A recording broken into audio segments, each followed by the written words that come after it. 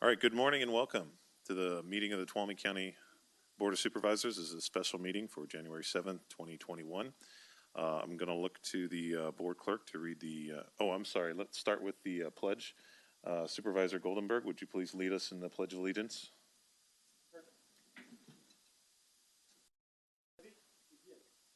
Pledge allegiance to the flag of the United States of America and to the republic for which it stands, one nation, under God, indivisible, with liberty and justice for all.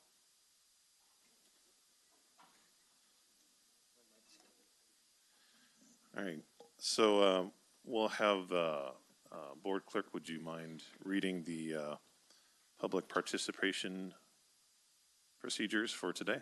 You got it. In order to protect public health and the safety of our Tuolumne County citizens, this Board of Supervisors meeting will be physically closed to the public.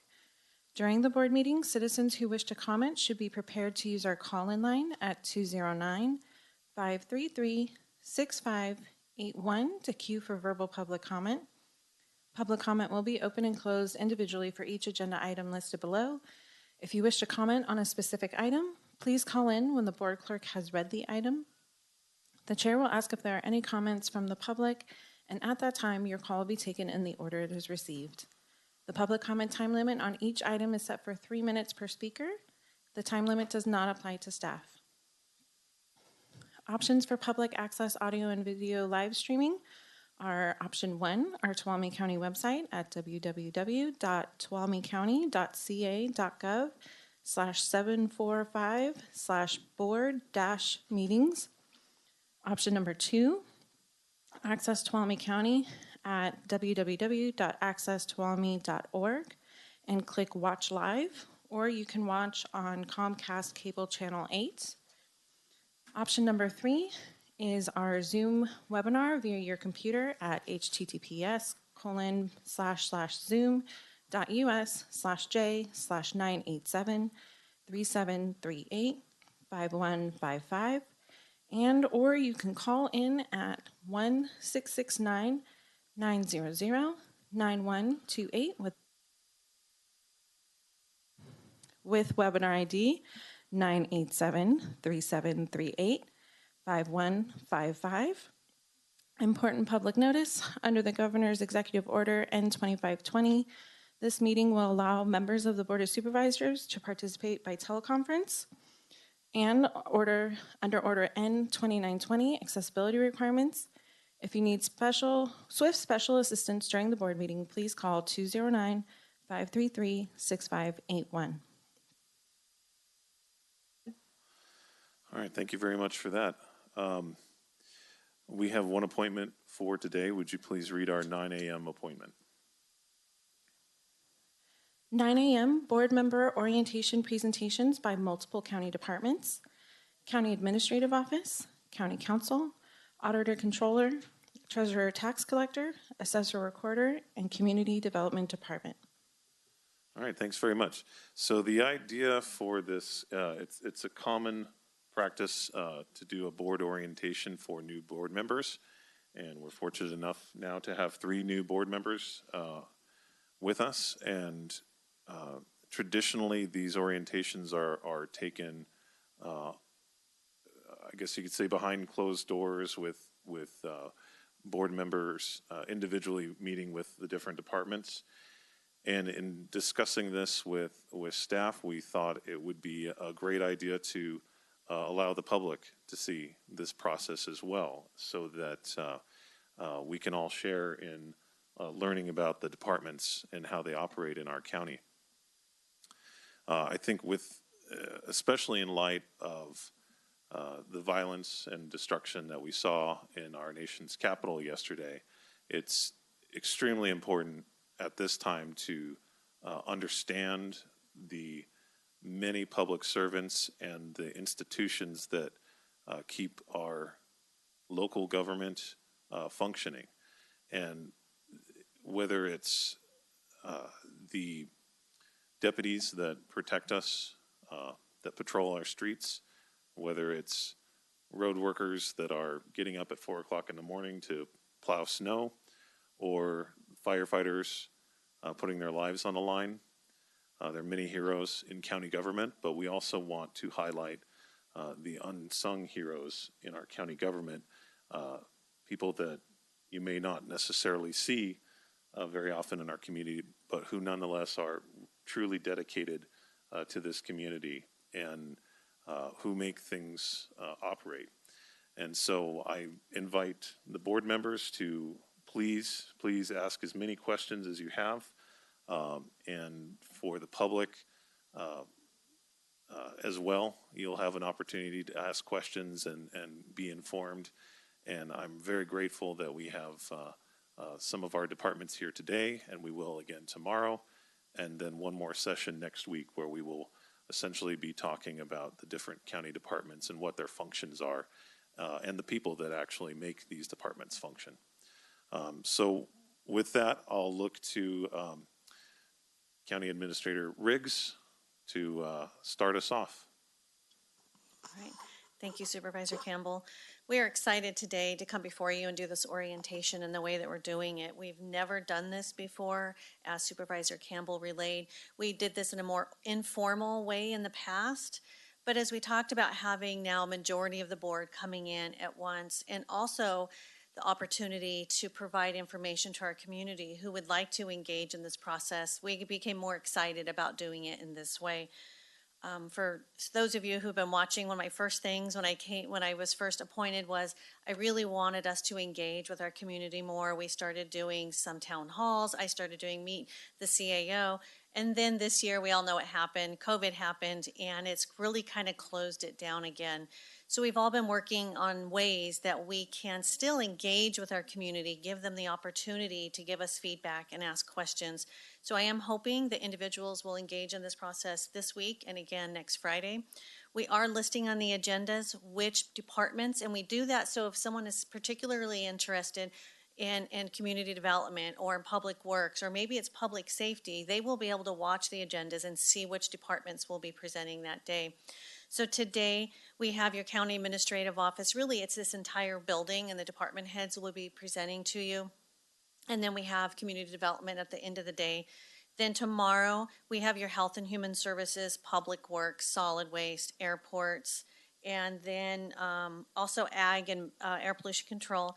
Then next Friday will be our public safety day. So for those who are really particularly interested in any one of these departments, we want to make sure that everyone knows what day they could really key in. Hopefully people will watch all three of them, but I understand they're long meetings. So with that being said, we'd like to get started. We have a lot of people coming in today. We want to give you the opportunity to really hear about what it is each of our offices do and the services that we provide. We also want to give you the face with the type of service and what their assignments are. So that's the goal today. I think Supervisor Campbell, you wanted to do public comment after each department head presents.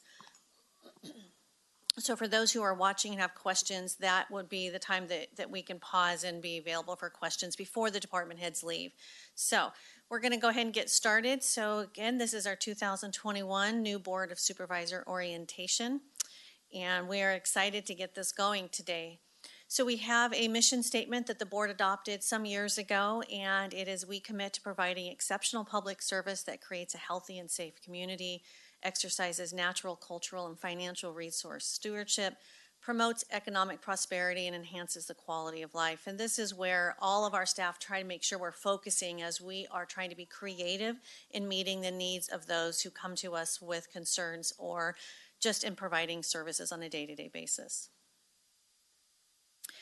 So when I first came in as the county administrator, we also go away for an annual workshop of our own. It's 2 full days, and we came up and worked together with our own mission statement for our office of what it is that we feel we are called to do.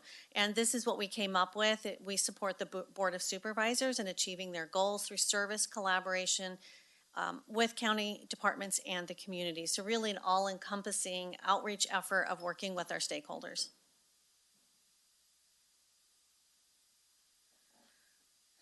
So we'll talk about the county administrative office and what we're responsible for. The county administrative office, and I'm not going to read through each slide because you can see them, but really we are the staff, the support staff for the Board of Supervisors. So as you have goals and you have objectives, we will then engage with whichever departments or members of the community or other organizations that are maybe federal, state, or local. And then we start that process of engaging them and moving through and working towards those goals and objectives your board would set for us. We also, our office is in charge of overseeing all of the planning, monitoring of county operations. We are also the one who carries out the policy for your board. I serve as the administrative supervisor, and it's a really, supervisor is probably too strong of a word, but really administrative oversight of your appointed department heads. You also know that we have the Office of Emergency Services in our department, and we have the capital, and we oversee the annual budget. So we develop it with your department heads, we bring it forward, we get your input, and we make recommendations based on your goals and objectives. And then we also run the Tuolumne Public Power Agency, and you'll hear more about each of these as we move through this today. So this is your county organizational chart. And I know this is kind of hard to read from the screen there, but really what we're highlighting and I wanted to point out today is you have a series of department heads. And so you have 5 elected department heads. That would be your sheriff, your district attorney, auditor controller, assessor, recorder, and your treasurer tax collector. In addition to that, you have your county council who is appointed by the board. You have myself, the county administrative officer, is appointed by the board.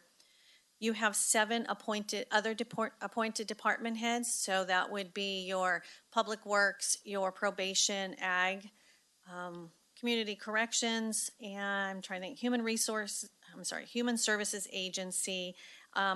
You also have 2 appointed department heads who are actually appointed by your county administrative officer, and that would be your IT director and your HR director. So just to kind of give you a highlight of how each of these department heads come into their positions and how they're ultimately supervised. Then we have our own office. So as I've highlighted, we serve the Board of Supervisors. So you see that on here. We have you'll see each of the departments below, but we have, I operate as your clerk of the board through the job description that I have. But we have support staff. You'll have Christina Cunha. We have Tracy Williams and Heather, who all are supervised by Christina. Then we have the assistant county administrator. We have who oversees facilities management, and he also, you can see on here, he supervises also our deputy CAO, our analyst, and OES. Then over here on the left side, these are the different divisions that we oversee. So you see the information technology, human resources, library and library and recreation, our homeless advocacy, and that's with Calais Brown. And then we have Cole, who's innovation and business assistant. So this just kind of gives you an idea of what it is that we directly handle through our office. So your county administrative officer, each one of us in our office, we are doing the Myers-Briggs personality. And so you'll see on here, mine is ISTP. Each one of us, when you come into our office, you see where we have these little, there's the head that's upright and one that's upside down, so you can see where our strengths and then where we're challenged. So I invite you to take a look at those when you come in.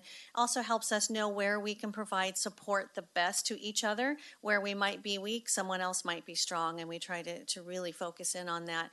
But really through the ordinance, which is 2.12, your CAO serves as the chief executive officer, the personnel officer, clerk of the board, budget officer, purchasing agent, which is a 2.24.010, and then your policy officer.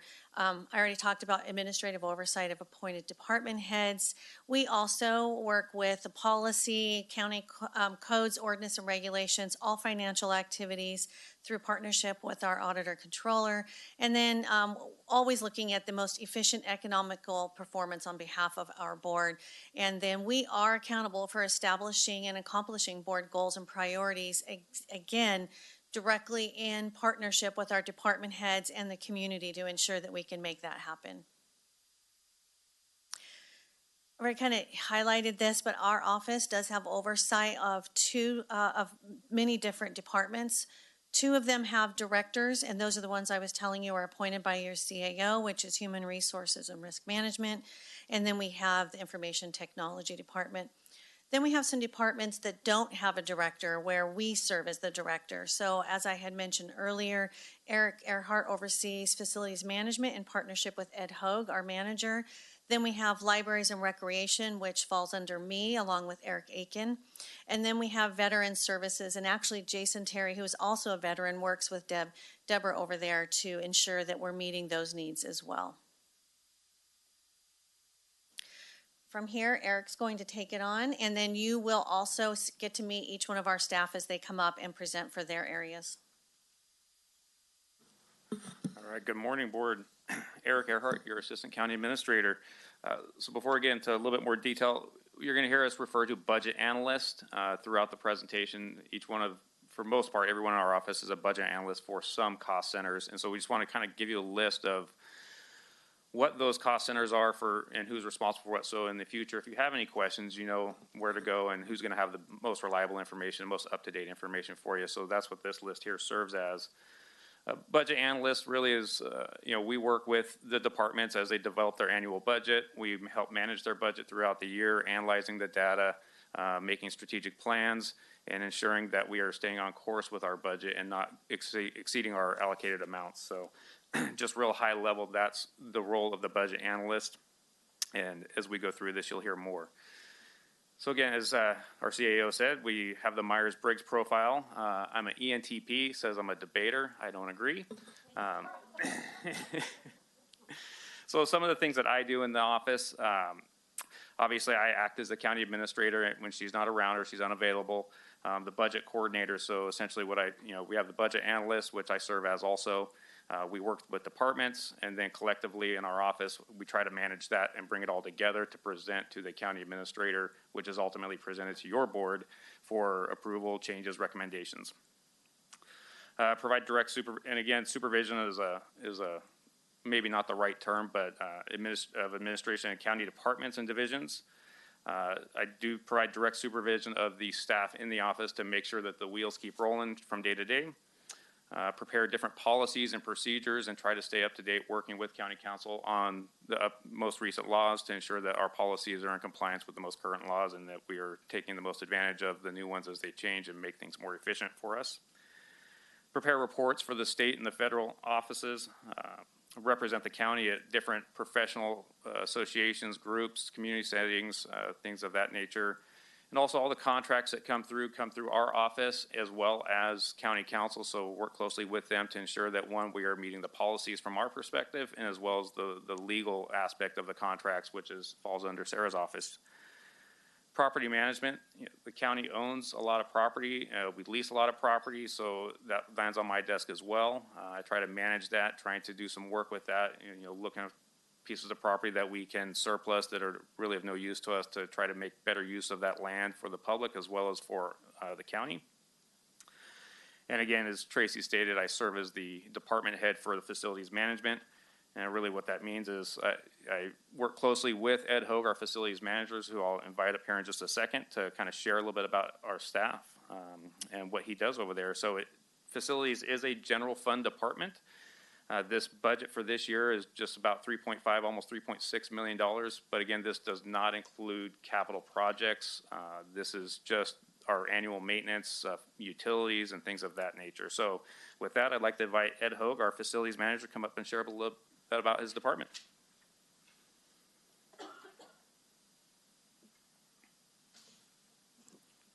Good morning, board. My name is Ed Hogue. I'm your facilities manager for the county.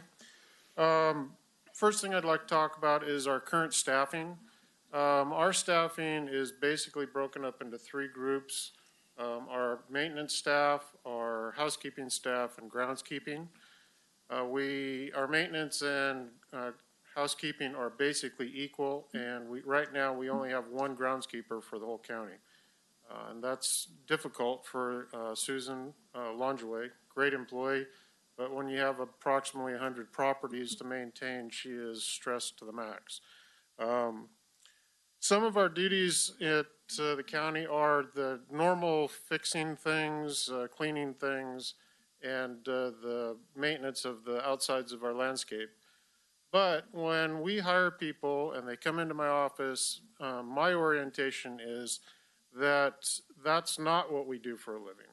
What we really do is we are a support organization for every department at the county. And what I mean by that is our goal is to make sure that the county employees here have safe, comfortable accommodations so they can be productive and do their work. And if that requires lighting or painting or whatever those things are, that's what we do. But in reality, we make sure everybody else can do their job. We also take care of most of the small construction projects, remodeling, things like that. We just built an office in the board room, in the board chambers for the relocation of everybody over here. So those are the kinds of things we do. We can do pretty much everything in-house. Unfortunately, because of some of our staffing levels, we sometimes have to still bring in outside contractors, but we do the majority of our own HVAC work, electrical, plumbing, all those types of things. We actually install carpeting. So we have a really great staff that has a lot of skills. We have approximately 665,000 square feet under management right now, which includes the new jail.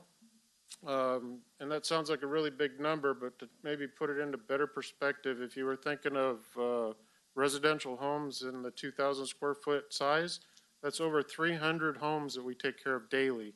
And that means we have hundreds of air conditioning units, hundreds of restrooms that we manage. It's a testament to the staff that I have on how good the job that they're doing and how well we take care of the facilities. Some of our challenges right now have been our deferred maintenance list, which has been growing over the years. Part of the reason of that has been some of the budget constraints that we've had since the Great Recession. And so hopefully as we move forward into the future and those projects are identified and brought to you for your budget review, we'll have some of those things reduced into the future to maintain the value of our buildings and our properties. Our staff reductions are another challenge that we've had since, again, 2008. We lost quite a few employees. Our department's running at about 40% below the average for the industry for maintenance and housekeeping staffing. So every day I get compliments from different departments, different employees on, thank you for this, and we appreciate you doing that. And I don't deserve those thanks. My staff deserves those thanks because they're the ones that actually get the work done, and they're the ones that are really stretching to get everything accommodated. One of the last challenges I want to mention is homelessness. We are seeing through the last few years the increase in homelessness here, especially in Sonora, the basic Sonora area and Jamestown. We're having a lot more issues with our facilities, which is sapping some of those labor hours that we could be doing other maintenance activities. So hopefully as your board progresses, that'll be one of the things that you'll be able to help address, and that'll work down towards us on our end by reducing some of the issues that we have. Our capital improvement project plan was completed. The last official plan was in 2011. So we've been working on those types of projects for quite a few years, but we have not done an official plan since then. We have been doing an informal plan every year, which we identify the highest need projects. For example, the Washington Courthouse, this year we're replacing the roof on the Washington Courthouse because of just wear and tear age. So we're hoping that we'll be able to come forward to you guys with a new update on the 2011 plan, and then put together an updated plan so you have a direction that you can help us with for planning for the future. All right, thank Do you. you have anything else? Yeah, I want to touch on a couple of things that Ed brought up. He said that, they provide support for all the departments. Really, departments like facilities and IT really are the foundation of everything we do, because really without them, we cannot continue to provide services to the public. We need to make sure our facilities are working, our infrastructure is up and running. So we really do value the work that they do for all of us. They make sure that we can actually get into our office, turn the lights on, and get to work on the computer every day. So enough can't be said for the value of what they provide to all departments throughout the county. So I just wanted to touch on that. And as it's also stated, we have been working on the capital improvement plan, reviewing it, and trying to put together a progress report essentially for your board, so you can see what we've done, what buildings we still have, what we don't have, what projects still need to be done. So that way we can kind of start steering that boat in the right direction and figuring out how we can bring some of this deferred maintenance up to current standards and try to work on some of our projects. So with that, any questions for facilities? Do I have any questions from the board for facilities? All right, thank you. Okay. No question, just a comment. Ed, I want you to know how valued you are by your staff. They have told me numerous occasions since I've been back how great you are. So, yes, your staff is awesome, but you are truly a miracle worker, and you're a good shepherd of our funds by what you do here. It's incredible how you manage this department, and I just want to acknowledge that. Well, thank you very much. All right, thank you. I couldn't agree more with that. Ed is, for the supervisors that are joining us, Ed is an institution. I can't think of, I can't think of a department that doesn't know you. I mean, you're everywhere in this county, and he's literally keeps the lights on. So your work is so appreciated, and very evident in every department. I'm going to look and see if we have anybody calling in, and we'll we'll check in occasionally. I don't see that we have any public comment, but we'll check in occasionally to see if there's public comment. But I do want to let folks know that we'll get through this section around 11:30. So if you are watching and you want to save your questions until that point, we'll have an opportunity for public comment then. But I will be checking in occasionally to see if we do have folks calling in. So don't feel like if there's a department that you had a question about and you missed your chance, you will have a chance later on. So if there are no more questions for Ed, we'll say thanks very much for all your work, and please pass along our appreciation to all the staff of facilities. I definitely will. Thank you very much. Thank you. Thank you, Ed. Hey, All right. Supervisor, can you hear me? Oh, yes, and I wanted to let folks know that we do have Supervisor Kirk on the line. He's not here in person today, but he is joining us by phone. I had intended on introducing him at the start of the meeting, but I neglected to. So Supervisor Kirk, did you have any questions? Nope, just thank you, Ed. But yeah, I just want to let the public know I am joining virtually with the outbreak at the prison with COVID. In between my testing, depending on when I get my results, I will be attending or not attending board meetings. So, but I am here today, and thank you for the opportunity, Ryan. Okay, thank you. All right, let's move on. All right, so continue on. I'd like to invite Maureen Franker, as we know her, Mo Frank, up. She's our Deputy County Administrator.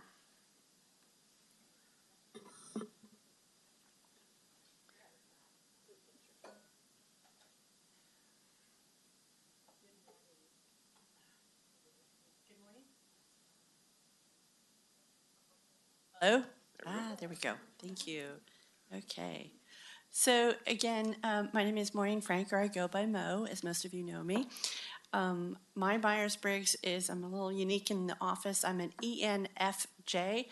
Some of us Fs, which are feeling people, are not as many in the office, so we like to stick out. I'm a catalyst, so basically as my career in county government has been is really working with communities, working with departments, trying to get them to be able to work them through the process and help them working, even if you're inside of government.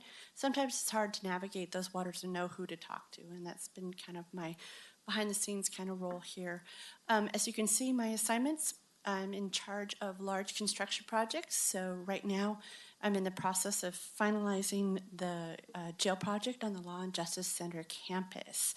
We'll be coming before you as we wrap up that project with various items to complete that project. I'm Sorry, went too far. There you go. I'm also will be coming before your board in a series of board meetings to talk to you about how we're going to utilize the rest of the Law and Justice Center campus and what you want to see and how you want to see it as far as phasing the project. The next big project that I'm working on that will also come before your board actually at your next meeting will be the Community Resiliency Centers. Tuolumne County, along with the state of California, applied for and received $70 million. And there's 3 pillars in that grant. One of those pillars is the Community Resiliency Center. So we'll be building this spring, hopefully if authorized to go out to bid on the 19th, a center in Groveland and a center in Tuolumne. And so we'll be before you to talk more about that. And then, it's kind of a special projects. So I work heavily with County Fire and help them with various projects and things that we're doing with that. The fire study that we did a few years ago, things like that. And anything Tracy and Eric need as far as doing reports or following up on things, that's kind of what I do. So for that, again, just so you know, and the biggest project I think that we have out there as far as the capital projects is your Law and Justice Center. Tuolumne County, a long time ago, did a space needs study, and when that study was completed, we really looked at 2 things, being we want to have the core Sonora area be our kind of admin financial area, and we needed another area for our criminal justice system, and it's exactly that. It's exactly why Tracy put all of our criminal justice together as far as the orientation. It is a system, and what we wanted to do is create a campus for that, and so we purchased 48 acres out there on Highway 108 and Old Worth Ferry Road, and we've been slowly developing as money's become available. So as you saw in 2016, we did the Motherlode Regional Juvenile Facility and off-site and on-site infrastructure improvements. Then the Regional Transportation Hub was developed. Next is the Jack Danbacker Detention Facility, which will open sometime this month. And then we will look, we'll look at bringing together the rest of the development to you at a future meeting. So here before you is a map, and what I wanted to do is outline there is the 48 acres. The 3 parcels that are highlighted in white, just to give you an idea, and again, you'll be getting a full presentation on this, are the 3 vacant lots that are available for development for the rest of our criminal justice system. And so we've been working with Linacus Architecture in regards to a programming document to how to best utilize those sites in the most effective and efficient way. And so we'll be coming before your board to outline that information and get some direction on how you want to proceed. Then the next one is the NDRC, which is the National Disaster Resiliency Competition. As I said, we received $70 million for that. Of that, the CRC, or the Community Resiliency Centers, received $20 million, a little over $20 million, to construct 2 community resiliency centers. Along the way of doing that project, we were also afforded $5 million through the Neighborhood Stabilization Program. So there's 2 grant funding sources that will go into this project. We are in the process of, we just finalized plans and specifications And then on Tuesday, the 19th, staff will be coming before your board to seek approval to go out to bid for this project. We anticipate construction starting this April, and we anticipate completion by July 2022. The Groveland site, and again, on the 19th, I'll be going through this in more detail for you. But just real quickly, the Groveland CRC site is located along Ferretti Road. It's just after you get to the Groveland Community Service District office on your left-hand side, and on your right-hand side, it's before you get to Pine Mountain Lake. In Tuolumne, the Community Resiliency Center is located on Bay Street and Cherry Valley Boulevard. It's basically right next door to our library youth center facility there at that site. And I'm excited about these projects. They are in communities that are really in need of a facilities like this. They'll be fully be able to be used during emergency times and on a day-to-day basis. Here you go, just real quickly, here's a rendering of the Groveland CRC Center. And then the next slide is the Tuolumne Center, just to give you a quick overview. And again, I'll have more on this at your next board meeting. Also, one of the areas that I oversee is a community development block grant. This program, along with Terry Cox from Cox Consulting, the two of us work with Housing and Community Development. That is the state arm of, if you will, HUD, Housing and Urban Development at the state level. And periodically we apply for grants to help out, whether it's a public service, being any kind of program from ATCA, meaning the food bank, housing stabilization, and different programs that they have. It could be infrastructure projects where over the years we have done a lot of work on with TUD, Jamestown Sanitary District, or Tuolumne Sanitary District in regards to put in needed infrastructure in areas in which are low income that we couldn't afford to do. We have been working on some grant applications recently in regards to COVID. And so, as a matter of fact, this afternoon I'll be listening in on the next round of COVID funding for that and seeing how we can apply. And we'll be before your board over the next couple of board meetings with an application for your review and approval. So, for example, the current CDD projects we're working on right now, Terry and I, are the TUD tank replacement project, food bank operations, so it's just operational money to keep them going and help subsidize the work that they're doing there. ATCA's housing stabilization. And then we have a large grant that's pending right now, and it's with Groveland Community Service District to help subsidize some of the funds that they need for their large water improvement project. And then, as I said, COVID-1, which was released, we just got authority for the housing stabilization program. And again, that's run through ATCA. And then through program income, we are getting some money in to help with the ATCA's food bank. They do not currently have a generator at their facility. So when we were dealing with the blackouts that we were having with PG&E, that was a really big struggle.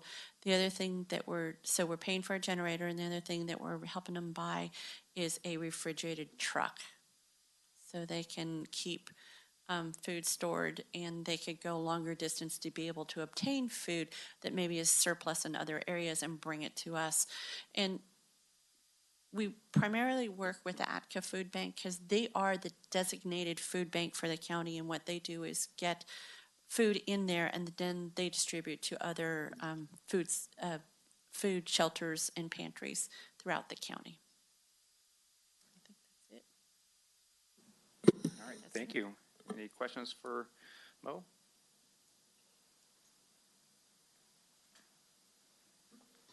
Hi, Mo. Hi. So just a question on your last part on the food bank generator and reefer truck. Do we have a timeline on that? Yeah, I believe we just got authority, Supervisor Goldenberg, about 3 weeks ago. So in their process of purchasing both of those items. Great. So I'm assuming within the next month they'll have both of them. Excellent. Thank you. You're welcome. Thank you. Any other questions from the board? I think Supervisor F. I just wanted to say that I've heard a lot from the Groveland residents, how excited they are for their resiliency center. And they're always asking me questions about, when and where.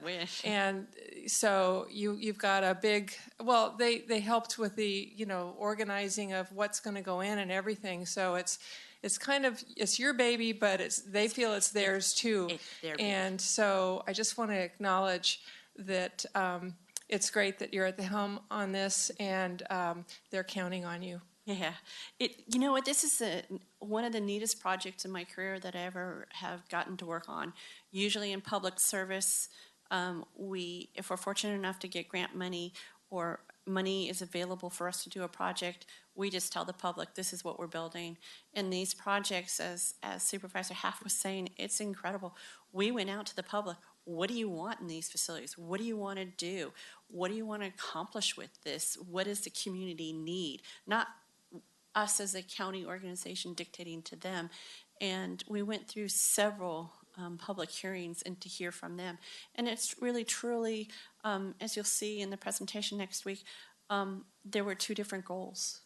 The building will look exactly the same as far as the footprint, but those communities had different ideas as far as what they needed for those facilities to be and what they needed out of those facilities. So I'm really excited about them. Thank you. And then I just out of curiosity, how many projects, not every project, but construction projects, let's say, have you been involved with in your career with Tuolumne County? I think it's about 8. Yeah.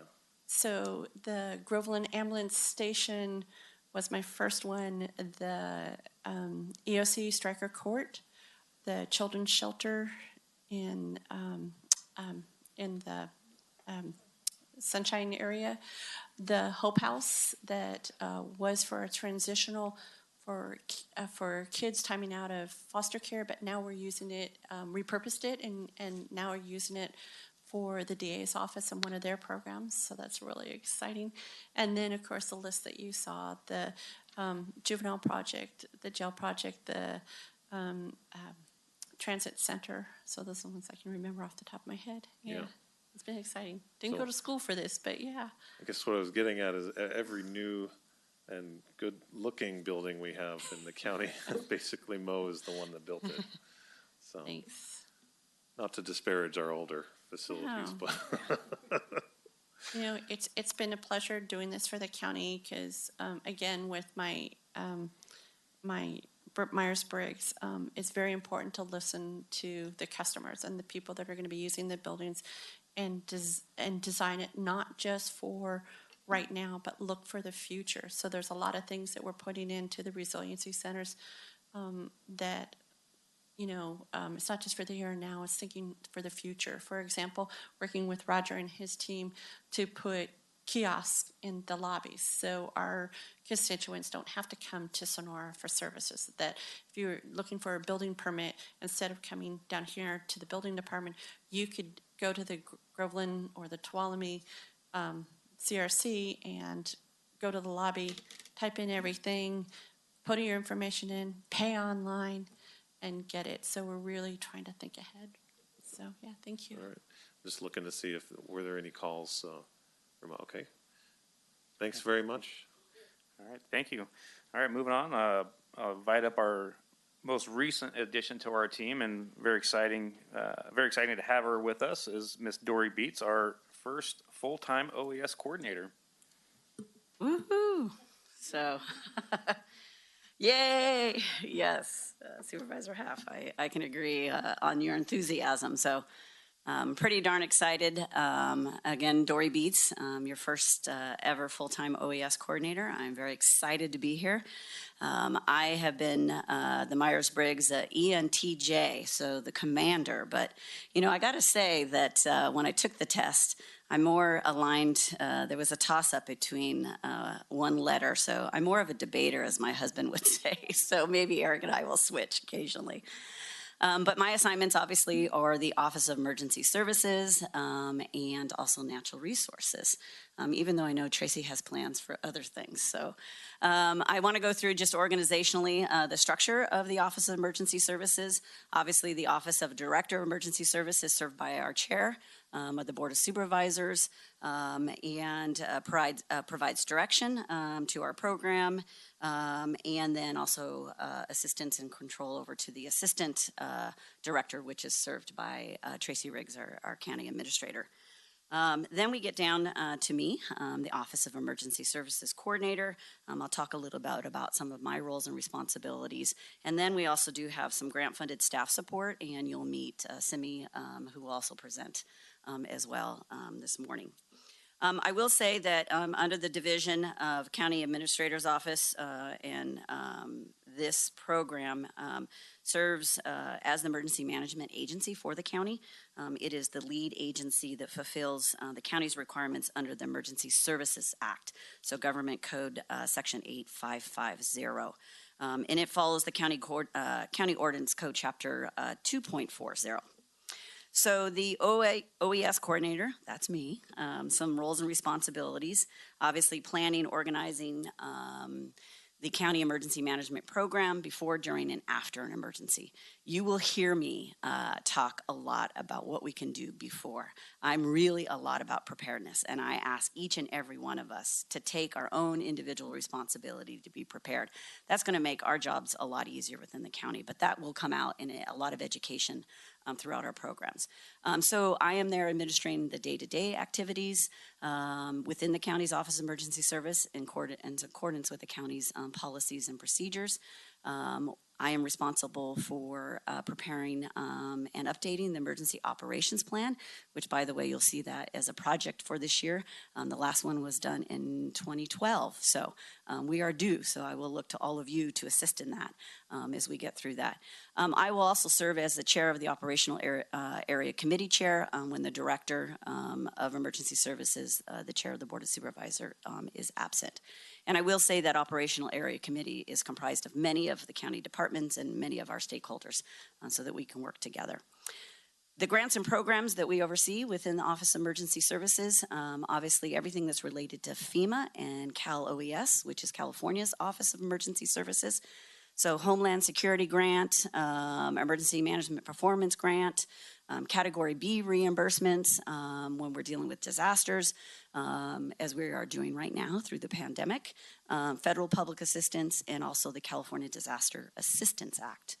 Other funding programs that we oversee, Firewise Community, roadside brushing, defensible space, tree mortality, and a new grant that we are a subrecipient with the Tuolumne County Transportation Council is dealing with evacuation planning and communication strategies. Our current projects, constant coordination with our partners, absolutely, every single day. One of the values, obviously, I came in already knowing many of those partners, and so we have a great working relationship. We will continue with that. It is vital for us to continue coordination with all of our county partners. We will support public health and Adventist health during COVID. There are a lot of phone calls every day. I'm on a call with Adventist health. Every week, I'm on a coordination call with both public health and Adventist. Get updates daily from Cal OES, twice weekly on a call with folks from Cal OES statewide, looking at operational area needs. In close contact with our region with respect to OES, pushing up our particular needs as they arise. And so it's really important that we continue that coordination. For the upcoming year, obviously working with the board chair and the priorities within the Board of Supervisors for OES, updating that county operations plan is very important. Fuels management projects are key and a priority also within our office. Identifying training needs, not only for our county staff, but overall as an entire county community. Inventorying the OES and EOC equipment. I've been there, started that already this week. Very daunting, taking a look at, and thanks Calais for helping me on that, as I get my feet wet, and identifying and applying for grants. Key to help support our efforts and our goals within our community. So with that, I just want to say I'm very, very excited about my job and my task at hand, and I look forward to meeting with each of you and working with you. And lastly, this group here, amazing. Not only are they bright, they're dedicated, but they're lots of fun. So thank you. Questions from the board? Don't run away too quickly. You're going to get peppered with questions now. Questions from the board? I just have a comment, so I'll defer to.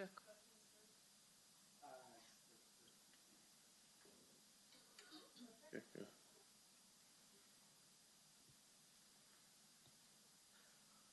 So my enthusiasm came because I truly believe that Tuolumne County deserves a full-time OES coordinator, and I am so happy that this has finally happened. I don't know, I think it was probably Tracy that was making this decision. Tuolumne County citizens probably have no idea how all-encompassing this position is. And it's a long time coming, and I'm so happy that you're the one that's taking this position with all of your background and expertise, Dory.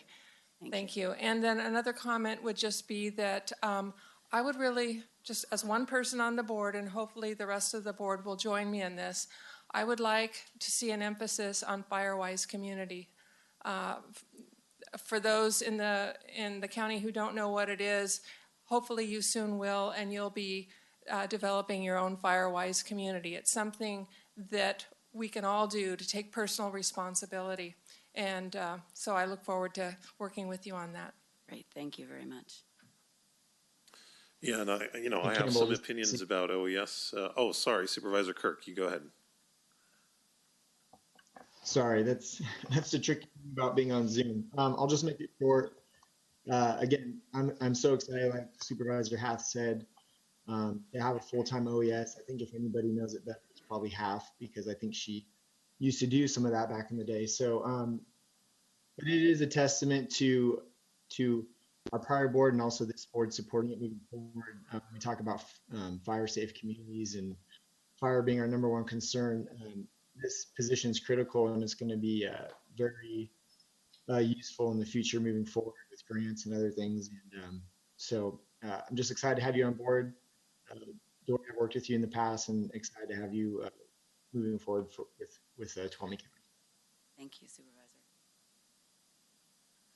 Yeah, and I was just going to say, yeah, I got to know Dory working on the county stream mortality project, and I don't think I've ever seen you say, no, we can't do that. It doesn't seem to be in your wheelhouse to know what those words are. Yeah. You just have this can-do attitude at all times, and it's really, it's what we need. You know, it's a very important. OES used to be an afterthought, and then we started having fires every year. We started having catastrophic storms every year, and it is at the forefront of what we need to provide the citizens of this county is safety, and having somebody with your professionalism and your spirit to head that, I think, is an incredible asset to the citizens of the county. So looking forward to working with you and hearing your ideas and your insights in this area. I mean, we got the right person in this job. So. Well, you can thank Tracy for that. Yeah, and exactly. And Tracy deserves a lot of credit for pulling you over here. Yeah. Well, yeah, she knows she didn't seek me out. I saw the job and I said, that's what I want to do. So I'm really excited to be here. She might have tailored it just to, tickle your fancy a little bit. Well, so. Maybe. So thank you. Thank you all. Thank you. Thank you. Any questions for OES? No. Okay.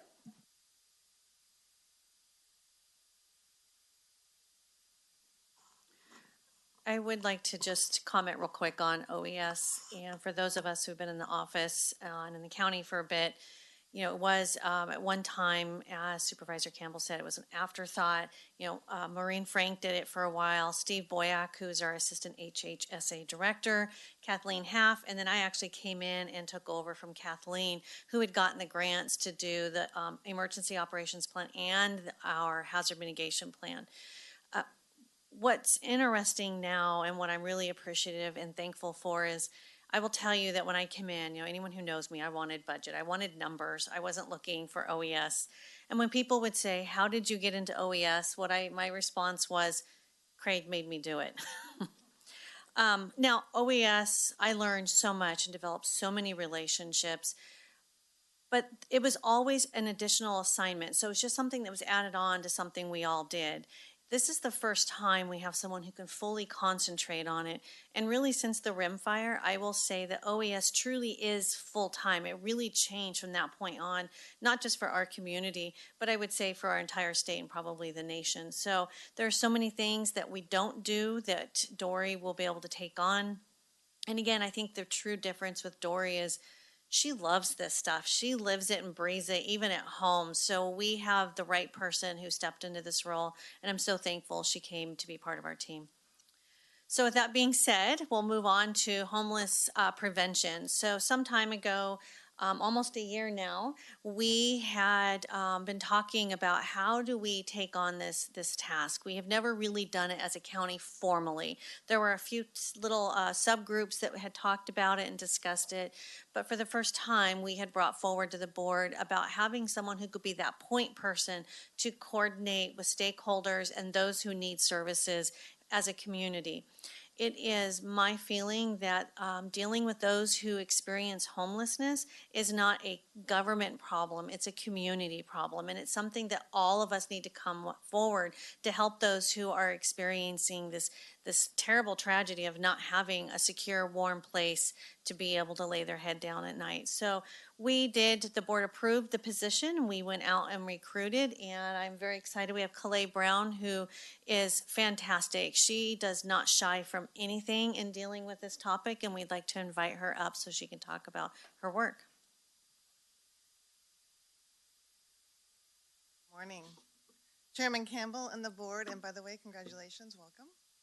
So my name is Calais Brown, and I am the Homeless Prevention Coordinator. You'll also see the word advocate in my title sometime, but that actually means advocating for the entire community, not necessarily one-on-one advocacy. So just to clarify that. I have been working with marginalized populations and folks that have food scarcity and housing scarcity for many, many years. Like Dory, while we're new to the position, it's something we've been doing for a very long time. So I think that one of the advantages of having someone with a little experience is that I have a lot of connections with community members. So we have paired with a very large amount of community support. I could name them all here, but that would take a very long time. So the first thing that I did when I got here, well, let me go through my assignments first. First, I serve as the chair for the Homeless Prevention Task Force. That also has 4 subcommittees as well.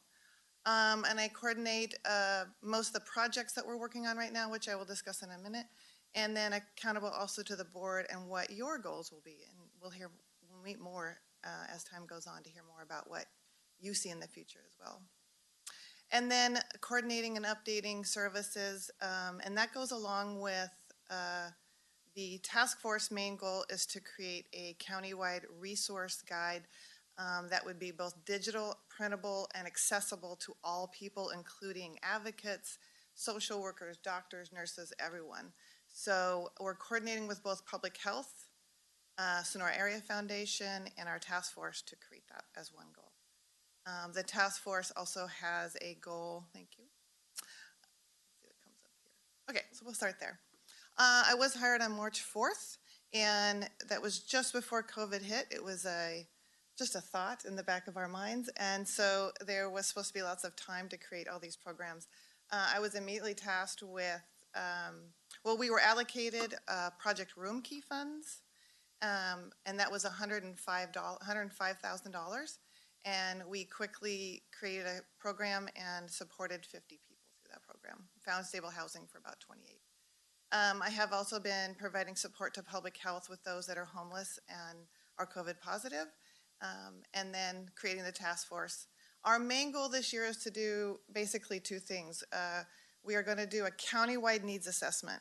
Well, I did do a very unofficial small one to see where to start. We're going to do a very large one to really see where even the small gaps are. And with that, then we decided to create what will be a navigation center, a sort of one-stop shop where all of our community members can come to receive services related to homelessness, but it could also be job and interview support, life skills, even supporting in addiction and mental health, all kinds of things. So it will be that place that will be accessible to all of our community members, even if you need transported to that specific center.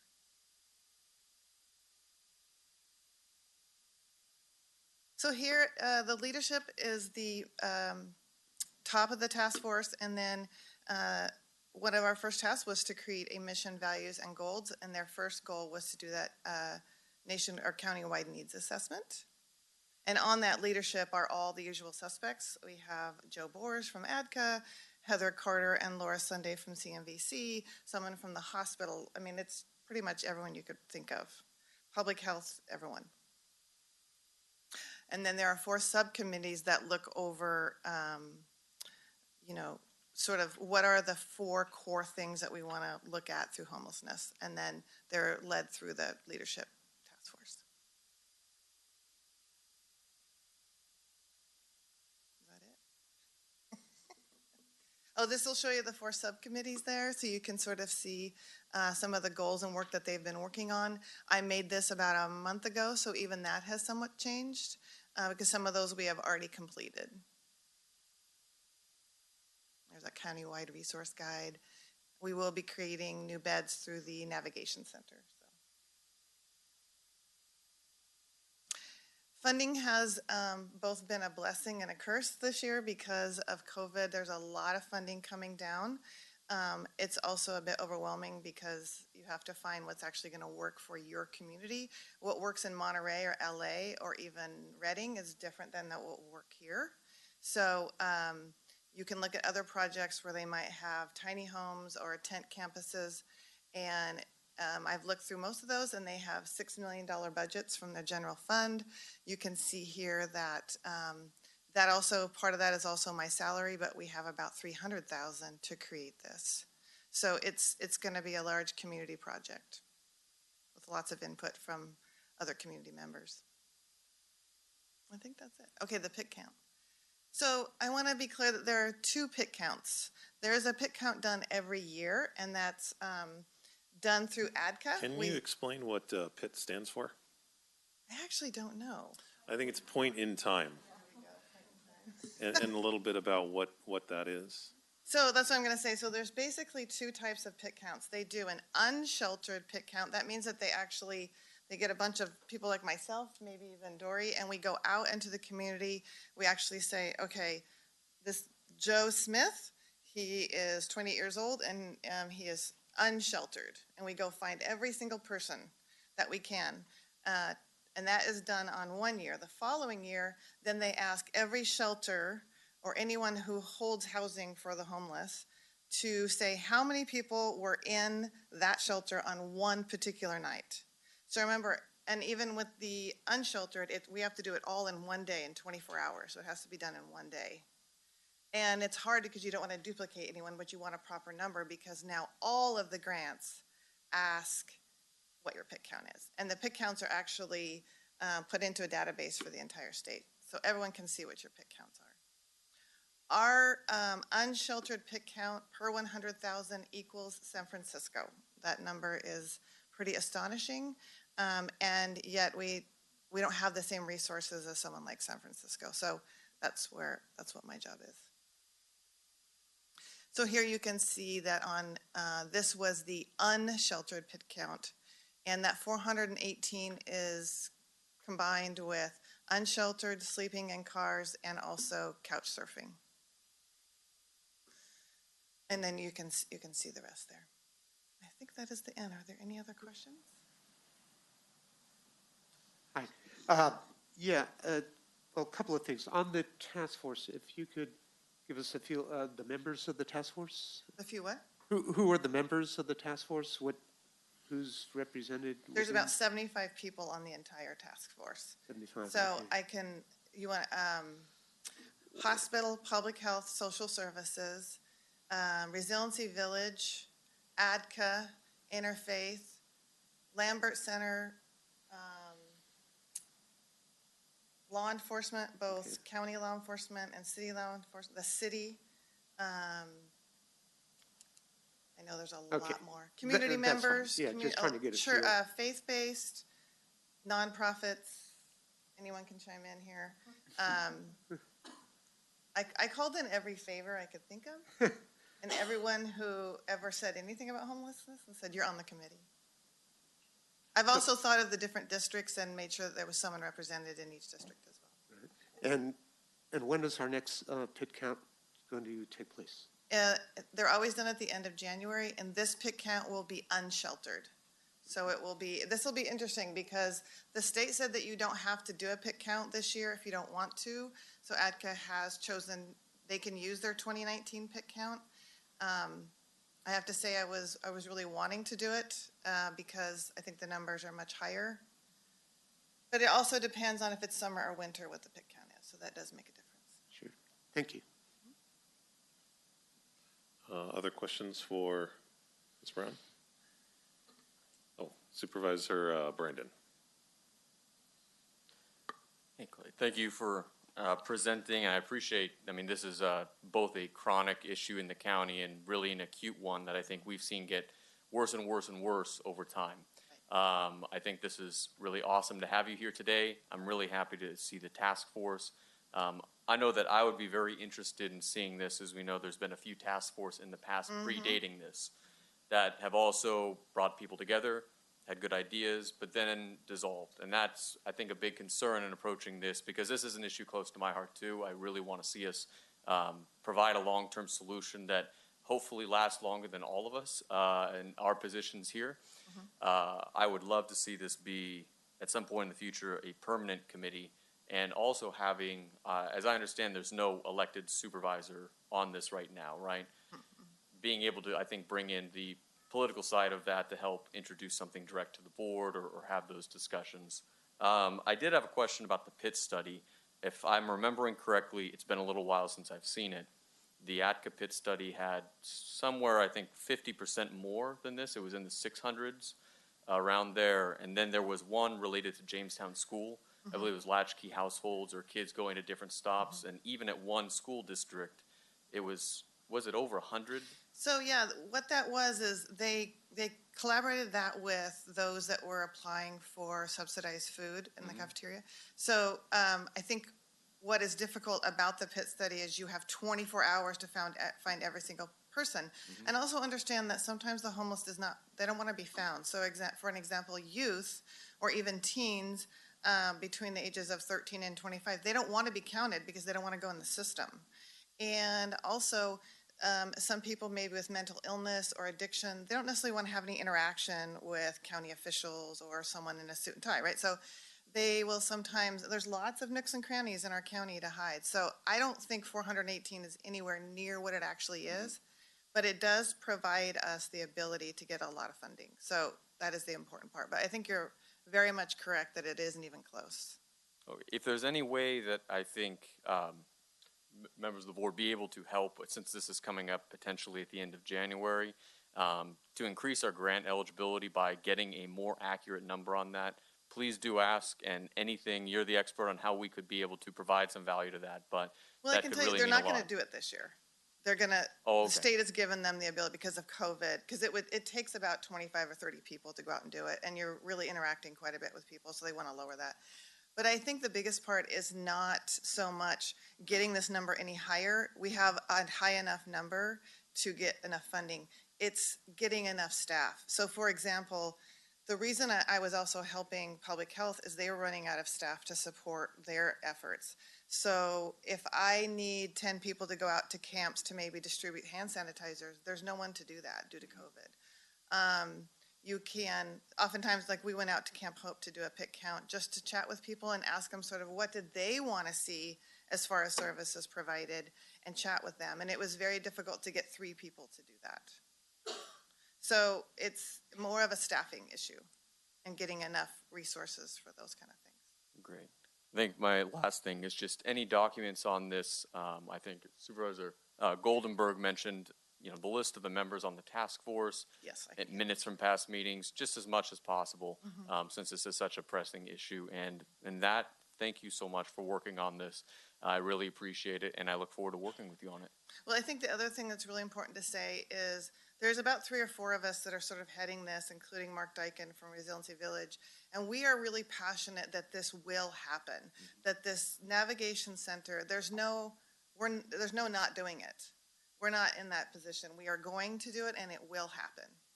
So just so you know, I'm very passionate about it as well. Great. Okay, thank you for your time. I think you might have some more questions here. So before you go, I think we got Supervisor Heff has a question. Sorry. Actually, no question. I just wanted to tell you I look forward to learning more about all the various programs because I know you have a short time today. So I look forward to learning more about it and welcome aboard. I will be available to all of you so that you're fully informed. Supervisor Kirk.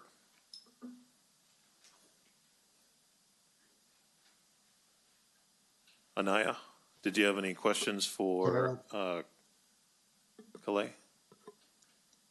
No questions. Just thank you, Clay.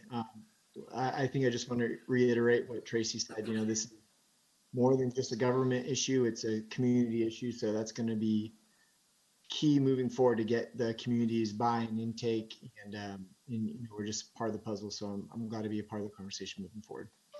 Thank you. Yeah, and please, keep us informed when the point in time count happens. But I've participated in this years ago, and it is almost by design. It undercounts the true nature of the homeless population, but it's impossible to get an accurate count because it's such a moving number. But we have to start somewhere, and I think that's kind of the design of getting a point in time count is you just take one day at the end of January, what is the status on the people that we can find, and then from that you can extrapolate, well, okay, a certain percentage of people don't want to be found, or they're in another community and they go back and forth. So it's a good starting point for a very, very difficult number to get your arms around. And the other important thing is that it's done in the winter, which our numbers are always going to be a little bit lower because it's colder. They'll go somewhere where it's a bit nomadic of a culture. So it's not always the best time of year to do it as well. Yeah. Have double that in the summer. Yeah, but I mean, here again, it's really happy to have you in this position. I think we have the right person at the right time to really tackle this challenging issue that, I mean, everyone in the community recognizes it as a problem. We may not all agree about how to address it, but it's your job to kind of find that way forward. And that's where the task force can come together because they can see.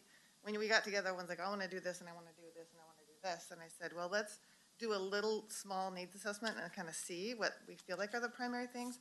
And then we all came together and go, oh, it is really important to do these couple of things first. So it did get everyone sort of pinpointed. Yeah. What do you see as what's the next step? I mean, once we get and I'm putting you on the spot, so I apologize. If once we get holding these kind of task force meetings, you see that as kind of the first step in getting a plan in place? What's interesting about what's happening right now is with COVID, there's a lot of funding. But it's also, you have to be careful because you can start here, but the funding will say you have to start here. Yeah. We are starting a brand new program. So while other counties and cities have already established programs, we are starting with a brand new navigation center, a one-stop shop for anyone to come in, right? So that funding sometimes looks at maintaining programs. We're looking for funding to start programs. And so it's a little bit different. While it does allow that, it doesn't always allow you to, say, do a lot of training or a lot of travel, or doesn't pay for transportation drivers necessarily. So like Rebecca Espino and I have been looking at how we can also support them in finding employment in a thoughtful way during COVID. So then on top of all that, you have to think about COVID, because we could start all this and have lots of great people involved and we could all come down with COVID. So there's all these sort of things, and Dr. Shadrenko is supporting us as well and helping us understand how we can move forward thoughtfully and in a healthy, safe way. So Yeah. there's a lot of factors that are a little bit different than other cities and counties. Right. And I had a last question was about some of the funding, just what you see on the horizon. So we had Project Room Key, which was, and first correct me if amount- I'm wrong, it's temporary housing for people that are in homelessness to put them in hotels or other. And then Project Home Key, which was actually either purchasing of property or construction of new facilities for long-term. But it was for already established programs. For And they had established already programs. ended Room Key. So, is there anything that you've heard on the horizon similar to Room Key or Home Key that we should be looking into? Well, yes and no. There's issues with Home Key because Home Key was to help you establish a program you had already begun, like take over and own the hotel. And you had to have that construction finished and the penny spent by December 30th. So I don't know if Home Key will come around, but I do see a lot of funding coming in to purchase sort of out of the box thinking. Like maybe you purchase a vacant old house and you remodel it.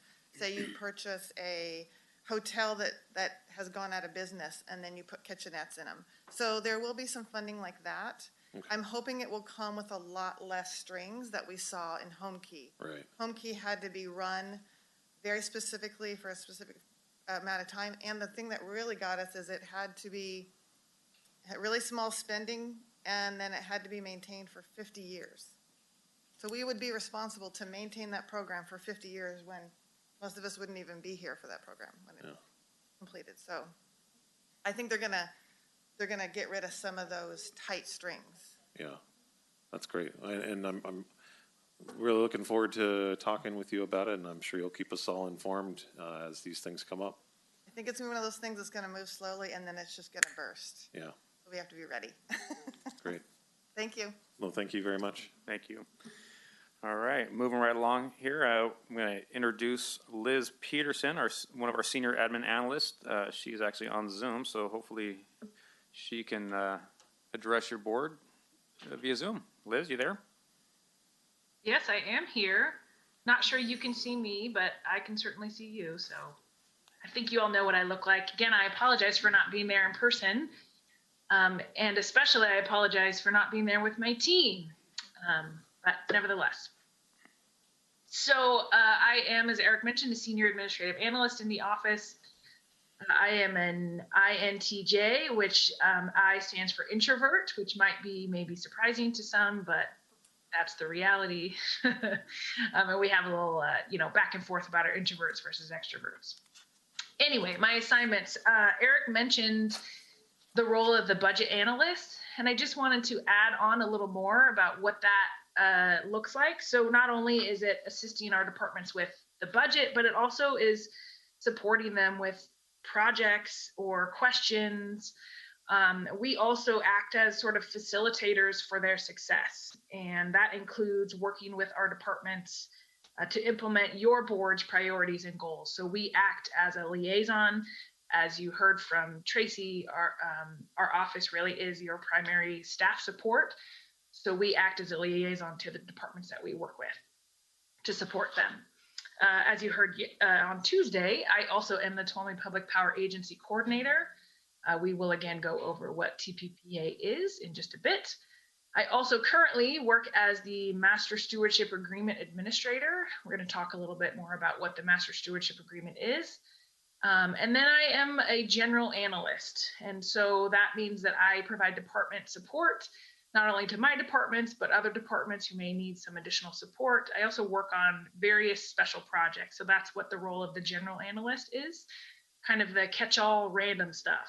So right now, that means I am working on legislation. So I work with departments to monitor legislation. And as there's issues that may arise that departments feel like your board needs to take action on or would like your board to take action on in support or opposition of certain legislation, I work with departments to facilitate that and bring that information to your board. I also currently work on fees. Again, as you heard on Tuesday, I also am working on the business license process. I'm currently working also on the Tuolumne County Fire Authority, JPA, which is a recent JPA that was just formed last month. And with that would be a special fire parcel tax, which we will bring more to your board about, or I will bring more to your board here very soon, and then etc. Lots of other projects and things that I get to work on in the office. Again, random catch-all, and that's how I like it. So just a little bit about the Tuolumne Public Power Agency. It is a joint powers authority created to mitigate the loss of property tax revenue to the county and other public agencies. Schools would be another agency in that category, as a result of the new Maloney's Dam construction. And again, as I mentioned on Tuesday, this is from the Flood Control Act of 1962. So this is actually law. There are 33 members currently in the JPA, utility districts, school districts, the city, the county, our tribes, etc. In order to qualify as a member, the members must operate for public benefit as a public agency, and that is a part of the law. 25% of the annual power that's generated at New Maloney's Dam, and that's a picture there of the New Maloney's Dam and powerhouse below it. 25% of the power is allocated to Tuolumne Public Power Agency, Calaveras Public Power Agency, and Sierra Conservation Center. So we share that power allocation. And it is on a 4-year rolling average, so it fluctuates a little bit here and there based on how much power has been generated over the last 4 years. And what that gets us is an extremely reduced power rate. And it varies year to year based on our costs to basically receive the power. But it's generally 50 to 75% of a cost savings from PG&E rates. So it's significantly reduced. And of course, as you can imagine, for public agencies, schools, even the county and the city, that's a significant cost savings that allows us to operate more efficiently. So your board, the Board of Supervisors, is also the TPPA Board of Directors. And your board's main role is to set the consumption rate each year. And that's based on anticipated costs, primarily from our three large costs, which are WAPA, the federal entity that ensures TPPA's power is allocated, from PG&E that charges us for the use of their distribution lines, their meters, to read the meters, etc. And then from CalISO, who ensures that power is available as TPPA members need it, or they schedule the power. Some other projects that we do in TPPAs, we also have some energy efficiency grants. And we also are currently, I'm working with Cole Prisabella on a community choice aggregation feasibility study. And no doubt you will hear more about that in the coming months. I also want to talk briefly about the county's master stewardship agreement. And just so you know, I'm going to hit a lot of information, and it's going to be fairly high level, but I would be happy to circle back with any of you individually with any additional questions that you might have on really anything I'm discussing, but the MSA in particular. If you want to know about specific projects or anything like that, I'd be happy to have additional meetings with you. So just so your board is aware, and you may already know, but approximately 78% of the county is publicly managed. And that's primarily federally managed, and that's primarily the Stanislaus National Forest and Yosemite National Park. That does not include Yosemite Valley. That part is in Mariposa County, but we have the majority of the national park. We also have the headwaters of the Stanislaus and the Tuolumne Rivers. Those come from Tuolumne County. And the impetus of the Master Stewardship Agreement really came from not only the previous board, but many boards in the past have had a desire to increase the pace and scale of forest restoration. There's been general consensus that the forests are unhealthy, and that looks like a lot of different things, but primarily the focus of the recent board, at least, has been to restore the forest for fire safety, for the community, and also for the resources within the forest, and as well as economic viability. In particular, our wood products and other industries that rely on the forest. So the board entered into a master stewardship agreement. There's a lot of details about how that happened, but primarily Tuolumne County entered into the stewardship agreement with the Stanislaus National Forest on behalf of the collaborative YSS, and that's the Yosemite Stanislaus Solutions. The Yosemite Stanislaus Solutions is a collaborative that's made up of a variety of different entities, all a full range of folks. So there's let's see, I'm just looking at the list here. There's the, let's see, California Forestry Association, the Central Sierra Audubon Society, Central Sierra Environmental Resource Center, the Tuolumne River Trust, Tuolumne Utilities District, California Farm Bureau, Tuolumne County, the Mule Deer Foundation. So a variety of interests all came together, and the county acts as the steward of the Master Stewardship Agreement on behalf of them. Master Stewardship Agreements are 10-year agreements, and they are put in place between a forest and a partner to complete mutually beneficial restoration activities on federally managed lands. And again, this is the mechanism that the county has used to get to increasing the pace and scale of restoration in the forest. The MSA describes the roles of each party who does what, does not describe the specific projects. Those come in supplemental project agreements that we put together.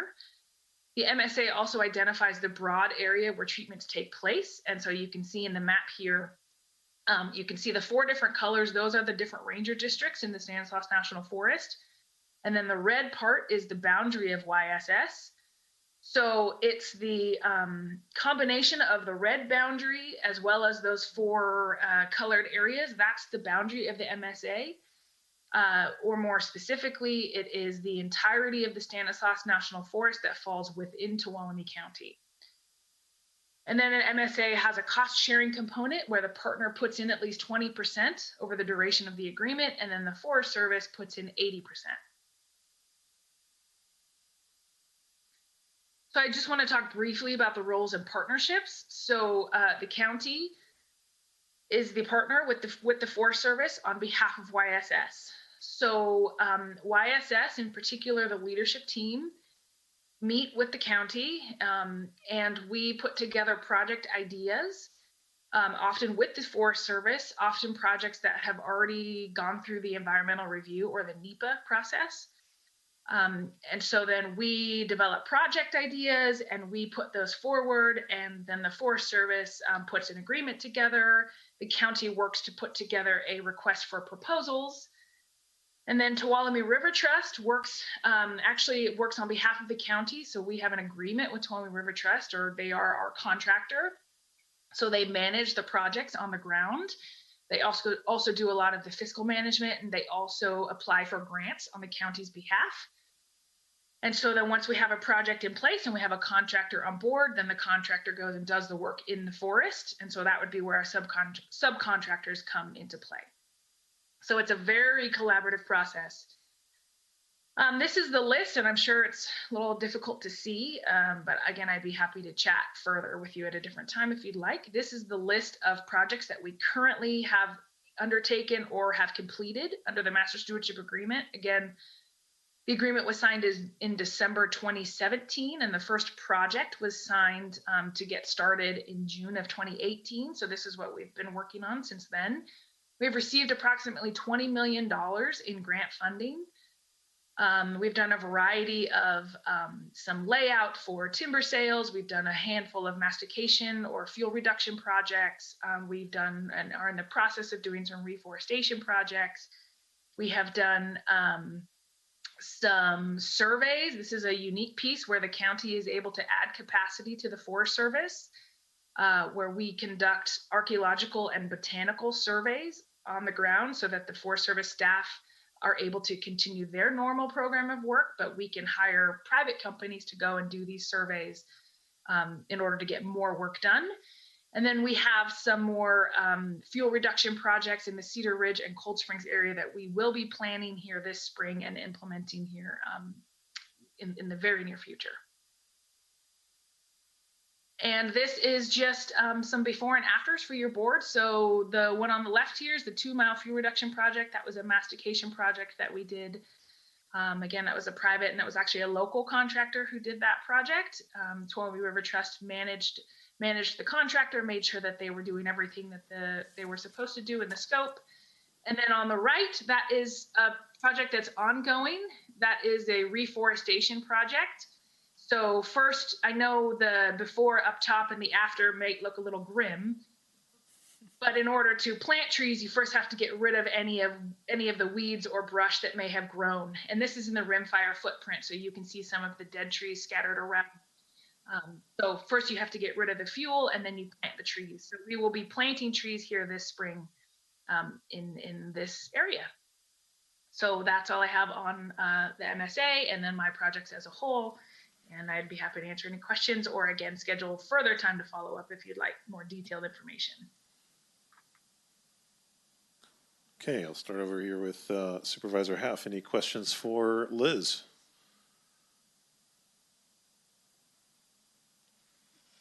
Yeah, just a comment, Liz. Like so many employees that work for the county, you have a position that requires you to hold lots of different balls in the air. And I commend you for all the varied responsibilities that you aptly hold. And I just wanted to make a comment that I really look forward to the feasibility study for the CCA, Community Choice Aggregation. I think that has the potential of providing a lot of benefit to all the residents of this county, and so I look forward to hopefully it being in a better place than the first time a feasibility study was doing, and maybe we can actually pursue it. That's my comment. Yeah, I hope so. Any other questions or comments for Liz? Yeah, hi Liz, David Goldenberg here. On the 20 million funding, what time period does that cover? How far out do we have to spend that? Well, it varies because we have a variety of different funding sources. So some funding comes from CAL FIRE, from the CCI, California Climate Investment Grant Program, that expires March of next year. We have some funding from a Wildlife Conservation Board grant, and that expires in 2024. And then we have some funding direct from the Forest Service. Actually, the Washington office just a couple months ago allocated nearly $10 million to the county for a variety of the Cold Spring Cedar Ridge fuel reduction project, as well as a lot of that survey work. And that doesn't necessarily have a expiration date, although we have some goals in mind related to the Forest's Cerro project, which is another big landscape environmental planning project that the Forest Service is working on in the county. With YSS, will be supporting them in their efforts.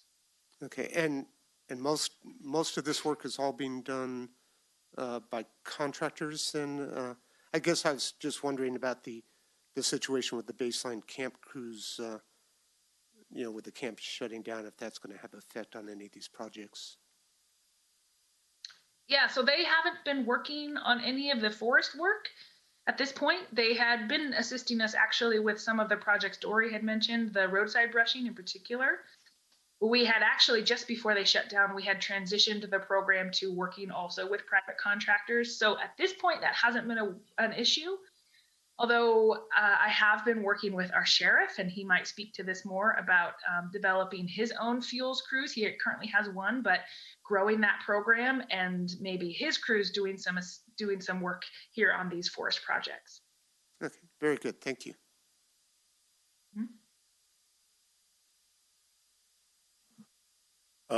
Liz, I wanted to just go over one thing with you. So sure. You're managing some of the roadside fire fuels projects that we have, and we have a couple of examples in front of us. What are some of the roads that have been treated by that program, in all or in part, up to this point? Oh, sure. Yeah. So actually, these projects that you're seeing, these are in the forest. So they're not necessarily a part of that roadside brushing grant that, I have been managing, although Dory is quickly taking that off my plate, which is, is a great thing. However, yeah, I had been managing it. So we have conducted roadside brushing on Phoenix Lake Road. We've done Tuolumne Road North. We've done Priest Coulterville Road. Gosh, I'm trying to think here. We just finished Old Sonora Columbia Road and Deer Flat Road. We're going to be beginning work on Tuolumne Road and Lions Ball Mountain Road. They're coming up soon. And I know that there's roads I've missed. But You hit on the two that I was getting at. And we had 2 evacuations this past year because of wildfire. One was in the Cedar Ridge area. The other was in the Groveland, Pine Mountain Lake, Moxon area with the mock fire.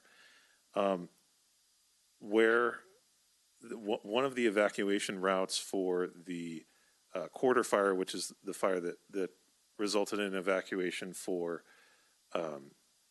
Cedar Ridge, the evacuation route was Phoenix Lake Road. And that was one of the roads that you treated. With respect to the mock fire, Liz, can you tell me where was CAL FIRE able to stop that fire's progress? Yeah, so that actually was Priest Coulterville Road. That was kind of the contingency line that CAL FIRE, I'm not a firefighter, so I'm not going to pretend like I have the right terms, but that was basically the line where they were trying to hold the fire. It was at Priest Coulterville Road. And yeah, because of some of the brushing work that had taken place there, it was not only had the brush been removed to allow additional ingress egress, but it also just the fuels were eliminated for better fire protection to act as a better and more secure fuel break. So, and I just wanted to highlight that it's a huge success for you, for your planning and your prioritization of these projects, and a huge success for emergency planning in our county. And I just wanted to highlight it for our supervisors and for anybody that might be listening, that it may not be something that's as exciting as the guys that are out there with the fire hoses, fighting the fires and risking their lives. That's very dramatic and gets a lot of attention. But folks like you, Liz, that are working in the background, doing the preparation, making the decisions on how to do these fuel maintenance projects have an incredible impact. And it makes the difference between a devastating fire that results in loss of life and significant loss of property, like we saw in Paradise, obviously, and something like the mock fire, where it was absolutely a very dangerous situation and very difficult for a lot of people, but didn't result in any loss of life and minimal property damage. So what makes the difference is planning, and you've done an excellent job planning. And I just wanted to highlight that for the new board members and anyone that might be listening in. And I concur entirely. Like Dory said, preparation is everything. Pre-planning, all the effort that goes into that, it just pays just fantastic dividends, at the times. And fires do, they give it a spot to have a good chance of stopping it, if not outright slowing it down at least. Any well, questions? And that's a testament to, I apologize, Supervisor, that's a testament to the importance of working with our partners and collaborating on projects, because I certainly did not decide on Priest Coulterville. That was actually, it was Division Chief Jeff Sanders who had decided that, again, because he knew the area and knew how important that road was for, if fire would have gotten in the canyon area. But it just shows that we do all have to work together to make decisions. So. Yeah, trying to pass the buck when it comes to credit, like you always do. Any other questions or comments from the board for Liz? Any comments from the public? I'm going to have the board clerk read the phone number for public participation, and then we'll break for 10 minutes and then reconvene. Ms. Ryan, would you please read that number for us? If the public would like to comment on any of the presentation topics for today, they can call 209-533-6581, and they will be put in the queue for when the chair opens public comment. So we'll break for 10 minutes and reconvene at 10:43. All right, we're back in session for the meeting of the Tuolumne County Board of Supervisors. Today is a special meeting. We are doing member orientations, familiarizing our new board members and hopefully the public with some of the operations of Tuolumne County. We just heard, Ms. Riggs or Mr. Earhart, could you give us an idea of where we're going next? All right, so next we're going to bring up Jason Terry. He's already up here, another one of our senior admin analysts, and let him describe what it is he does for us. All right, good morning, Mr. Chair, members of the board. I'm an analyst within the County Administrator's Office, and as such, I conduct projects that support the roles of that office. You'll see my Myers-Briggs profile up there is ISTJ, or logistician. I am joined with that with notable folks such as Queen Elizabeth, Condoleezza Rice, and of course our own County Counsel, Sarah Carrillo. A lot of the tasks that I conduct within our office are within our budget and finance systems, specifically going through this next year and even here shortly through our mid-year budgets. I'll be working within our OpenGov system, both with our departments and along with our budget coordinator, Eric Earhart, as we work to increase the transparency that we've been working towards the last couple of years, utilizing the tools within the OpenGov system, moving away, keeping the numbers, of course, because they're important, but also embedding charts, tables, town hall type features that will allow folks to speak more into that system. I also, like I said, I do tracking and billing for some of our projects. A couple I've noted up there are I support Mo Frank with the law and justice billing and tracking, as well as our COVID assistance business grants that have been coming to a close over the last couple of weeks. I'm a liaison to our Veterans Committee and to our Commission on Aging. And then, of course, last but not least, our oversight of the Veterans Service Office, which is last because that actually goes to the next slide. So a couple of factoids about our Veterans Office. It was established in 1968. It currently has 2.25 FTEs within it, all hardworking individuals. It has a $233,000 budget, which about 25% of that, a little bit more, is recouped through state revenues. It's governed by our ordinance code under Chapter 2.44. And as we do have a Veterans Office, we are mandated to have a Veterans Service Officer. So here in a moment, I'll be bringing up our Veterans Service Officer to talk a little bit more about the activities within that office. But to give a quick intro for her, she is a retired Air Force officer of 35 years. She is a very active community member, as you could, I'm not going to detail the slide, of course, but you can see all the different activities that she engages in. And then, yeah, Deb, would you please come up and...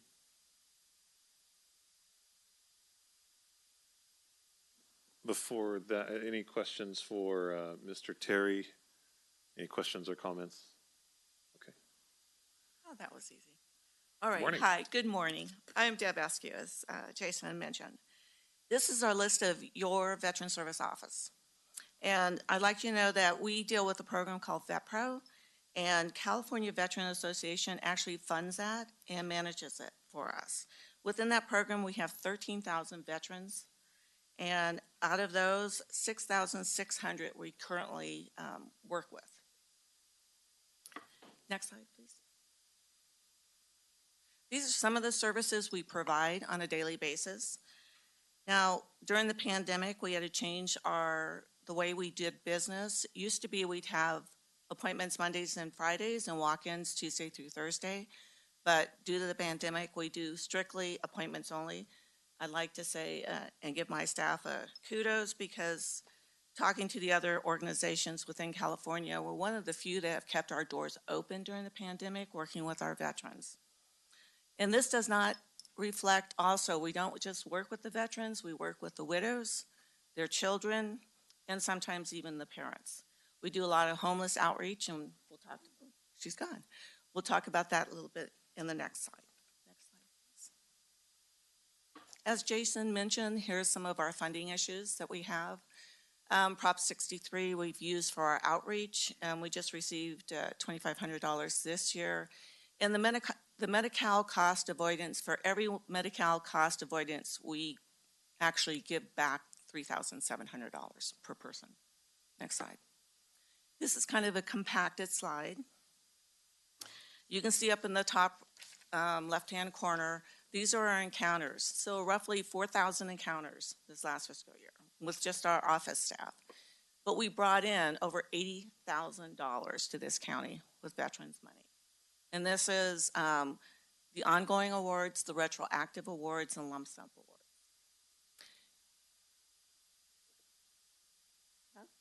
800,000, did I not say that? Oh, okay, I'm sorry. Little voice in the back here. All right, so one of the things I want to reach to highlight here is our outreach program. We talked about homeless a little bit ago. I am proud to say our office we have about 8 identified homeless vets. When I say identified, they've either come to our office or we've done stand downs with them. And we have found housing for each and every one of them. I have one that is still outstanding just because of paperwork.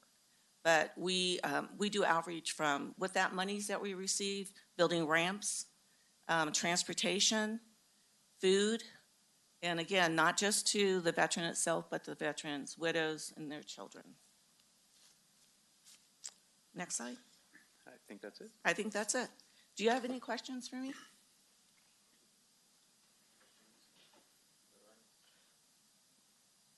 No questions, just a comment. Oh, yes, please. I wanted to say thank you for, not only the services you're providing them, but a lot of the resources you're bringing into the county. We are one of the counties with the highest proportion of vets. Yes, we are. Up here, and that is a huge task to take on with a little over 2 employees, three folks. And so I know you're working hard and doing a ton. I'm really especially excited because I didn't know about the digitizing all of your files. That's fantastic. I think that is something we should be trying to see across the county, and I'm really happy to see you're so far along, 82% in that, and also looking to see about how we can outreach to new populations like the female veterans up here who don't quite right now have an organization as much, and what can we do for those groups. So innovative and awesome. Thank you for the work you're doing, and I look forward to, I want to have a follow-up and grab some coffee. Okay, great. And I also want to say we partner with Catholic Charities, HUD-VASH, ATCA, lots of different organizations in here to help these vets. Thank you. Thank you. All right, thanks very much. I don't see that we have any questions from the public. So thank you very much. All right, thank you. I just want to just highlight real quick on something that Jason mentioned was the budget and the transparency. One of our goals in this office for a long time has been the transparency, which is part of the reason why we moved to that digital budget book you see online now, was to go beyond the numbers and really articulate to the public what it is that they're getting for that public dollar and provide a story of what our departments are doing in addition to just the cost. And so that was a big part of it. So we want to make sure we emphasize on the importance that we see in that transparency. Thank you, Eric. Okay, so our next individual that will come up, and she'll introduce her staff, is Christina Cunha, who's our executive assistant and also deputy clerk of the board. For those of you who have not spent time with Christina, you will find that there is nothing that she cannot provide support for. She is someone that I depend on a great deal. In fact, I just told her she got back from having some time off, and I make sure she knows how much I hate to be at work when she's not here. I depend on her that much. And I think you will find with time that you will also come to depend on Christina a great deal. But at any time, if you're trying to get to me and my schedule can get a little crazy, all you have to do is let Christina know, and she will find a way for us to connect. So with that being said, Christina Cunha. Good morning. I am here today as the executive assistant to the county administrator and the assistant county administrator. However, I am also the deputy clerk of the board. So that means that when Heather is out or not available, I am your support. So I am hoping that I'll be able to meet with you individually or with Heather, and we'll be able to talk about the needs that you'll have from us in the future. Again, as she's out, I will be the stand-in. Not quite as good technology with her as her, but I'll do my very best. So also reach out to me for anything that you might need from our office. I try to assist staff as much as possible in the office with basically anything that needs to be done for the board, or just kind of a liaison with the departments if need be also. Also, we support staff-wise, Heather and Tracy, our board clerk, and Tracy, an executive clerk in our office, work closely together to provide kind of a continuum of care for all of the staff on the fourth floor as much as possible. So if I'm out, we're working towards Tracy knowing what needs to be done to be taken care of while I'm gone. And when Heather's out, I'll be working towards having all of us trained kind of eventually in the next year or so, be able to be like, to fill in for the next person so that there is no lapse of support for your board and for our office. That's the goal. I also am an event planner for the county, because I am I think I'm an ENFJ. I'm an extrovert and love people. COVID has been difficult for me because I can't be with my people all the time, and my people being the team here on the fourth floor. So with regards to the event planning, I work with a huge team of folks to do meet our CAO, and we are Tuolumne County. That's how I got to meet Supervisor Brandon. And so we also focus some of our events when we can on appreciating our employees and providing parties for them as much as possible. But right now those have kind of in next year we'll get to do that, or this year maybe.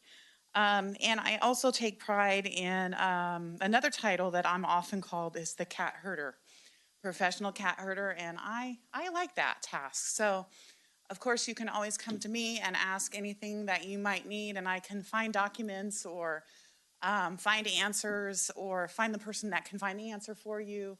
And so I would like to introduce our board clerk, Heather Ryan, and she will speak to a little bit, but she also will be meeting with you individually to find out what your needs might be.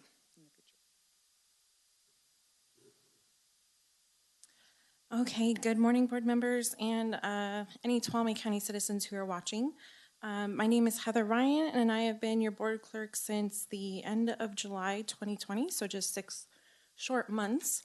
In this time, I've learned so much about my role and continue to learn more each day. Being a part of the county administrator's office, I also took the Myers-Briggs, and I am an ISFJ, so the introverted version of Mrs. Cunha.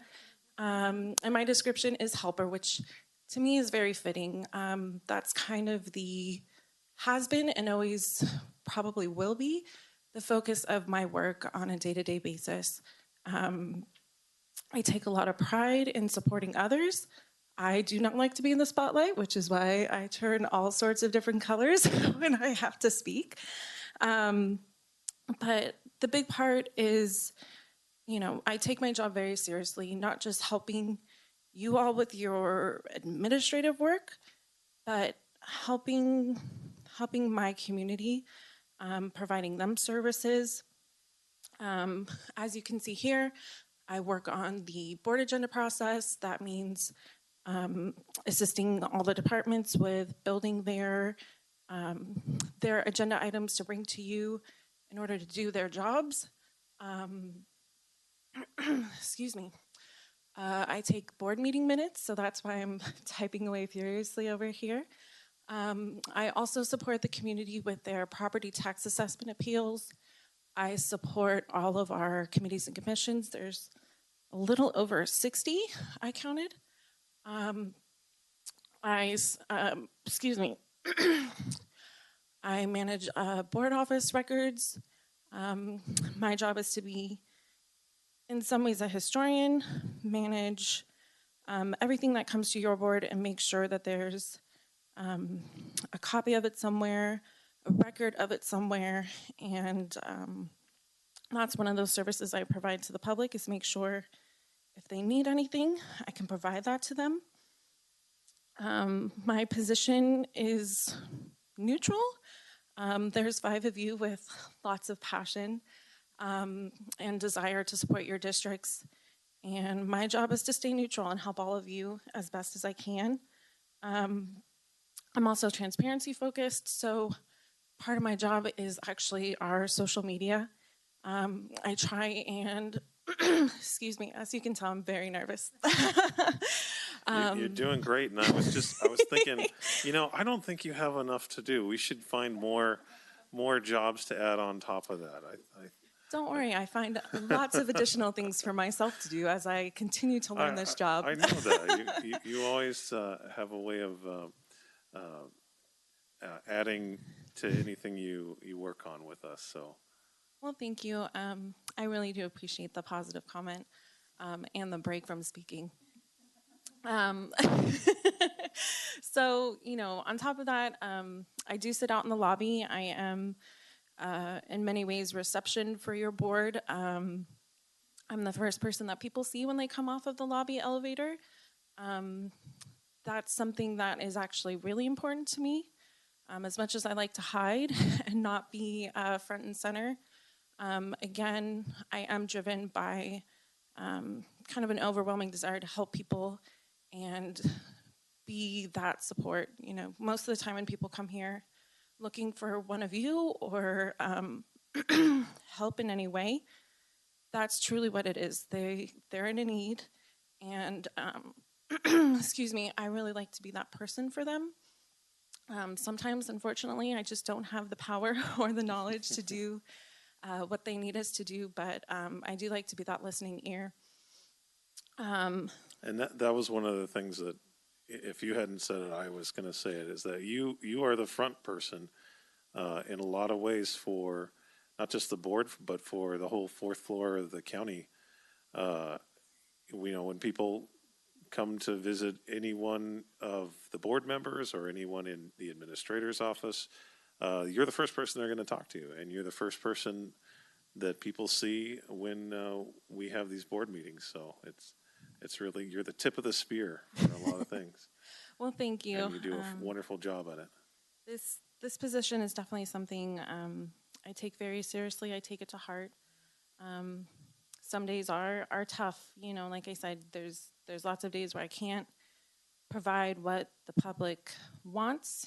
But, I think that's the same for all of you. So I feel like I kind of understand and can be a better service to you all in that way. I hope everyone does understand that it's only been 6 months and this is a really huge job. There are lots of laws and government codes that manage what I can and cannot do, and really are very clear about what must be done. And I'm just thankful that I have county council on this floor because they help me a ton. So thank you. But yeah, if anyone in the community needs any assistance from this office, the phone number is 209-533-5521. I'll do my best to help you, or at least get you to the right people who can help you if I cannot. Other than that, I will be more than happy to connect you to your Board of Supervisor representative, just because that's our job, to provide those services. Okay, great. Well, look to board members. Any questions or comments for Heather? I'll start with Supervisor Haff.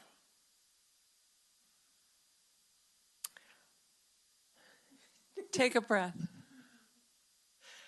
I like what your plaque says when people come to your booth or your cubicle, and I would like you to tell the public, whoever's listening, what that says.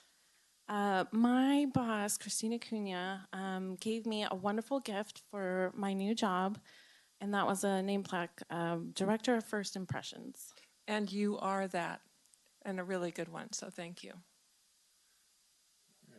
Supervisor Brandon? Heather, I know you're pretty new to this. I am very, very new to this, and I want to say that I think we try to conduct ourselves up here with as much poise as possible, but this is really hard, and there's a lot of reading and there's a lot of learning that we're having to do in this role, and I really appreciate you making sure that we have all of the information for the meetings, making sure that we're, knowing what's coming up on our calendar. You're always there to assist us, and I like saying hi to you every day when I come to the office, and look forward to that. So thank you, and I look forward to us all growing together in that and learning together. Thank you. Yeah, and I'll just say, I've not made a secret that I like to look at past minutes and meeting materials from the Board of Supervisors. It's a little bit of a thing that I'm interested in. And there have only been 4 board clerks, 4 people in your job in the past 70 years. And so it's a position with a great deal of significance, and you are the keeper of the history of this board and the decisions that are made, and it carries on for, there will be people generations past now that will be looking at the decisions that we made and why we made them, and they will be viewing it through the prism of your the record keeping. So it's a very significant job, something that I think you've fit right into, and we're really happy to have you, and just you make a great first impression with I think everybody that you meet. So I'm going to check and see. I don't think we have any public comment on this item. So if I see Ryan, this is CC wants. Oh, okay. We've got Anaya. Yeah, just to reiterate what the board said, first impressions. Heather, I know there's been a few people that have come back to my office, and had they not ran into you first, maybe it would have been a little bit more confrontational. So you do really, you do put a lot of spin when people get off the elevator and they run into you. It is a big deal, and I noticed it, and I appreciate you, and I think in time the nerves will go away. I know how you're feeling, but in time nerves will go away. But you're a great asset to our board and the community. So just keep on keeping on and stay light on your toes and enjoy life, because it flies by. So just great work, and look forward to working with you ahead. Thank you, Supervisor Kirk. Okay, Tracy Williams, she's our executive clerk, and she'll speak a little bit about the tasks that she completes for our office.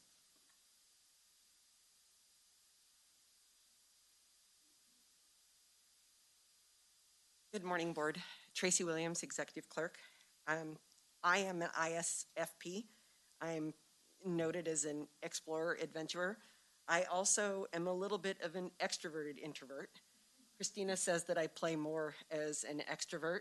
I do carry some of those qualities. However, I feel like I feel the role of an introvert, and I'm also one of the feelers on the floor. I began my career with Tuolumne County in our recreation department as their administrative assistant. And when COVID hit and essential services were diminished, I was invited by Tracy and Christina to come over and assist in the CAO's office and OES. And then in September, I was offered to come aboard for those 2 departments.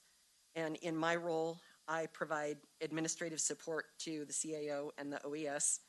And some of the projects I've been supporting are Cole Prisavella with Innovation and Business Assistance, and Calais Brown with the Homelessness Prevention. And then I've been working with Liz Peterson and Jason Terry, and then now Dory, on defensible space and Firewise programs. So thank you and welcome aboard. Well, thank you. Any questions for Tracy or comments? Well, so for folks watching, Tracy is the person who sits at the back and who I'm always looking to, and who's giving me the nod if we have somebody who'd like to speak. And so I really appreciate the communication there. And you're kind of the gateway for the public to comment on these matters. And so I appreciate the work that you do, and being able to manage it when you have a large number of people that are very passionate about some of the items that are being discussed, and being able to help them get through to the board. So we're lucky to have you. All right, thank you. Okay. All right. So we have one more individual we want to call up, and she's also not looking forward to this. You will find many of us are introverts on this floor, which is quite amazing, actually.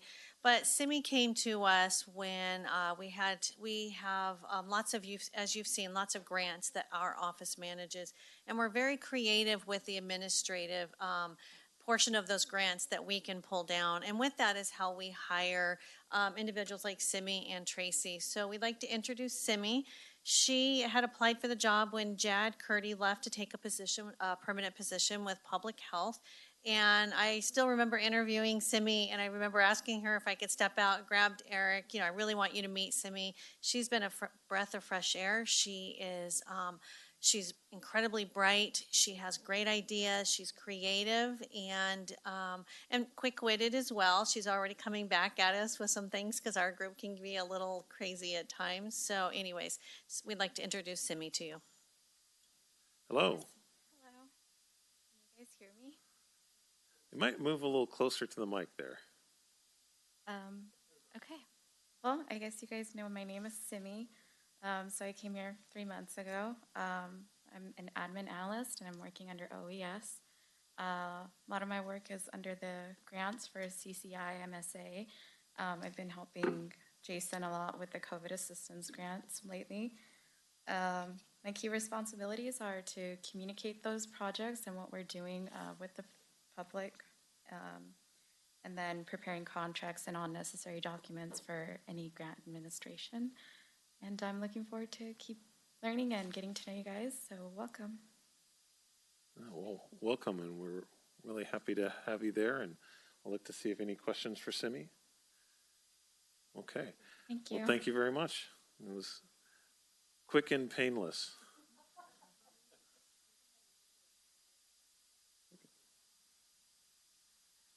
I do have a general comment I want to make on the last few people, starting with Christina, that came up to the podium. As many of you know in this room, but many may not know out in our community, our board does not have analysts that work directly with us. We don't have staff. And one of the first things us new supervisors went to was a CSAC training where they were explaining to the newly elected board members how to manage your staff. It was pretty much a joke to all of us. But it's not a joke because all the people who just came up and those before them are part of the staff that supports us. And Tracy had said this earlier. I just wanted to reemphasize how important it is and how much we do rely on you, and how grateful I am that we are as deep as we are in this plan to make sure that the board is supported. I'm just really grateful for that. Thank you. All right. All right, so next we will start moving into some of our other divisions and departments. Unfortunately, Eric Aiken, who is our Recreation Library Manager, last minute is unable to join us. So you get me today, and I'm not sure that I will be anywhere near what Eric or even Anita or Lynn could do for us. But I do have a passion for libraries. I grew up in them. They were my safe zone, and there is never a day that goes by that I don't read, and I'm a fiction reader, that I don't read something. So I am passionate about it. If I had my way, as I've told Supervisor Campbell, we would have all of our libraries open 12 hours a day, 7 days a week. However, that's not the reality for us. So let me go over some of what we have in our library. Our current libraries are, we have Sonora and Groveland that are open. Due to COVID, we have had to reduce the libraries, and that is because they're reduced in the amount of hours and how many people can come in. They are subject to the same rules as retail. However, our incredible staff that manage the libraries have done a great job. During this last budget session that we went through, they were reduced. And so we went from 9.5 FTEs down to, that's actually an incorrect number, it's 5.5 FTEs that we have right now. And that was, you'll see Twain-Hart was temporarily closed. We will discuss that during the mid-year budget, in which we'll bring back to your board some options and alternatives to opening that, and or maybe the bookmobile, or both, whatever your board prefers. But normally we have a Sonora, Groveland, Tuolumne City, and Twain-Hart branches, and we consider our bookmobile also a branch. And it goes into a lot of areas where a branch is not available. Some areas that are a little bit farther out, like say LaGrange, Don Pedro area, and then even up with our schools, they go to some of our assisted living facilities. So it's a great service. The other thing that's not listed on here that they also do is they've always coordinated in the past with our Meals on Wheels, so people can put in a request for the types of subjects or books, specific books they'd like, and then those books are loaded up and given out with those meals, and then they can trade them back in. So with the small amount of staff that we have, they do an amazing job. If you have not met Anita Simpson and Lynn McCormick, I would encourage you to meet them, as well as the other individuals who serve our libraries. They are passionate. They love what they do. Anita is one of our longest tenured employees in the county, and there is no one who knows our library system like Anita does. Some of these I kind of went over, and I don't want to read all of them to you, but our library staff have really done a great job of trying to bring our library into the current digital age. So you can get ebooks. There is internet access available at the libraries. Different types of audiobooks. We have CDs and DVDs. They have book clubs. They do actually when we can be open, and there's a lot of services that are available for our families, where you will see that libraries, when we're not in a health pandemic, really are becoming more of a community center. They're no longer those places. I know when I grew up, you didn't talk in the library. There's always a librarian telling you to shh. That doesn't happen now. There's a lot of engagement that takes place in our libraries, and it really is, like I said, more of a community center. We also have our friends of the Tuolumne County Library. They are amazing. They raise a lot of funds for our libraries. They go out and advocate on a daily basis. They run a book nook. They do different sales. But if you haven't been into our book nook in the libraries, I would encourage you to go visit them. They sell books, and they're quite knowledgeable about our services. And then they help with overall research. If someone wants to know how to research a specific topic, or maybe a person in history, or learn more about even Constitution and Bill of Rights, the individuals at the library can help someone go through that process and learn about it. Are there any questions for library before we go into recreation? Questions for library? No? Okay. Yeah, I have a question. Could you go back to the first slide? So fiscal year 2021 budget 805, what was the budget in 1920? It was about 1.1 million. I was just looking at it again last night. So we reduced it by about almost $250,000. Okay. Any other departments where we had a reduction of that size? There were several, and overall we saw across the board. I'm trying to think this year who took more. The sheriff lost, either froze or eliminated, probably equivalent to that. So his 5 jail deputies, and I think there was a CSU, community service unit individual. There was also a booking clerk and a records clerk. So that would probably be the only other. Now, he has a significantly larger budget than what we would have for, you're talking about for the library, it's 25% of their budget almost, where you thankfully did not see that for public safety. Law enforcement, people would have felt that within their response to their calls if we had done something like that to his budget. Yeah, and I think you touched on, but you have the branches listed. How many of those branches are operating right now? The only 2 that are operating right now are Sonora and Groveland. Okay. I was actually in the library yesterday, and I think there were 2 or 3 staff there, and it was actually a pretty slow day. Mm-hmm. So they're still seeing a significant. Especially our downtown branch and the Groveland branch, very heavy usage. You can hardly find a parking space almost every day that the library is open.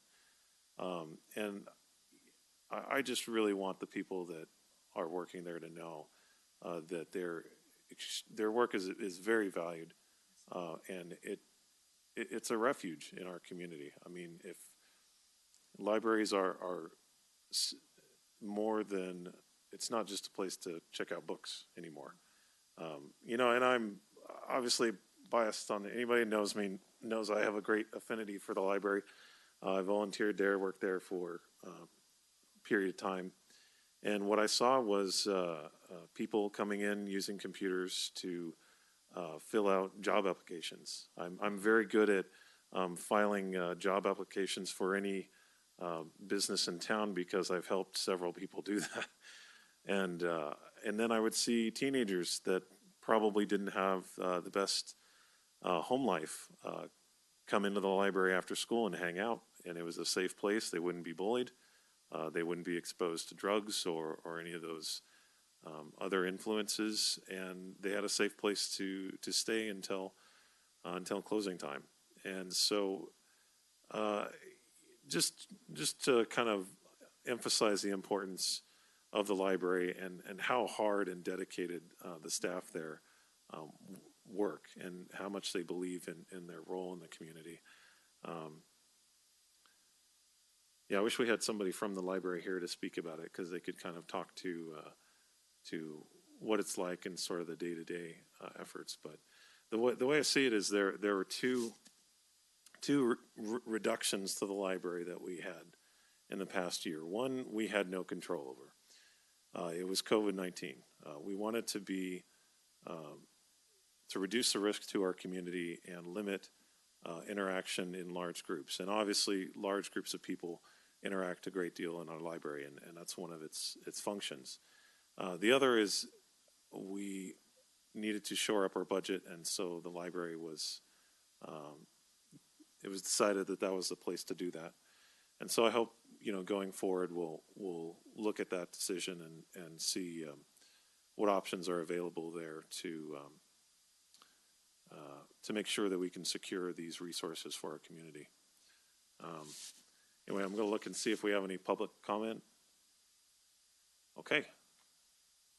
Oh, I have a comment from Supervisor Brandon. Chairman Campbell and to Tracy, if there's any opportunity to have, as you mentioned, Eric or Lynn be able to come back and give a presentation and be available for questions in either one of these orientations or independently scheduled, I think that'd be really helpful. Okay. So next we'll move to recreation then. Okay.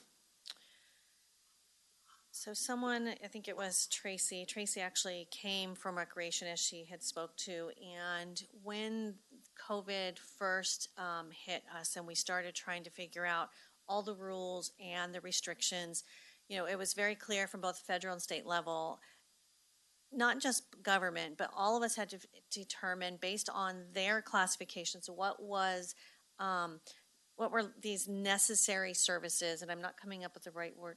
Thank you. Essential. Just went blank on that. So what are essential and what's not essential?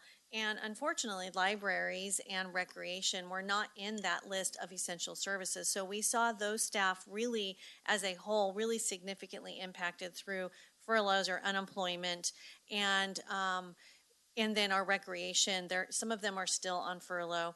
However, we were able to move some of those individuals who were comfortable with working through the pandemic, because there are some that may have been in that classification of individuals who may have been at higher risk, who were allowed to say, I don't think that I can go out and do that right now. Most of them, however, are helping with the health pandemic, and they're over in public health. But I do want to go through recreation. So with recreation, and we actually have 4 FTEs in recreation, and they run everything from our seasonal programs, and you'll see all of our aquatics, so the pools that we run, they do the community hall rentals. Also the Tiny Tots program also runs through recreation, and that's also been suspended at this time. The next one is Standard Park, which is a very beloved park within our community.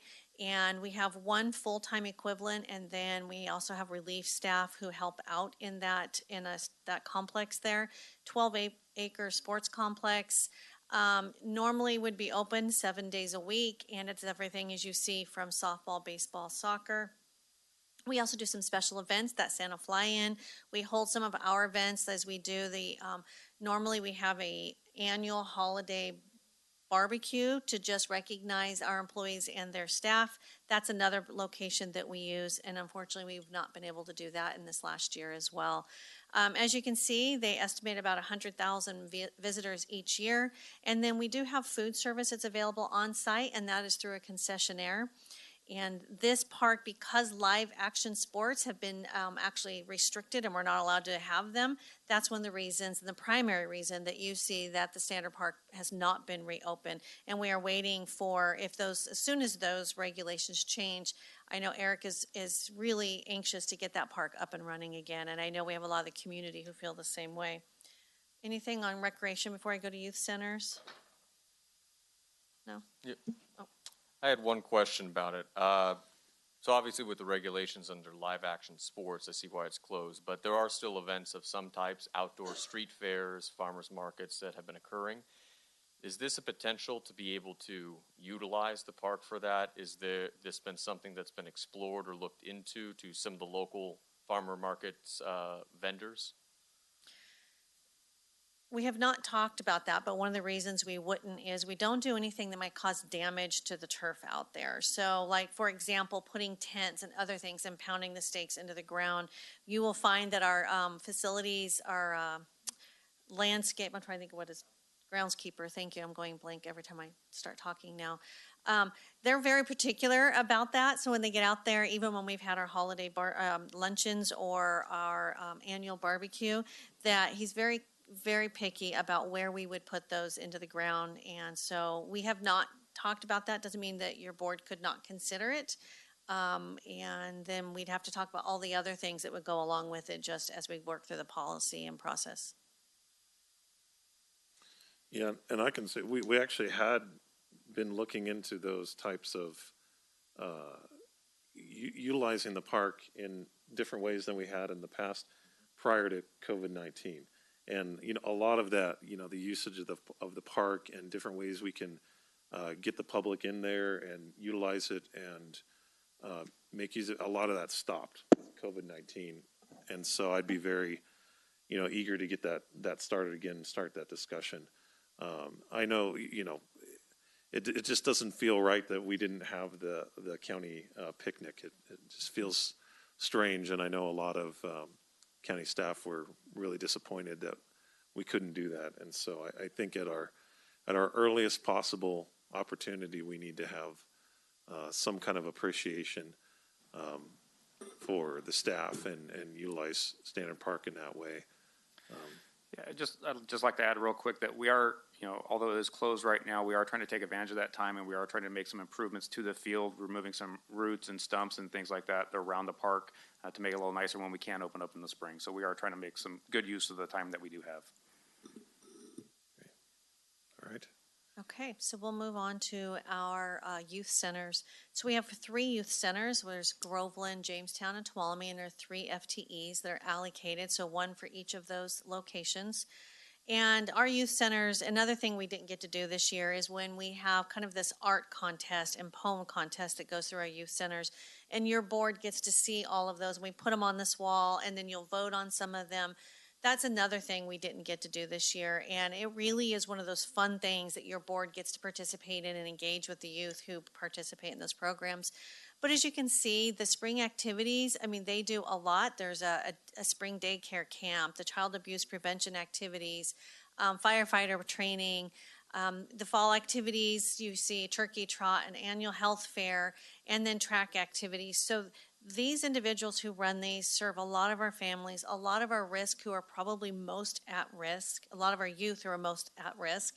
And so we are looking forward to getting these open as well.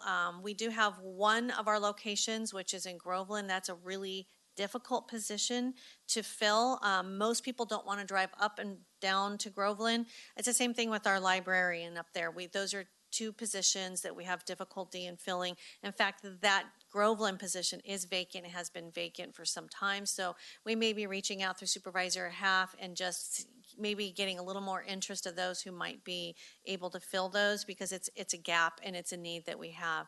And Any questions on our youth centers or comments? No?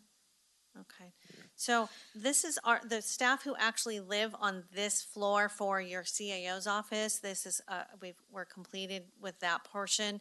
As you can see, we have a dynamic team. They're passionate. They love what they do. We also have a few other members. So we have Ann Fremd, who is our HR director, and we'd like to have her come up and address your board so that you can meet her and hear a little bit about her.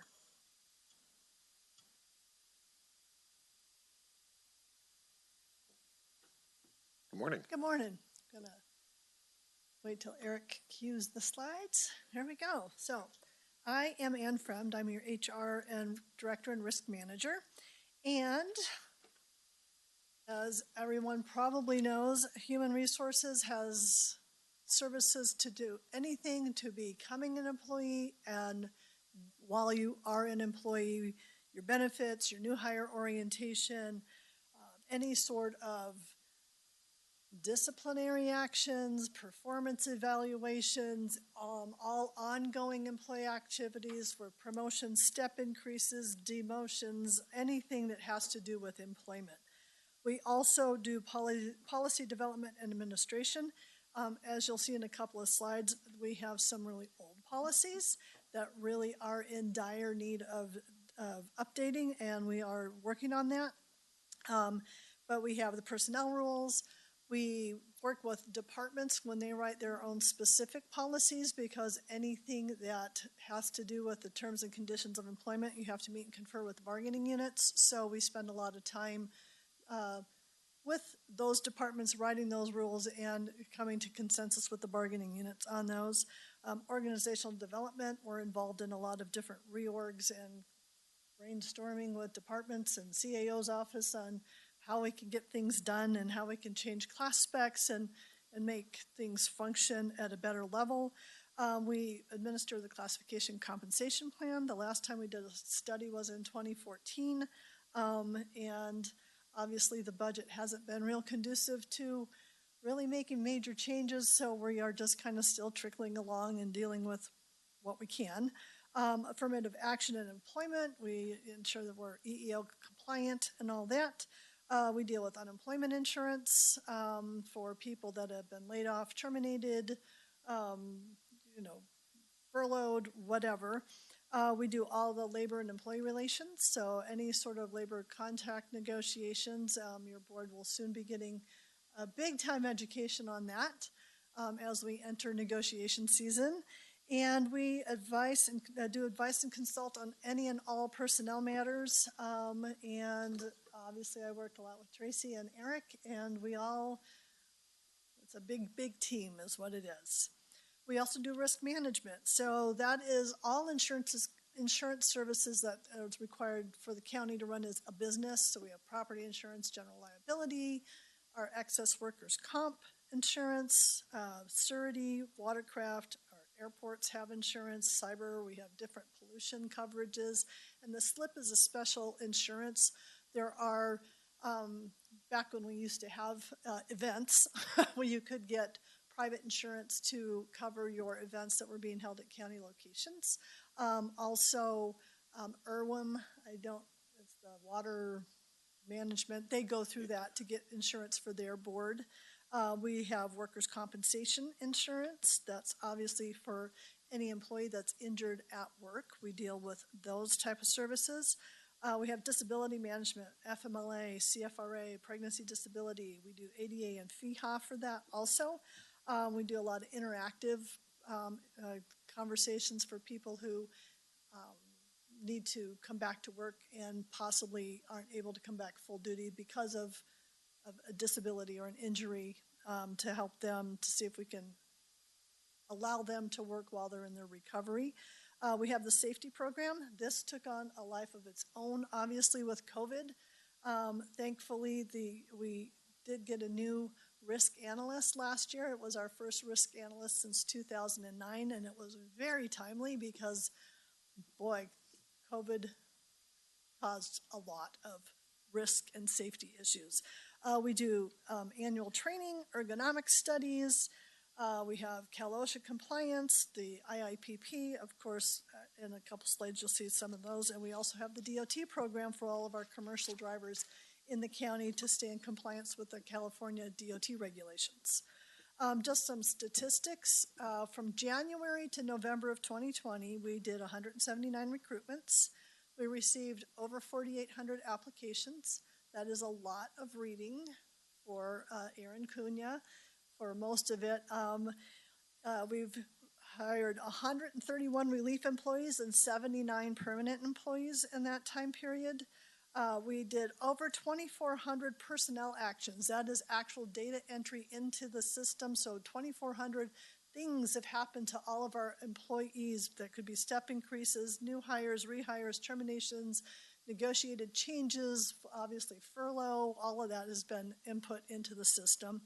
And then COVID, the CARES Act provided us with this lovely emergency sick leave pay and emergency FMLA leave. That was a kind of a calculation nightmare and done in conjunction with payroll, but we had 182 of our employees qualify for that during that time frame. And we've had a number since in November and December that have additionally qualified for that. For workers' comp, there were 66 workers' compensation claims filed in that time period, 710 lost days because of those claims, and the cost was $432,000. And just as a note, we do have a self-insured level of $300,000 per claim, which means the county pays the first $300,000 of every claim before it turns into excess, which is why we have a really large internal service fund with a hefty balance because of actuarial issues. So we have some challenges and goals coming up in the next year. Obviously, all of our MOUs expire, so we will be doing a number of months of negotiations. We have ongoing implementation of one solution. That is the system that we've purchased to hopefully replace PeopleSoft. Hitting some issues with that. We're trying to work through those. Ongoing COVID-19 issues, staffing and retirements. New staff in HR. I have obviously new risk analyst and we have a vacant senior analyst. We are doing interviews for that person on the 27th and I'm really hoping we get somebody. So with new staff requires a lot more intense training on my part and it's not been an easy recruitment for the senior analyst, and then to add a little additional level, I'm retiring at the end of this year, so it's really important for me to make sure we get the staff in there and trained so there's a smooth transition of me going out. Personnel rules. Our personnel rules were written in 1997. They're a little old. We have Kim Phipps, who was my prior analyst. We have them drafted. We've spent some time with Sarah and Tracy, and we will be continuing our review of those to get those, of course, out to department heads for review, then to the bargaining units. And then once that's done, then we come to the board for adoption of those because those definitely need to be updated. A few things have changed since 1997, just a few. We have an IIPP, which is an illness and injury prevention program that was written in 2009 by the prior risk analyst who got laid off in 2009. So my new risk analyst, although he's been really focused on the COVID stuff and, of course, OSHA's new program for COVID. And so we're going to get him out to do, as he's out doing COVID inspections, he's also doing safety inspections so we can update the IIPP. We do need a wildland fire smoke policy. We need to actually create that. It's one of those OSHA required things, and clearly we have wildland fire smoke issues in this county, so that's important. Our drug and alcohol policy, it's a newer one. It was written in 2004. But it's also out of date. We have titles in there for positions that we don't have anymore. So there's a lot that needs to be changed there. We need the PSPS. This is the power safety, the power shutdown policy. It's always a bit difficult when all the power's off and the buildings don't have generators and where you're placed employees. So we do need to come up with something that will help navigate that when it happens again, and we know it will. And then our ADA policy was written in 1994, which is extraordinarily old. Caltrans does an annual review, and we've been notified by them that we were sorely out of compliance, so we need to find a consultant, pay for that consultant, to get this stuff done, so that way we don't impact funding for the roads, because that would be a big problem. HR risk also oversees internal service funds. So we have many of those. We have the liability, that's used to pay for all county insurances.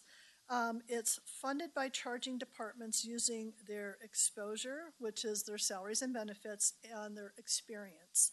And there's a percentage applied to that. And the board policy is to try to keep a balance of $250,000 in that. So we use all of the expenses that we know. We get forecasts from our insurance company on the cost of insurance for the next fiscal year, and we use that, and it's a magic crystal ball of how many injuries are there going to be, how many accidents, how many claims. So we actually, that fund usually is pretty steady, pretty simple. Unemployment, obviously, is used to pay for unemployment claims. Again, departments are charged by using exposure and experience, and this again is, are we going to lay people off? Are we going to have furloughs? So there's a lot of thinking that has to go into kind of establishing an amount to charge for those. Post-retirement medical. So we have a group of people in the executive confidential unit that are eligible for post-retirement medical benefits upon retirement. We closed people for participating in that in 2009, I believe. So we have to have funding to pay for those benefits, which usually go between 50 to 100% of vesting. We also, because we're in PERS, we have to pay what's called PEMCA, and it's a charge that PERS charges you that is a uncapped amount. So it's it's 6 digits every year that we have to pay for that. So this fund is used to pay for that. Again, departments are set using exposure and experience, and of course the number of employees that are eligible in the executive confidential unit for this benefit. So those departments that have those employees are charged at a higher level than the departments that do not have that.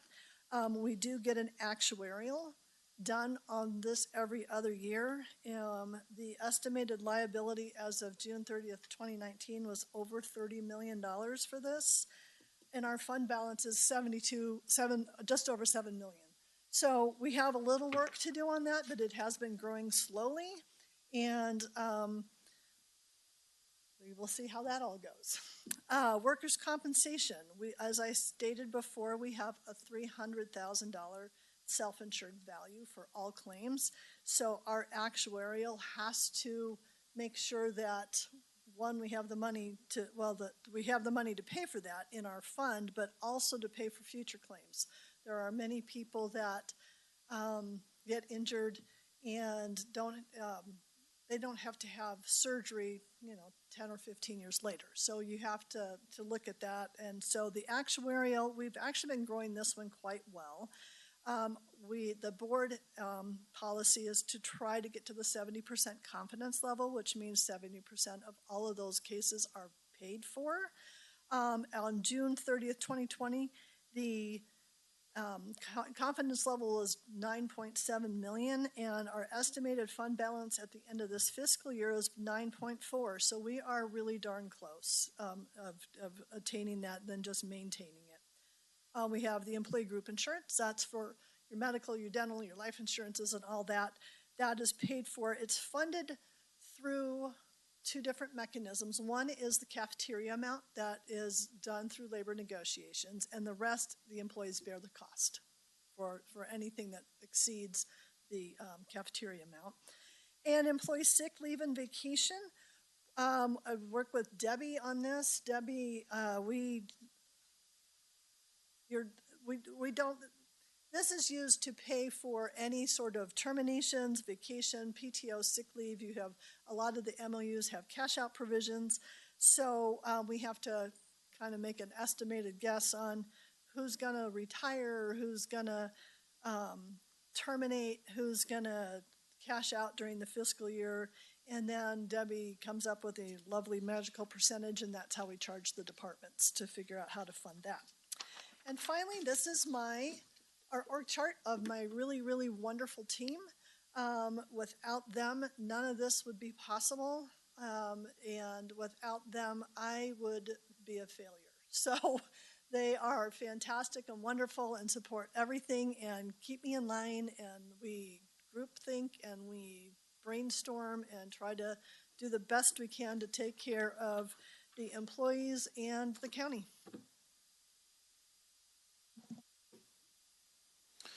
Thank you, Ann. You're welcome. Questions for HR? So not so much questions, but. Or questions or comments? Comments. Okay. So first of all, HR touches every employee, right? And so what you guys do in HR is incredibly important. And sometimes you're catching the flack, right? Because HR touches employees in every way. Yes. For what you do, thank you, because a lot of times you're not in a real thankful position at times. Thank you. Obviously we've had cuts, COVID escalated problems. We had staff that took cuts, and that's a tough situation, to happen. And I appreciate that the employees took those cuts. It wasn't an easy thing, and they've taken them before. I appreciate also that the staff and the prior board did what they could to, get those things back when funding increases, happen, because our employees are everything. Mm-hmm. We have to, none of this government doesn't run without the employees. So thank you for everything you do. It's really appreciated. Thank you. Thanks.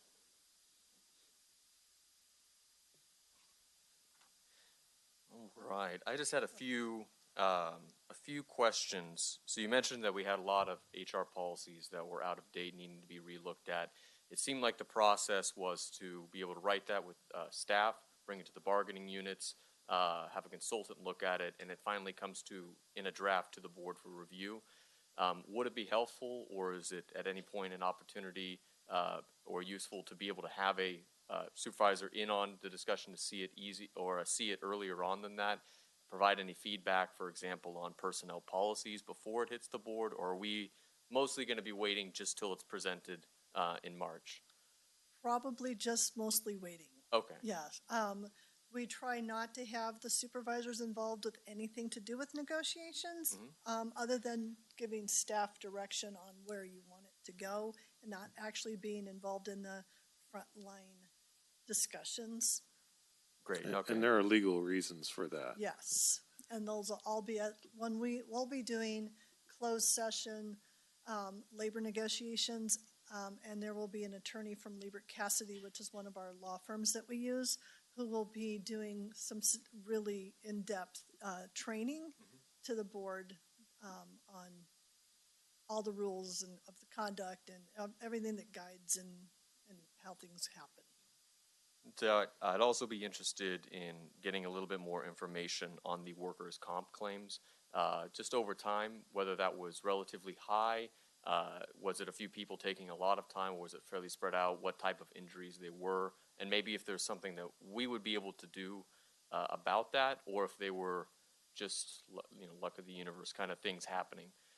So we usually do an annual presentation. Our third-party administrator that does the claims comes to the board and does a presentation on the trends. Most of our injuries are backs, low backs, necks, and it's typically law enforcement and roads are our biggest ones. And law enforcement is a dangerous job, and they are constantly wrestling people and fighting with people, and hopefully the new jail with the new automated doors and stuff, where they're not like guarding on these big heavy doors and carrying keys that are this big and, will help reduce that. And we also now have the risk analyst who's out there doing safety inspections, because we haven't done those in a number of years because we just haven't had the staff to do it. So that type of stuff and that awareness and dealing with directly out there should hopefully turn those around and reduce them. I can't say they've been ridiculously high, but we've had lower years. Okay. I was also wondering, you mentioned in some of these policies bringing in an outside consultant. And what's the ability to do this internally, or what's the reason to need to bring in an outside consultant, even for a new policy, as opposed to, and this is probably my naivete on it, but stealing it from another county and adapting it for Tuolumne County, where we have at least the bones of what they're doing to be starting with? That's what we do for most policies. Okay. Okay. I'm part of a bunch of different groups in the state, and the HR personnel directors. We all share policies. We all share stories, what worked, what didn't work, modifications. Smaller counties tend to work really closely.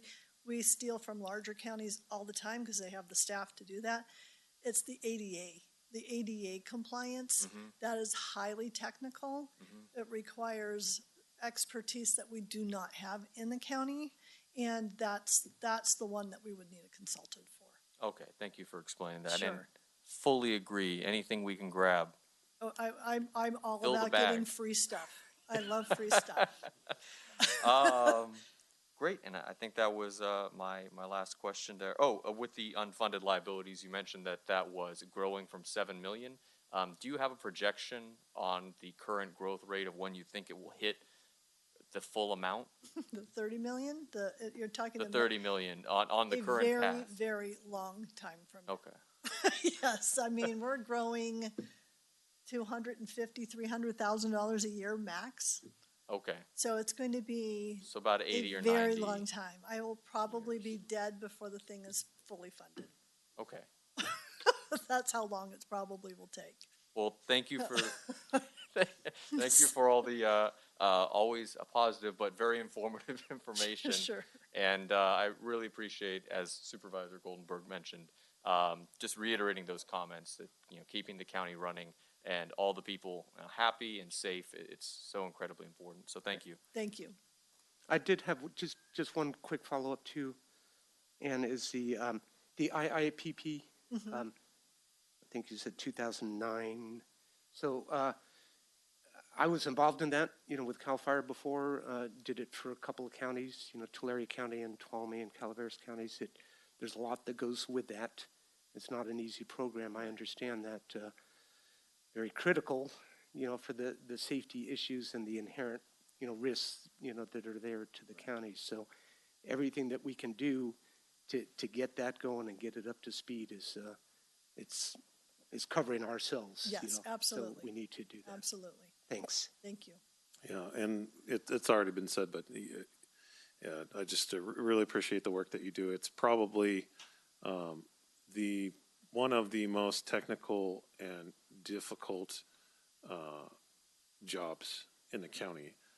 There aren't a lot of people that have the skills to do what you do, and you have to balance the needs of the employees with their benefits, and also managing risk for the county as an organization. And that is a very difficult balancing act to do, and you do it well. And please convey our deepest thanks to all of the staff in HR, and it's very appreciated, everything you do.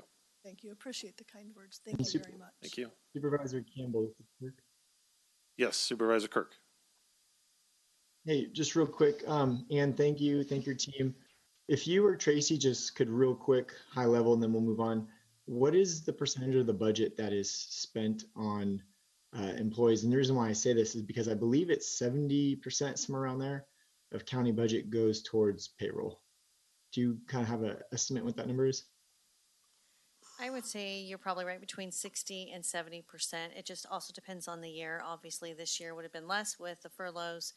We haven't calculated it in a while, but I think, most businesses it runs 50%. I think we're a bit higher. because we do a lot of service activities.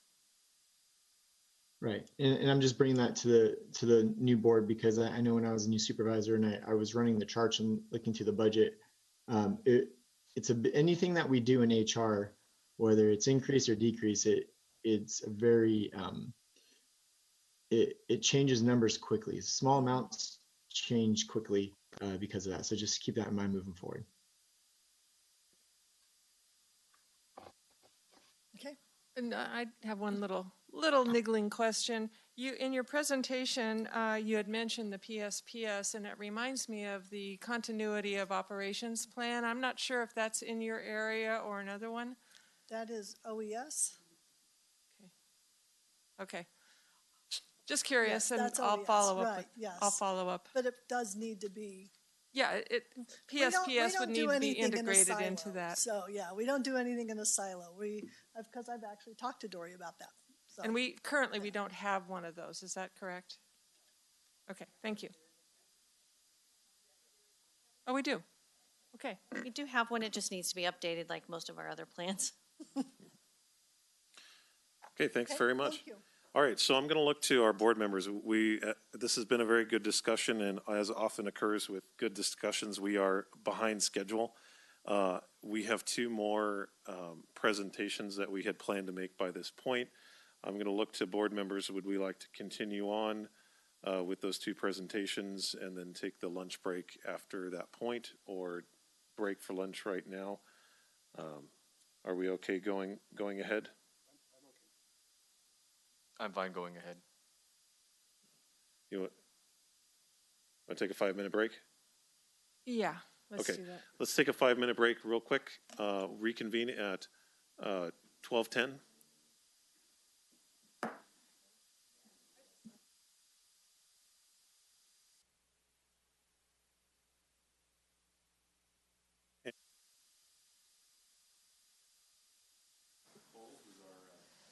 Innovation and Business Assistance Director.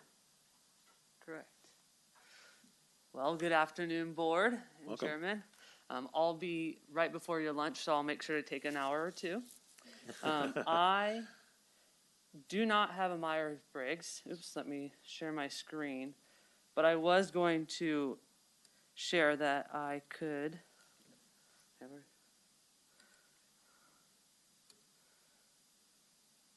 Confirm with you without a doubt that I'm probably an extrovert. So, not positive what my Myers-Briggs is, but yeah. Let's see, let me make sure. There it is. Yeah, definitely not an introvert. So, I am your Director of Innovation and Business Assistance, and our mission is to lead the county efforts for business. And I make sure that I am always aware of what our business community is asking of us, what they need, and how I can help facilitate their comments, their concerns, what they're looking forward to with what your board desires and wants to do. And with that, our structure is that the Board of Supervisors, you definitely set my goals and my priorities. What am I going to be doing for the next year, next 5 years? And then from there, my weekly check-in is with Tracy Riggs, your CAO. She is my daily contact. I text her quite a bit. And with that, I also, Tracy talked about it earlier, Tracy Williams, she absolutely is an absolute asset to me, helping with all of the admin things that I'm definitely terrible at. What are our goals? So with the business assistance and innovation, really the biggest three things are concerned with the retention of county businesses, the expansion of county businesses, and then the attraction of businesses to Tuolumne County. A lot of times there's this concern that the only goal of mine is to attract developers or big box companies to come to Tuolumne County, and that is absolutely not what I do. While I do have that as a portion of the job, that is just 1/3 of just the business assistance component of it all. And then we have these two other goals that as we start to work together, we'll get into the weeds more of, probably not today, but we created an action plan. I created an action plan on this is what I expect from the board's priorities and goals, and this is how we're going to get to those desired outcomes. And the two other goals are recognition for the department from both the county and the state and the federal level of what we're doing as a county for innovation and business assistance, And then also really understanding what is those hampers for businesses in Tuolumne County. Are there problems with the natural resources biomass supply to companies? Are we having broadband issues? Are there energy options, which we only have PG&E and propane? Could we expand to other types of energy options? So there's this idea of innovation. How can I look forward 1, 2, 5 years from now of what it is that businesses, if we could help them, what should we be looking at? And so with that, we put together this action plan that had some desired outcomes. Again, I will pass you this action plan now that you guys are supervisors. It was a public document, so anyone can find it at selecttuolumne.com, but I'll make sure to put it in your hands. And these are just a few of the things that we're looking really forward to doing, which is presentations, making sure we're calling businesses, making sure we're having touches with businesses that are from out of town, and actually, hopefully, once we get back to somewhat of a now normal, going back to doing physical and site visits, which I really did that first few months, but then coronavirus came. With the innovation, we just talked about it. It's about what are those things that we can help businesses, and then the recognition. The one thing that I would like to tell you is that I am more than just a business and assistance in innovation. I want you to see me as a tool, what it is that you're looking for, what problems are we having. So, for example, right in the beginning of the coronavirus, before Dory came on as a Cal OES representative, or excuse me, our OES representative, we were having this problem of how do we connect businesses with the potential small business administrative presidential declaration disaster. In Cal OES, I stepped in as that representative to make sure that we were getting paperwork from businesses so that we were on that business declaration. In addition with Cal OES, when we were having issues with businesses and they had free programs for distribution of PPE, I stepped in and we got 33,000 masks and 12,000 bottles of hand sanitizer into the county. So I am an asset for you in that I don't necessarily have any mandated county department things that I have to do because of state or county grant dollars, but I am what your board sees as priorities and goals. And so these are just some of those things that we've worked on in the past year and a half that I've been the Director of Innovation and Business Assistance that I think are really some keys that you should see of these are the things we're looking at and how can we use them to go forward and make sure you understand what my role is. Just to highlight one of the things that I'm really excited about, Liz Peterson brought it up. We're doing a feasibility study on a CCA. That should be a really exciting. I know Supervisor Haft, you're very excited about it. I'm excited about it. We have our RFPs. We should have a response to a potential consultant by tomorrow so we can start moving forward in the process of negotiating that contract. And then the other one that's really exciting that I know all 5 of the supervisors are interested in, which is broadband, is the broadband roadmap grant that I put in for the CARES Act through the Economic Development Administration for $500,000. I still don't have the final confirmation, but it is been told that I've been allocated that funds and it's in what they're calling the lawyer stage, which could last back in November, a couple months to a year, but it sounds like we're going to hear something maybe potentially March or April. So I'm really excited to continue moving forward with that. And the other thing that when it comes to being a little bit more adaptive is that I have the ability, you can see I finalized 2 different websites. And one of them was developed in less than a month due to the coronavirus, and that was the TC Disaster Assistance. I saw businesses were just getting overwhelmed with too many places, too much resources, and not understanding how to filter, and created that website. And then the other one was for Attraction, which is selecttuolumne.com. That's been more of a year or 2 in the process and is up. And one of the things to know about that as well is I'm never done. So if you ever see a website, you ever see an action plan, you ever see something I'm working on, I'm always open to comments, ideas, and adjusting. That website is not static. For me, anything that is static for a website, it's not living and it's not breathing and it's not doing its job right. And that is the vast majority of what I wanted you guys to understand. I just really want to stress that you are my priorities and my goals, and I'm looking forward to working with you guys on kind of finding where you want me to be working. Questions for now? Great. Questions for the director? Cole, thank you for being here. Mr. Chairman, I'm going to try and I think reduce questions that I'm at least asking, but I'll leave a couple of comments. That way we can, I think we're a little bit over on time right now, and be able to make it a little closer. Just some things that I would be interested in hearing more about in the future would be especially how economic development is related to housing up here, and what are we doing on the housing front, especially with Sheila retiring, to be able to push that to help our economy. Okay. What roles you may have and tasks in your department for volunteers or community support, people that want to help you, are willing to do some of this work to help expand your reach. And also, very importantly, and I want to say I'm really excited because you've talked about some of your stuff with me, and it's innovative and it's really smart. And I keep looking forward to seeing more things, I think, being done with that. The way you're tracking, the business touch, it's fantastic.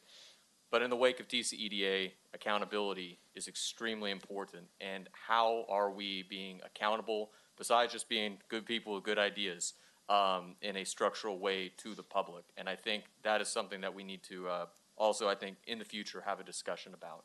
Other than that, thank you for being here. You've got a lot on your plate, on your shoulders. It's only the future of the entire county and our budget and every program. So I don't want you to feel too stressed out, but I have a lot of faith in you. Thank you, Supervisor Brandon. Just one note, since it's been brought up, one structural big difference between the TCEDA and what you have for as an innovation and business assistant is that I am beholden to every other rule that any other county department has. So I have a very structured budget. I have a discretionary budget of $15,000, which gets me very far. And the Board of Supervisors yourself, you are now directly a part of this process, as well as Tracy. So there is a lot more administrative rules on me, and I'm very aware of it. And I look forward to making sure that all of our constituents understand that I am very cognizant and definitely someone that they can be transparent with and talk to. Great. Thank you, Cole. Supervisor Goldenberg. Yeah, I'll just tag on briefly, Cole. Yeah, a lot of things going on. I need to learn more about, what you've got going on in your operation. And again, kind of, tagging on to the TCEDA is the visibility of what you're doing is very important to the public out there. That was a large part of their concerns. And so we need to see what we can do as an outreach to let the public know what's going on an ongoing basis. Absolutely. Okay, thanks. Supervisor Howe. Yes, I like Supervisor Brandon really feel that the board is responsible for your structure. And I'm looking forward to working with the rest of the board to create that structure that will help. And in that, I wanted to ask you something.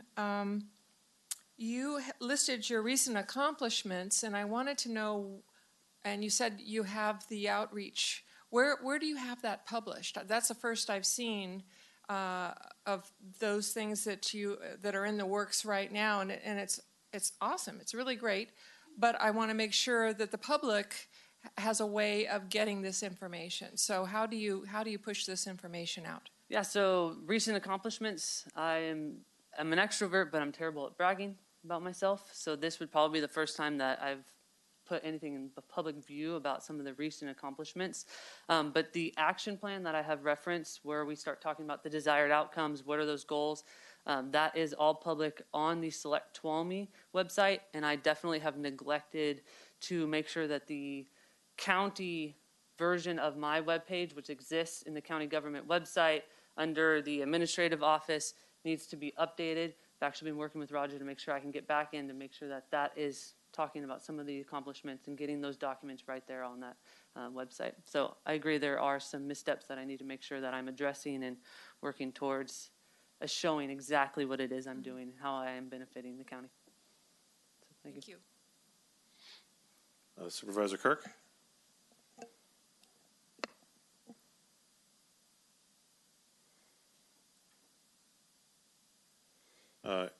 Sorry, I'm having technical problems. No, I won't spend too much time. I agree with half. The board is in charge of the structure, and Cole's very cognizant that he works for the board.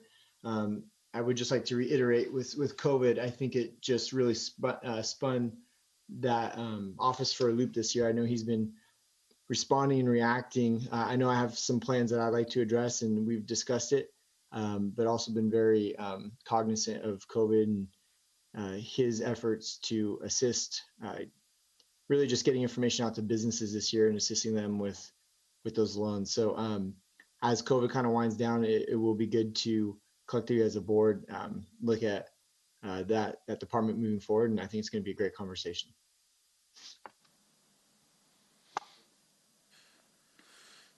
Yeah, and I'll just say, there are many things that we've worked on and we could talk about, but just the one thing I want to highlight is that more has been done with respect to shoring up broadband and security in Tuolumne County in the past, say, 11 or 12 months than in the past 10 years. And Cole, you're a big reason for that, and it's been great to work with you on that, and you've been kind of the central hub between Tuolumne County and some of our neighboring counties and other partners involved in getting this valuable resource improved here. So that's one of many things I could highlight, but I'll just stick to that one for now. Thank you for that very kind note. Thank you. Yeah, well, thank you. Okay, with that, we're going to break for lunch. We'll reconvene at 1 o'clock. And thank you all for your patience. Okay, hello again. We're back in session for this special meeting of the Tuolumne County Board of Supervisors. We are performing board member orientations here for multiple county departments. I just want to check and make sure, Supervisor Kirk, are you with us?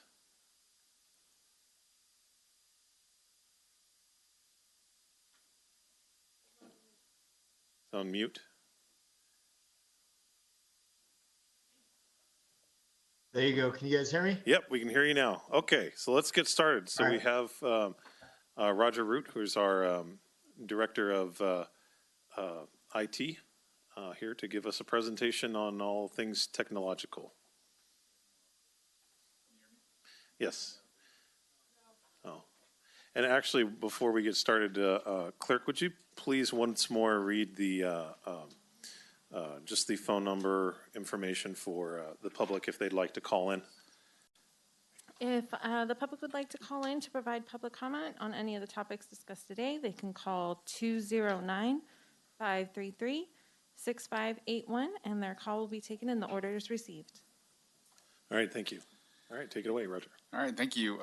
Good afternoon, members of the board, and welcome to the new board members. I appreciate this opportunity. I know that this was arranged for your education, your benefit, but I spent the entire morning being educated myself on what a lot of people are doing in the county that I didn't even know about. So thank you. I am Roger Root, your Information Technology Director. Today I wanted to provide you with a quick overview of our department, and then give you the opportunity to ask any questions you have of me, and give you the opportunity to schedule time with me in the future if you have additional questions. I'd like to start by talking about our IT team, maybe. Your IT team has 17 members, including myself. We have 3 main divisions. The Enterprise and Departmental Solutions Division, which supports and manages all the applications used by county staff to run their respective lines of business.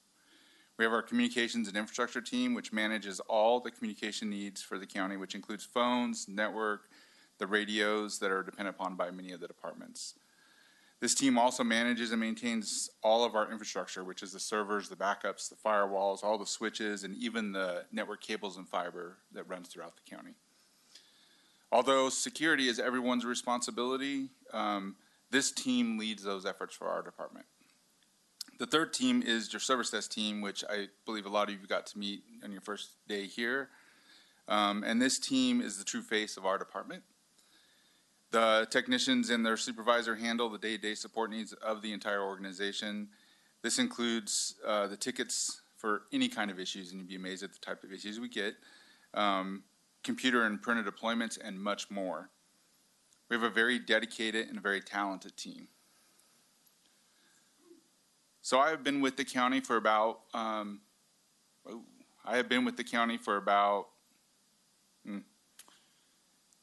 to go back to that slide in a few minutes. I must have changed the order. Sorry, Christina. I've been with the county for about 2 years now. It'll be 2 years in March. And my focus really in the last 2 years has been around people, processes, and technology that we have within the county. I've worked with our team to really evolve the culture and improve the morale of the IT team. Technology is an essential part of every business line in the county, and it is needed to run the business that the county is providing for the community. The IT team must be true partners with all the other departments, but in order for us to make that happen, the team had to be productive and has to be trusted.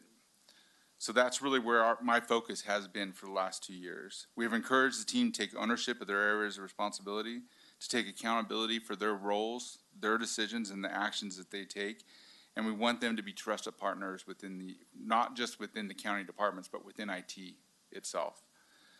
All this has required a lot of changes in our processes, improvements in the way we provide our service, and a different look at the technology we are using in the organization today. I call it a continuous improvement mindset.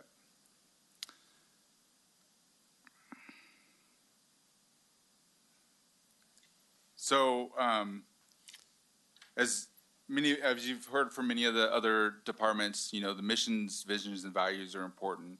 It really sets our strategic direction and the aligns with where we want to go.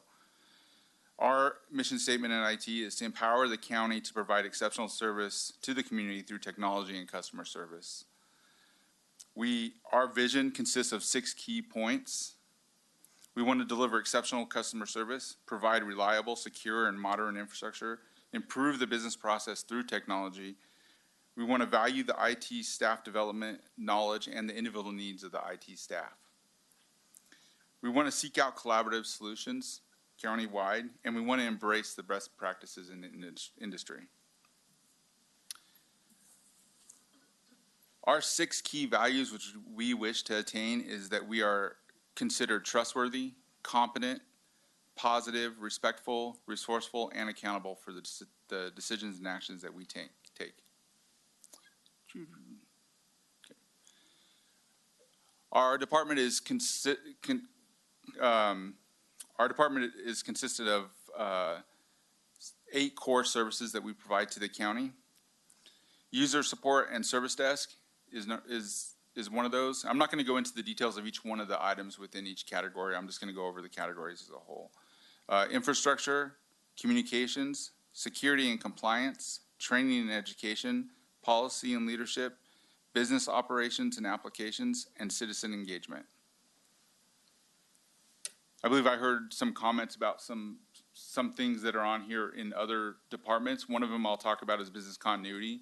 With technology being so important in all the business lines, business continuity is key to what we have going on. So we talked about the public safety power shutoff. Business continuity is essential to what IT is providing and what we look for in the future for our technology department. All right. So now, I'm going to go all the way back to this slide. I want to show you a few stats regarding the IT department. We have over 3,000 devices connected to our network today, which is kind of astonishing when you look at the size of the organization to have that many devices connected to the network. We have over 75 terabytes of data. That is both the data that's used daily by the staff and the backups and the redundancy recovery that we have available. We manage and support over 250 systems and applications throughout the county.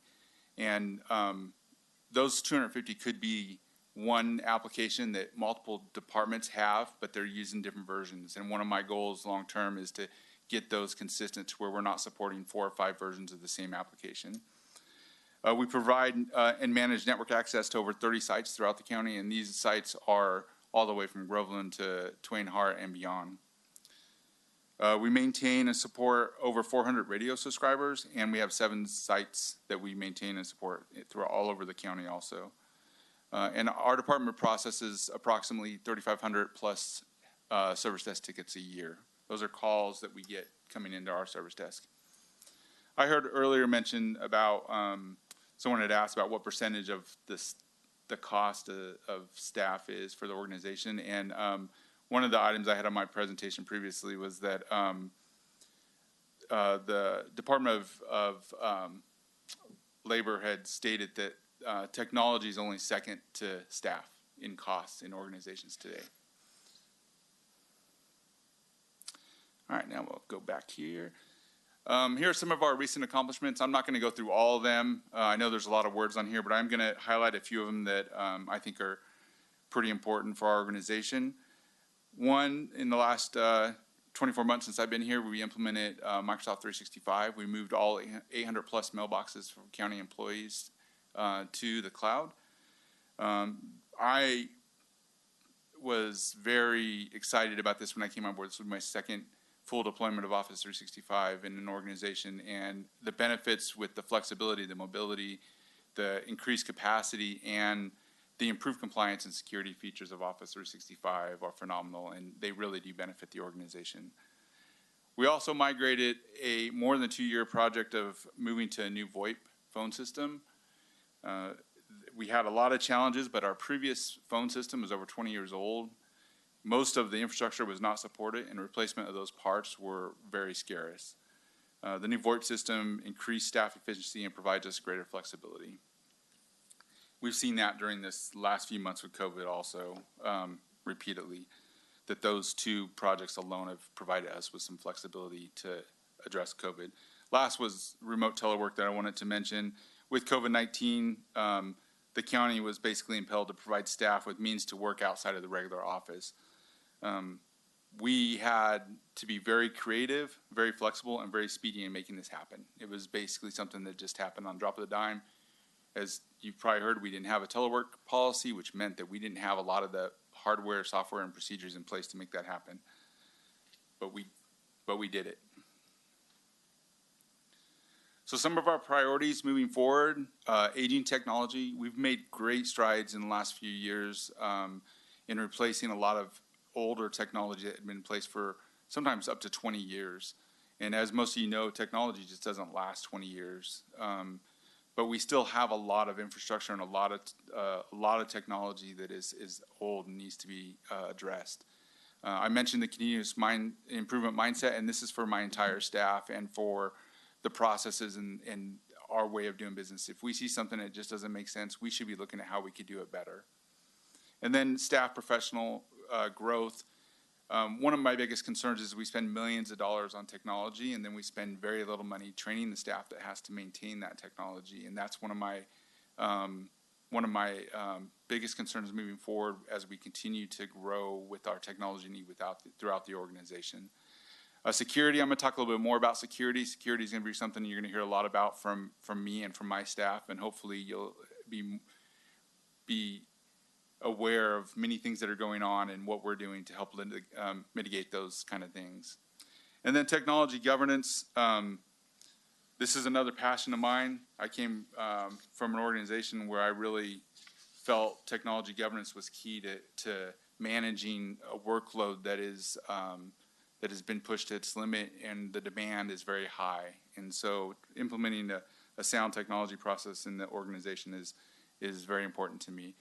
And then aging radio equipment. We have a very aging radio infrastructure and subscribers that need to be addressed. And with some of the new regulations that are coming on board, some of our hardware does not allow us to meet those requirements that are coming on board. And then the network system architecture. This really is making sure the design of our network and our infrastructure and our servers and our county departments is designed in a way to where we don't have failures repeatedly, and that if there's one thing that goes down, it doesn't hinder that department from working for days on end. So I wanted to talk about the security piece just a little bit more. Over the last 2 years, we made a tremendous amount of progress in improving the security posture of the cybersecurity posture of the organization.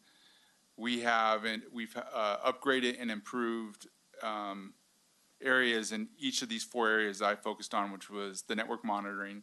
And this is really monitoring traffic and monitoring the type of traffic we're seeing on the network.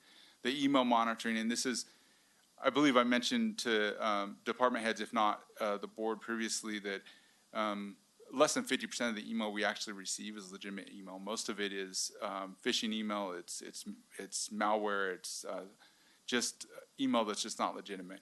And so we're capturing most of that email before it comes into the organization.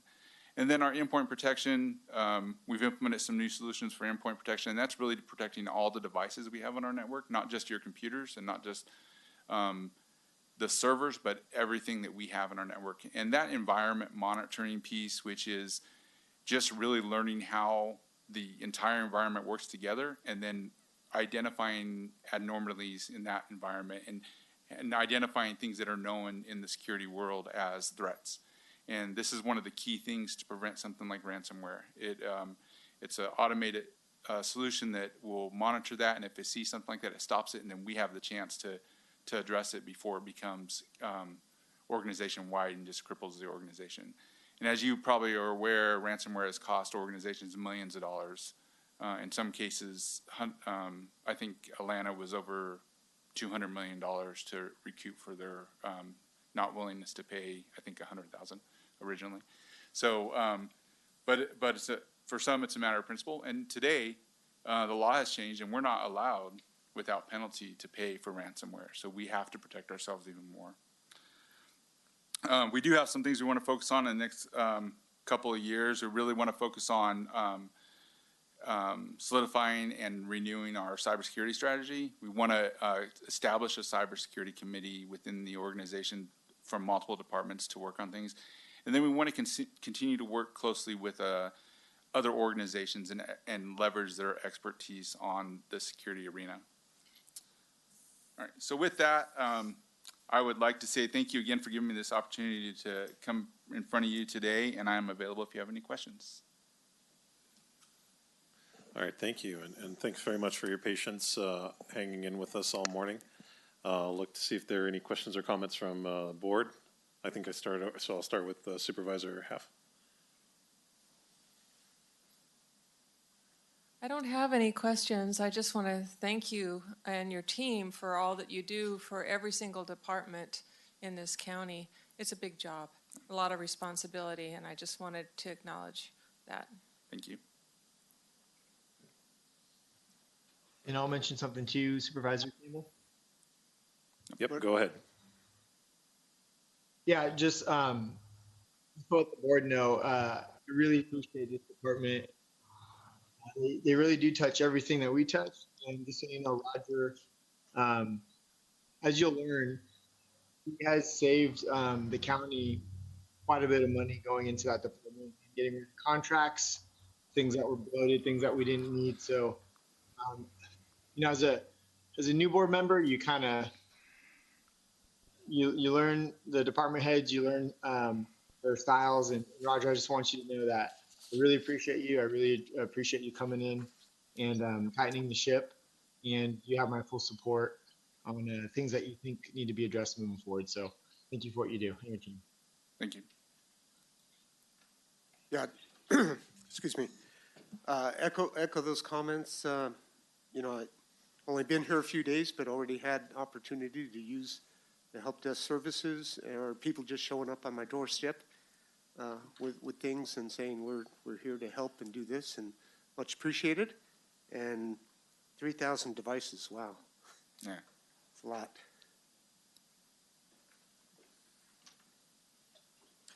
Well, Roger, yeah, thank you for being here. And I read a lot of news, and you can't go too many weeks without seeing a ransomware case or an Internet of Things, DDoS attack on a company. I know that especially a very complicated system is going to be vulnerable to that without the work you're doing. So thank you for all of that. I have absolutely no idea what the specifics of that actually entail, and so thank you for taking charge of that. Anything that we can do to be more cyber secure, please let us know. Love the idea of creating a committee, people to be able to help work on that. I probably won't be much help on it, but probably some people who are very well qualified for that. And other than that, I'd be very interested at a future date in your opinion on any type of enterprise software where you think some efficiencies could be added into the county specifically things I've used in the past, like Slack or Atlassian's Jira workflow software. I'm sure for implementation, you have a hugely valuable perspective, and that'll probably be its own thing. But I really appreciate you being here. Thank you. Thank you. Yeah, and I echo a lot of the comments that were just made. You started not long after I started. I think you were one of the first department head hires that I had some involvement in, and I remember when you came to us, you brought a huge amount of experience, and we had very high hopes for you when you started, and you've more than exceeded those hopes. We have advanced technologically in this county so much in a very short period of time, and now that we're kind of seeing the bugs getting worked out and people getting used to the new systems, things are running much more smoothly, and I think there's a lot more capability in there. And that's in a large part to what you brought us with your expertise. So I really appreciate it. And again, this is the unsung heroes of Tuolumne County are our IT staff. It's not something that the public is going to see. They're not going to see the work that you do or the work that your staff does on a day-to-day basis. They're not going to have a whole lot of interaction with them, but they will see it when things go wrong. And so the fact that we've had relatively few problems in that regard shows that you're doing a great job. And I really hope that people appreciate that, and that you can go back to your staff and tell them that the board appreciates it as well. I will. Thank you. Thank you. Look into the back. Do we have any public comment? Okay. Supervisor Campbell, I just wanted real quick with Roger. You may remember that Roger was an IT director was my first request as the incoming CAO. And Roger is one of the department heads that's actually appointed by me. And we were really, really excited when we found Roger, and we were expecting that when we actually offered the position, he would say, no, I was just kidding. But he's been, as you just said, he has been done an amazing job for us, and then as an extension, that goes out to our community. His staff and the workplace morale within that department is entirely 100% different now than what it was when he first came in. And I still receive comments from his staff about how happy they are with his leadership. So I want to make sure I took the time just to say thank you, Roger. You've done a great job for us. Thank you. Thank you. Agree there.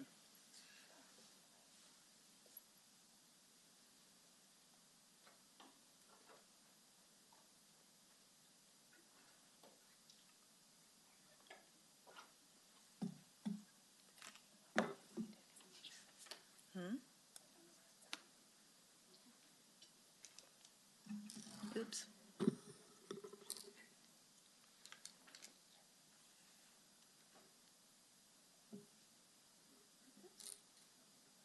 Yes.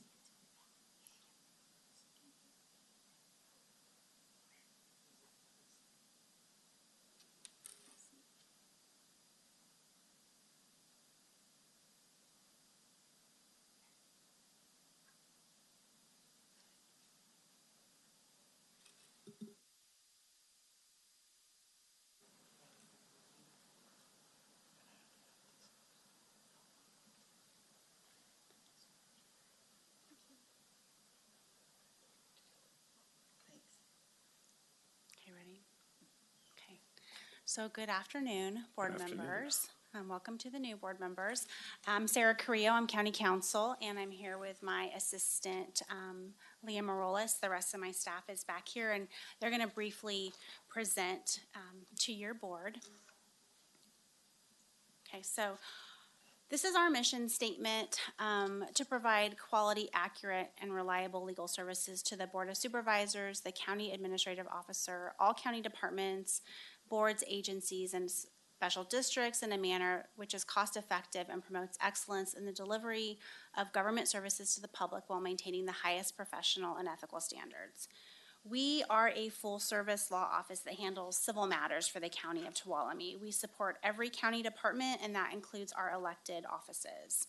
We provide advisory, transaction, litigation support on issues of vital concern to the county and its residents. That includes public safety, adult and child welfare services, land development, environmental protection, real estate, contracts, public finance, taxation, public works, elections, and so on.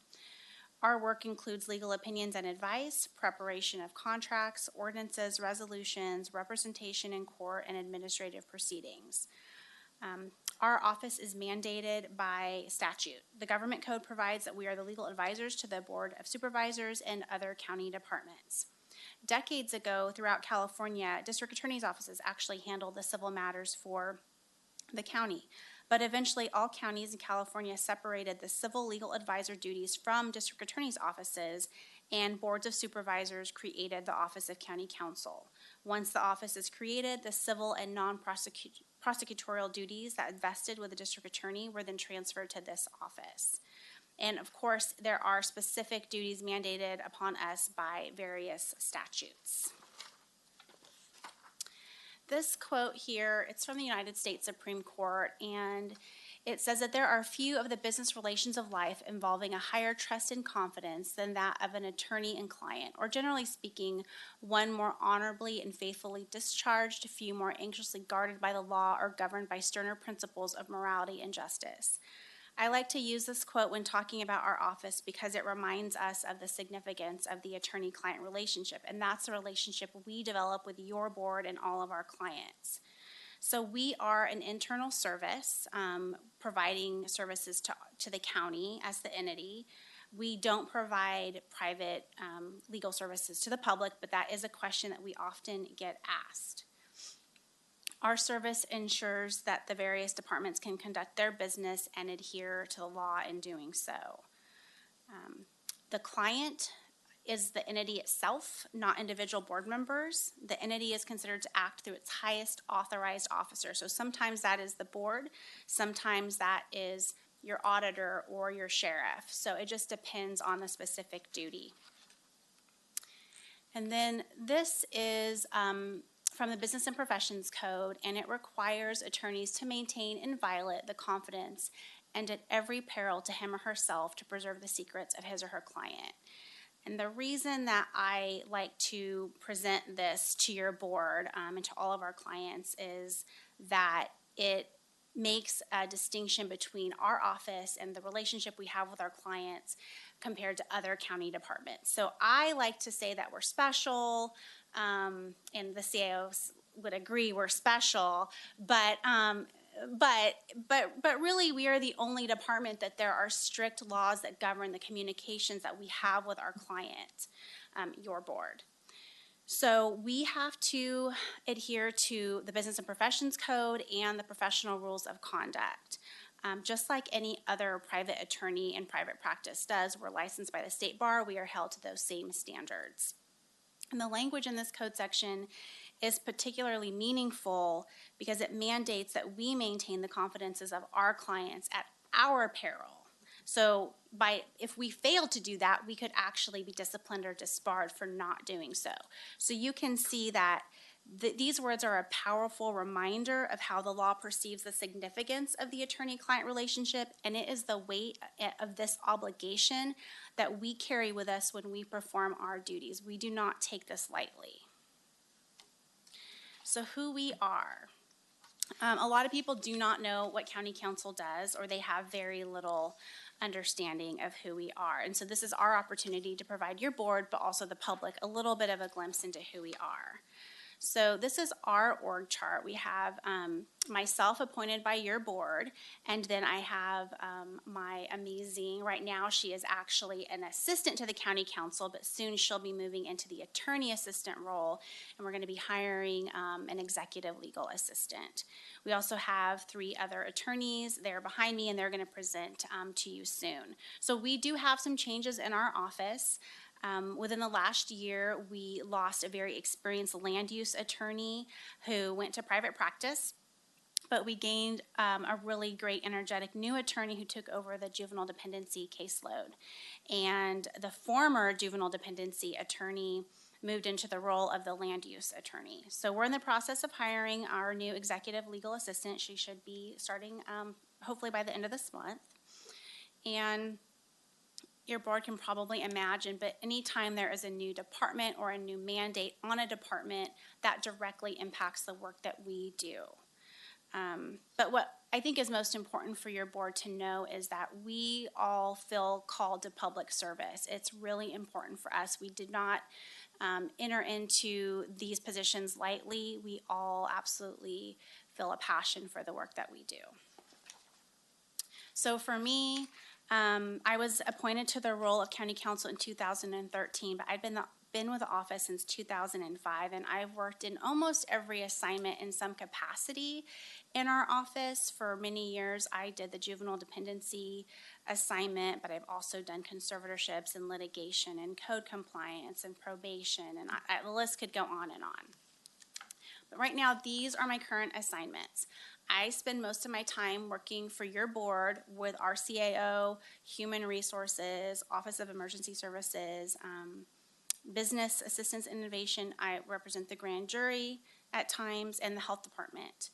I want to tell you a little bit about myself, and as an introvert, that's difficult. So, but I think it's important for you to know I was born and raised in this county. I went to Curtis Creek Elementary School, and I went to Sonora High School.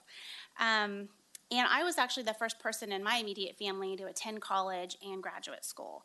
So when I wanted to return home, I didn't know if I could find a job here because, you know, that's not always easy. And I commuted for a few years, and I actually did a 6-month stint as a deputy probation officer, and then a position in this office opened up.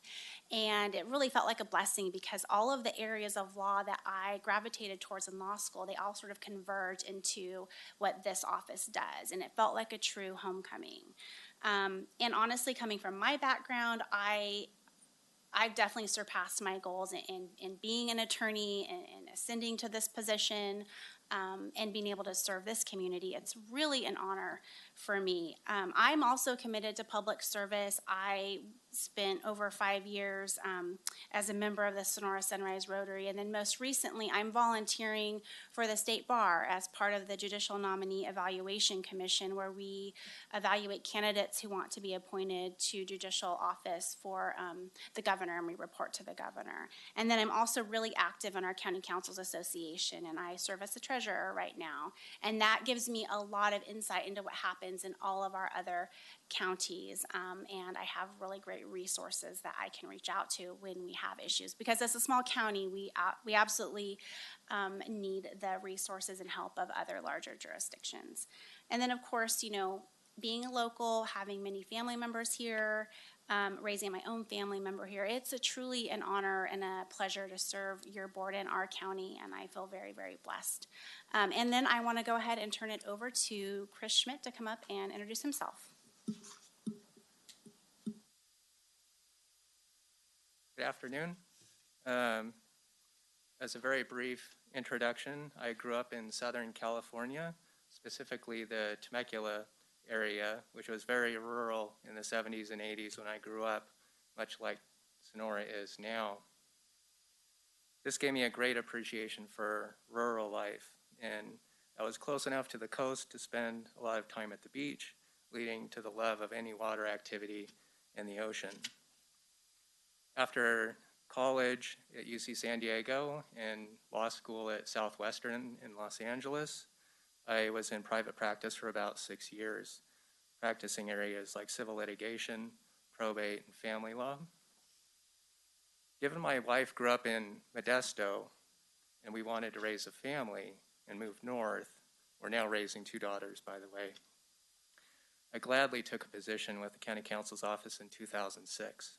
So for the last 14 years, I've had the privilege of representing the county in assigned litigation, liability claims, adult protective services, for departments like the Public Guardian, which initiates conservatorships for adult dependents, the Public Administrator, which handles decedent estates, and finance departments such as the auditor, assessor, treasurer, and tax collector, JPAs such as ATCA and Motherload Job Training, elections, and the airport, which I do appreciate as a former pilot.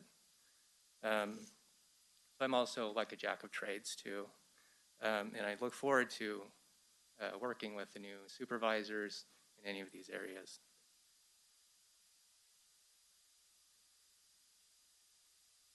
Hold on there, Chris. Just making sure, any questions from the board for Mr. Schmidt? Okay. Okay, good afternoon, Board. My name is Cody Nesper. I have been with the County Council's office since October of 2013. During my first 5 years with the office, my main assignment was child welfare cases, the dependency caseload. I also had a few other assignments during those first 5 years: animal control, IT, special districts, and others. As Sarah mentioned, at the beginning of 2020, I shifted into my current set of assignments, which include the Community Development Department, Public Works, Code Compliance, Ag Commissioner, Environmental Health, Facilities Management, Fire Departments and Districts, LAFCO, Solid Waste, and a few others. A little bit more about myself. I was also, like Sarah, born and raised here in Tuolumne County.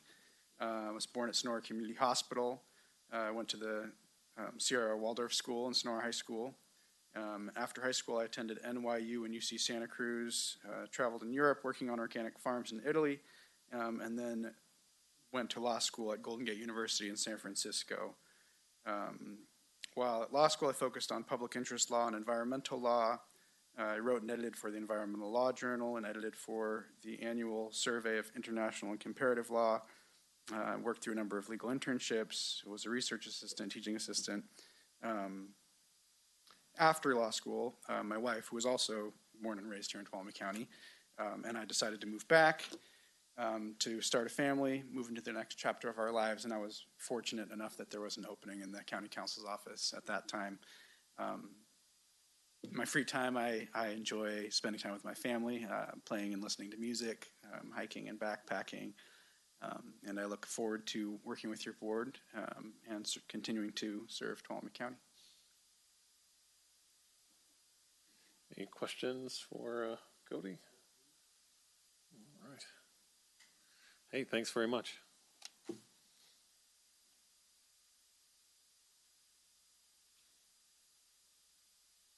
Good afternoon, everyone. My name is Maria Sullivan, and I am the newest Deputy County Counsel. I arrived here last January, so I'm fresh on the team. I'm originally a Kansas girl. I was born and raised in Wichita, received my bachelor's and law degrees from the University of Kansas, became licensed to practice law in Kansas and Missouri, went to work for an insurance defense firm in Kansas City. I practiced insurance and workers' compensation defense. It was in Kansas City where I met my husband, Tim, and we moved to England right after we got married there because he was stationed with the Air Force. We lived in England for 3.5 years, had 2 of our kids there. While there, I spent time volunteering and traveling with the family. We returned to Kansas City in 2007 and had our 3rd and final child. I devoted all that time to raising kids and volunteering with their schools and in the community. In 2012, my husband was offered a job here in Sonora. He's from Southern California. So we moved here and arrived here New Year's Day, 2013. At the time, I continued to raise my kids, volunteer with the schools and local organizations. I worked part-time with the Public Health Department. I also served on the Juvenile Justice Commission with the Motherlode Regional Juvenile Detention Facility when they first opened. However, I was not yet licensed to practice law in California, and because I was not licensed, I was not sure what I wanted to do next. My kids were getting older. They're now 11, 13, and 15, and I was ready to get back to work. But in October of 2018, I broke my ankle while I was trail running in Hawaii.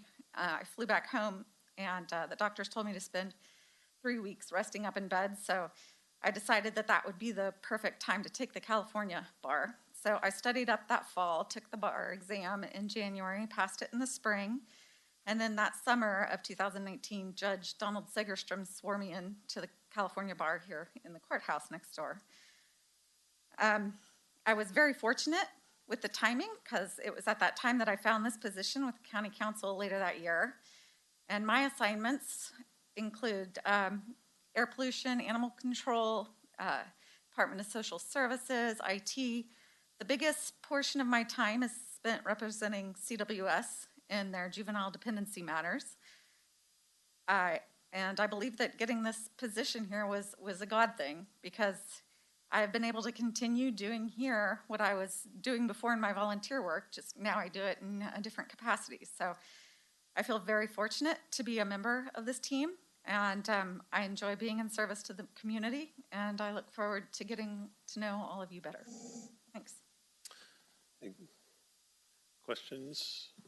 I just wanted to say it's great to have you here, and I know some of the work that you do with CWS is very heartbreaking, and it's a lot of information that you can't share with a lot of people, and so we may not necessarily see a lot of the work that you're doing, but I understand the work, and that it's very challenging and very important to some of the most vulnerable people, and deals with some of the most vulnerable people in our community. So thanks very much for that. Well, thank you, Supervisor Campbell. I appreciate that.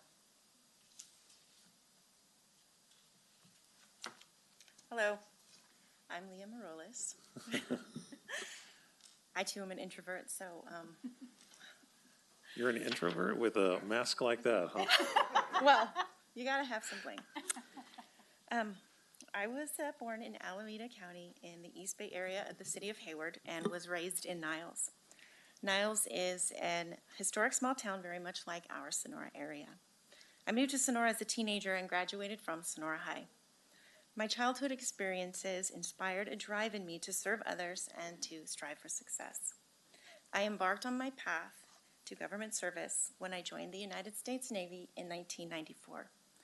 After my tour of duty, I returned to Sonora with my young family. When I began my career with Tuolumne County in 1999 at the Department of Social Services, my daughter Lauren was almost 2 years old. I was hired by County Council in 2005 when my daughter was 8. Now that she is nearly 24 and out on her own, my career with the county is set to change yet again. I recently accepted the position of the Attorney Assistant for County Council, and I am currently attending classes to obtain my paralegal degree, and I am beyond excited to begin working in this new role, even though I might not be showing it right now. Currently, I am the primary administrative support / office manager for County Council. I assist Sarah with a myriad of complex tasks, and most of which are highly confidential. I provide assistance with the County Council budget, including accounts payable and accounts receivable, and along with the duties that come along with the daily operation of a busy law office, I provide administrative support to County Council deputies Chris, Cody, and Maria. I am responsible for updating and maintaining the Tuolumne County Ordinance Code. I monitor court calendars to ensure the attorneys are in court when they are required. I prepare case files and other legal documents. I assist the attorneys with trainings to meet their continuing education requirements by ensuring they're attending compulsory trainings. And I also assist the attorneys with trainings that they provide, including AB 1234 ethics training and Brown Act training. Lastly, I work closely with our local court and the courts throughout the state. Working in the Office of County Council is challenging and very rewarding.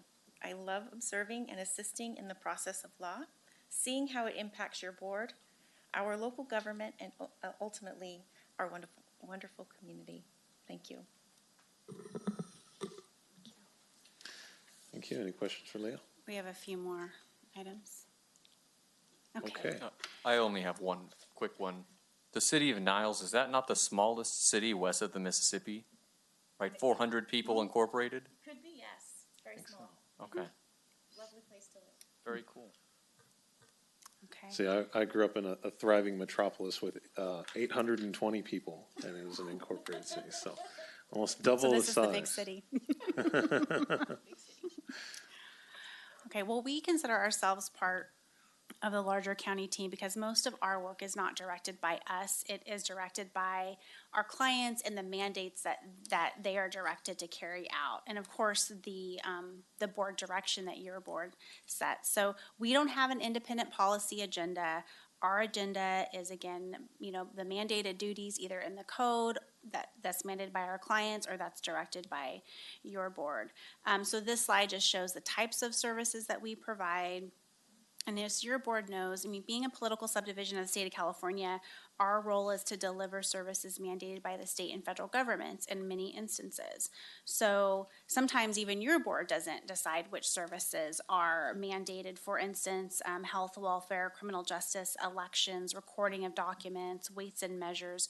Those are all state prescribed, county administered functions. And again, many of those have performance standards that we assist our clients in attaining. On a daily basis, we help county departments operate their business. So that can include reviewing a contract or, for instance, this year, spending a great deal of time advising public health on the pandemic and sort of all the legal issues that arose regarding that. We assist the CAO with real estate transactions. We answer questions for your board.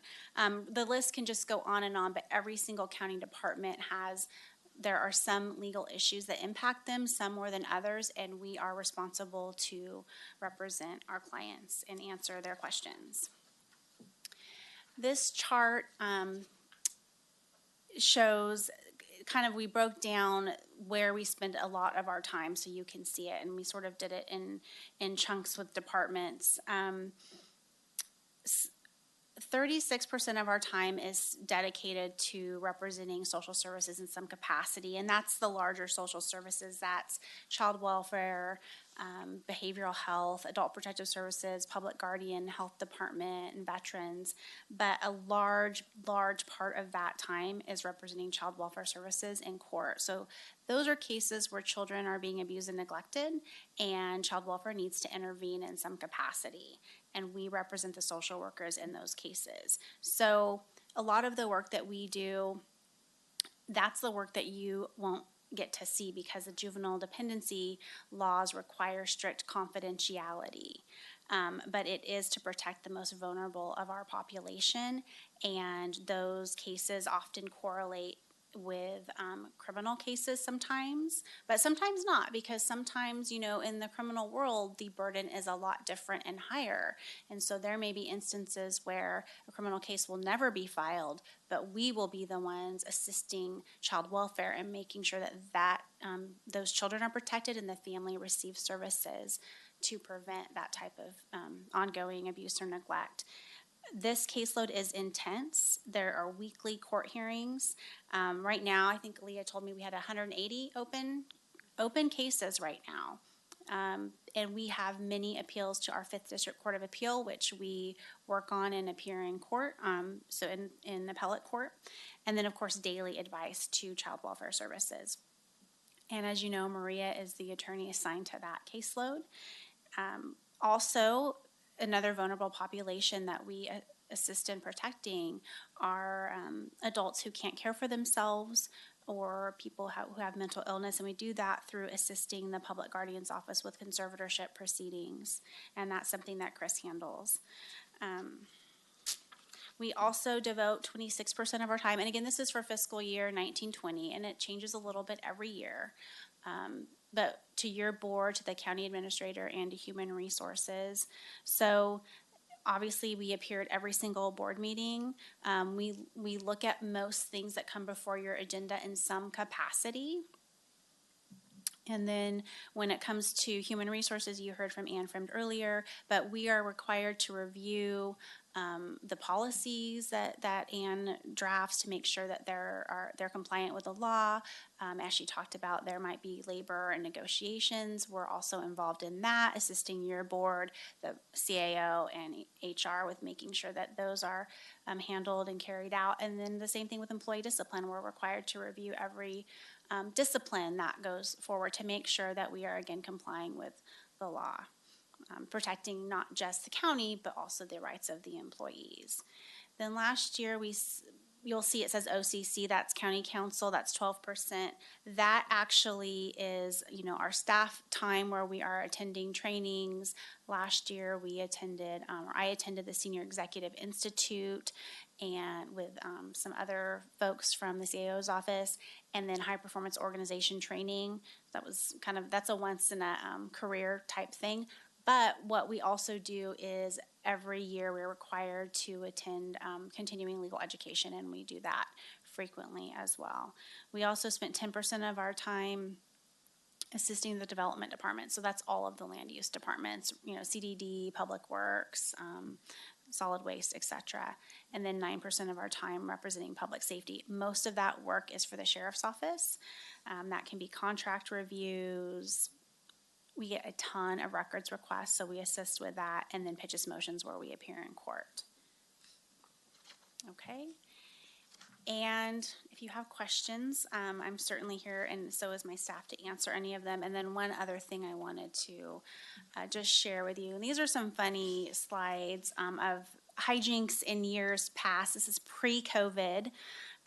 We have been known to sort of sneak in after hours and pull a little bit of hijinks, which I think mostly is appreciated by our CAO's office. I know Supervisor Half is familiar with this, but really, there's lots of stories behind these pictures, but really it's team building. We laugh together and it improves the morale in the office. And I'm a firm believer that, laughter is the best medicine. And so for us to be the best employees, we have to bring a little bit of levity to the seriousness of the work that we do.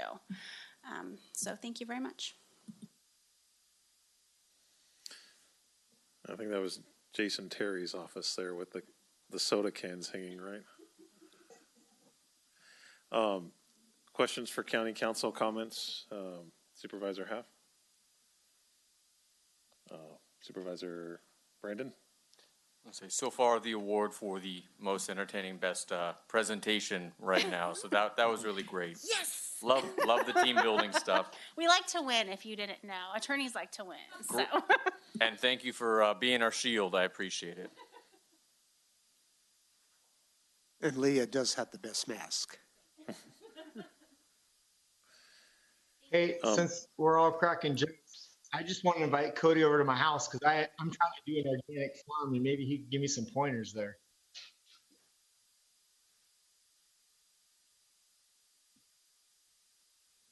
And then before you go, just for my coworkers' information, you'll hear no a lot from county council. In fact, you had a picture of the big wheel, and the biggest piece of the wheel was a big black triangle that says no with an exclamation mark. And it's their job to do that. It's their job to say no and to understand the law in ways that we will not be able to because we're not attorneys. And that's been my experience. I think you've said no to me many, many, many times, but the real value is that even though you say no, you come back with, but here's what we could do. So I always see that with county counsel's office, they always have an eye to accomplishing the priorities and the goals of the board, but also protecting the county from liability while doing that. And so it's something we absolutely need, and you do it really well.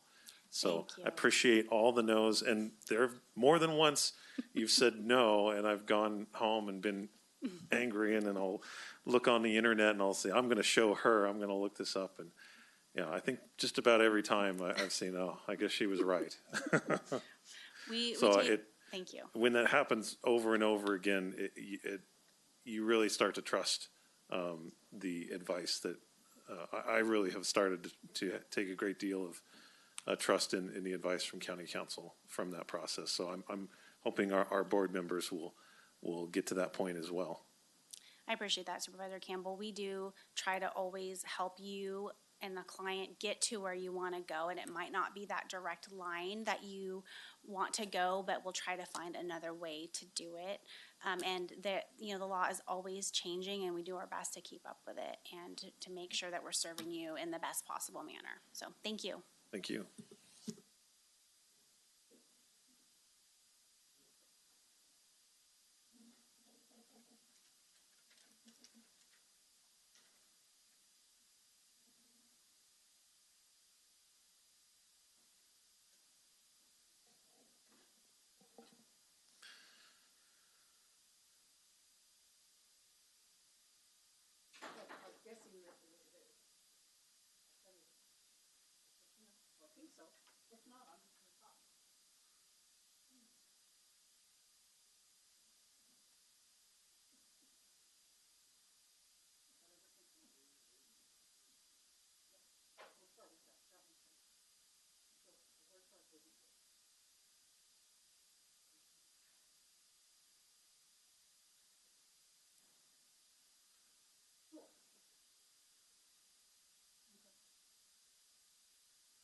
Good afternoon.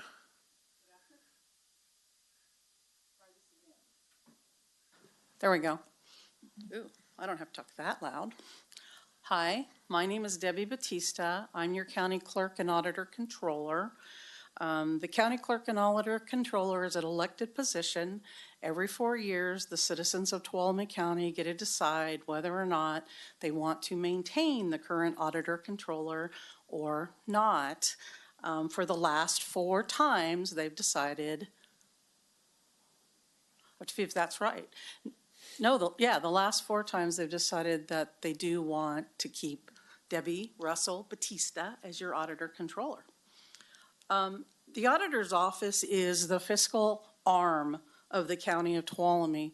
One of the things that I hope you get out of this presentation is that budget and finance are materially different, and that Brent Wallace, the old CAO, used to tell the board every time that he would present a budget that the budget is the spending plan. You have any questions about the budget, come see him. He's the budget guy.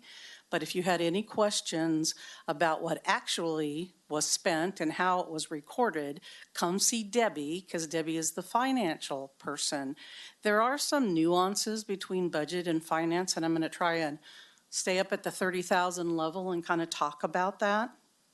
So the auditor's office is the checks and balances. Anything fiscal runs through our office. So we pay all the bills of the county of Tuolumne, departments and some of the special districts and some of the outside districts that are in our financial system. So some of these facts I think are going to surprise you a little bit. There are 387 different funds in the financial system of the county of Tuolumne. Of those, you guys are only over 25 directly. The rest of those are some of the outside, somebody likes me, the outside districts, trust funds, and we're going to kind of get into those and what they mean. So we pay all of the bills for all of those 387 funds, and last year we wrote $19,000 worth of checks for almost $90 million. We also did about $2.5 million in credit cards. Those checks are only accounts payable. They don't include payroll. Tomorrow, 728 county employees, court employees, and some special district employees will be doing the happy dance because they get paid. Every 2 weeks, we pay about 730 employees. The county has to comply with all of the federal, state, local rules. So we are under generally accepted accounting principles. We're under the government accounting standards, boards, policies, and it seems like they change all the time. We're always being audited. We are audited from the state, from the federal, from the outside districts, from our outside auditors, and sometimes the public. The public will come in and want to look at some of our activities. So let's talk about funds. So one that you all are going to be very familiar with, if you're not familiar with, the main fund for the county of Tuolumne is the general fund. That's where most of the departments who provide services, that's where their activity is recorded. That includes the sheriff's office, the board, the district attorney, your office. Most of the service departments for the county of Tuolumne is under the general fund, hence the word general. Then there's only one of those, and there can only be one general fund. Then there are special revenue funds, and the name special revenue fund, special revenue means exactly what it says, is that their revenue source comes from some revenue that is particular to them. So for example, the majority of the revenue source for the road fund is your user tax. From social services and all of HSA is realignment and aid from the state and the federal government. Those funds are all separate. You cannot commingle. You can't take money from, and CAO Riggs will tell you this will tell you and has told you every single budget year.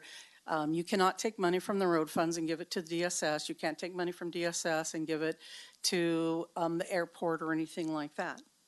So there are 13 different special revenue funds in the county that you all deal with. Then there are 35 county service funds. These county service funds were all made and put together with pre-Prop 13. So their revenue source is property tax. Most of these are for roads, and they're very particular, and the area that they serve is just their area. You cannot take from service area 14 and give it to service area 16. And there's 35 of them. There's 7 lighting districts, and again, they only to that area that they're in. There's 5 cemetery districts. What's really unique about a cemetery district is that a cemetery district is a dependent district. They are independent, that they have their own board, but you, the Board of Supervisors, actually appoint the people to their board. They do their own budget. They're required to be in the county pool. They're required to have me as the auditor. But you guys appoint their board, but their board governs their district. And there's 5 of them. Then there's 2 permanent road districts. The difference between the permanent road district and the county service areas is the county service area's main revenue source was property tax. The permanent road district is that they assess themselves. And we only have 2 of those. Years ago, we decided between the CAO's office and the auditor's office that we wanted to take out capital activity out of the funds, like out of the general fund, out of the road fund, because the public would come and say, what's the cash balance for the road fund? And we'd tell them it's $7 million. And then say, well, what the heck? Why can't, kind of what you all get today, what the heck? Why can't you fix my road? You have $7 million. But $6 million of that $7 million had to do with 2 or 3 different bridge projects, and it was totally dedicated to the bridge. And every year their budget was a roller coaster, depending on how big the projects were that year, or the big the projects were for multiple years, because as you will see that some of your capital projects take a couple years maybe, or a year and a half, where they cross budget periods. So we decided to take, at that time, and maybe we'll get back to it, we actually had 4 capital funds. Right now we only really have 3 active funds, 1 for the airport, 1 for the roads, and 1 for the county.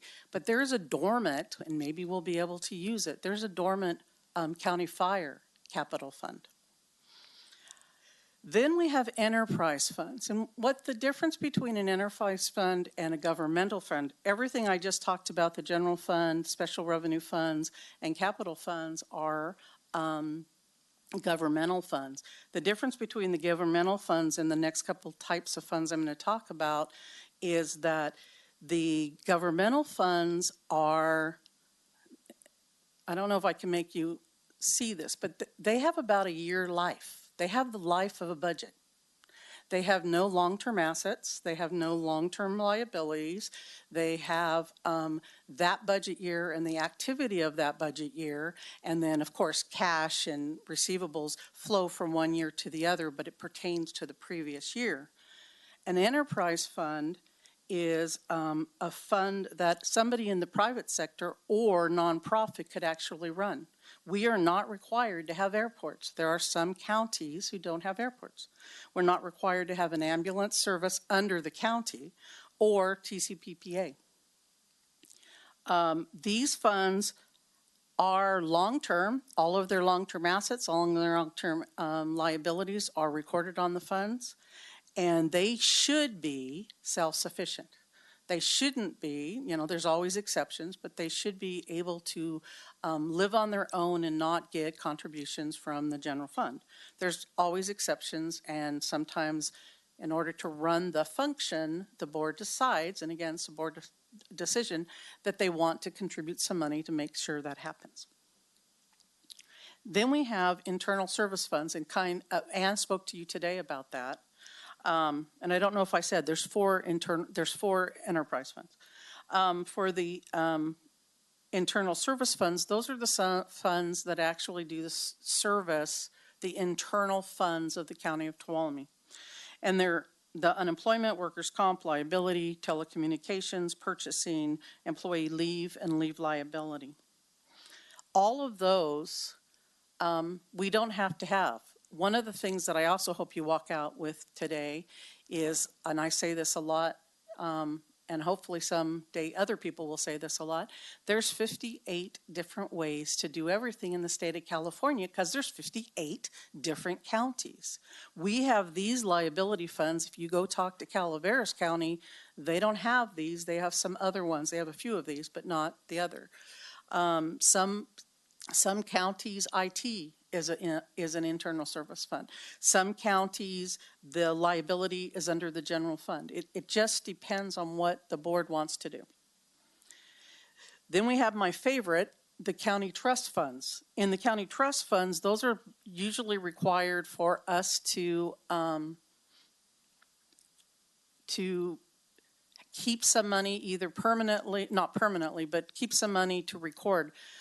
Your Prop 172 funds have to be recorded in a county trust fund, and it's there for a nanosecond. So it goes in, it comes out. But some of it is your CDD department and your road department requires as part of the building to put money aside to contribute to, for example, a stoplight. So those sit in trust funds until the other area is built up and they have enough money and they build the stoplight. There's 163 trust funds in the county, and they're all county trust funds. They can't, again, be you can't take money out of one of the trust funds and give it to the other trust funds. They are definitely dedicated to whatever that service is. Then we have schools. You may or may not know that all of the schools keep, and there's 163 trust funds if I didn't say that. And then the schools, there's 102 school trust funds that the County of Tuolumne keeps. We do not keep the records of the school activities. You can come and I can tell you what the cash balance is of Sonora L, but if you ask me what their payroll is, I would have no idea. You would have to go see county schools to find out. Then, believe it or not, we still have court funds here that are required to be here. And then we have, there's 11 of those. Then we have outside funds where we allow some of the county, the fire districts, the independent fire districts, keep their funds in the county. They're not required to do that. Columbia Fire, Miwok Fire, they could be their own accountants, their own treasurer, and keep all their own funds. But because of their size, they choose the county to be their accountant and their treasurer. So 387 funds is what my office maintains and keeps activities for them, runs reports, does reports to the state. Every one of those special revenue funds have to do a state controller's report every year, and my staff does that. We do reports for the state, we do reports for the feds, we do reports internally, it seems like we're doing reports all over the place. So that's kind of like the accounting side of the county and where we are. And the people on my chart that does that is from the right side over. We have 2 people who do accounts payable. We have 1 person who's dedicated to payroll and 2 other people who help, but they also do general accounting. We have my assistant who is absolutely wonderful. I say this a lot and I'll say it to you, that Tuolumne County's auditor's office does every single thing that LA County's auditor's office does. We just do it on a smaller scale. We don't write anywhere near as many checks as they write, but we still write checks. We still have to account for all of the funds. We still have to do all the reports to the state. We still have to do the single audit. We still have to do all the financial statements. We still have to validate grants, sign off on behavioral health, DSS. There's lots of things that we do we do everything that LA does, just smaller. The other thing that I'll say to you, and I say it all the time, is I'll put my auditor staff against any of the other 57 auditor staff. These guys are dedicated. They really, really love Tuolumne County. That's why they're here. That's why they want to serve the office. And I am very pleased to have them work for me, and they're wonderful people, and we should all be happy that they're there. So another function that the auditor's office does, and the best way probably to describe this is like a three-legged stool, and that's property tax. You'll hear from the assessor, you'll hear from the treasurer, and you'll hear from me that we all deal with property tax. And we all think what we do is the most important portion of that. But in reality, it's like the three-legged stool, that if any of the legs are longer or shorter, the stool's going to fall over. So the assessor, and he'll get more into that, will assess our property tax. The auditor office puts the rates on the property tax and allocates the property tax. This fiscal year, we will allocate $82 million of property tax to all the jurisdiction in Tuolumne County. That's the schools, that's bonds, that's the county itself, that's the special districts. And then the treasurer sends out the bills and he collects the money. So that's kind of the auditor controller. Almost anything fiscal runs through me, runs through our office. I have a great crew. If you have any questions, I'd love to talk with you. If you want to see any numbers, I have lots of numbers. But that's the auditor's office. Thanks very much, and thanks for being patient. Okay. And No, I still have the clerk side and the election side. Okay, any questions on the auditor side? Okay. Okay, here's the easy, the next two should go fairly fast. So the other title starts out with county clerk. And under the county clerk, I'm the commissioner of marriages.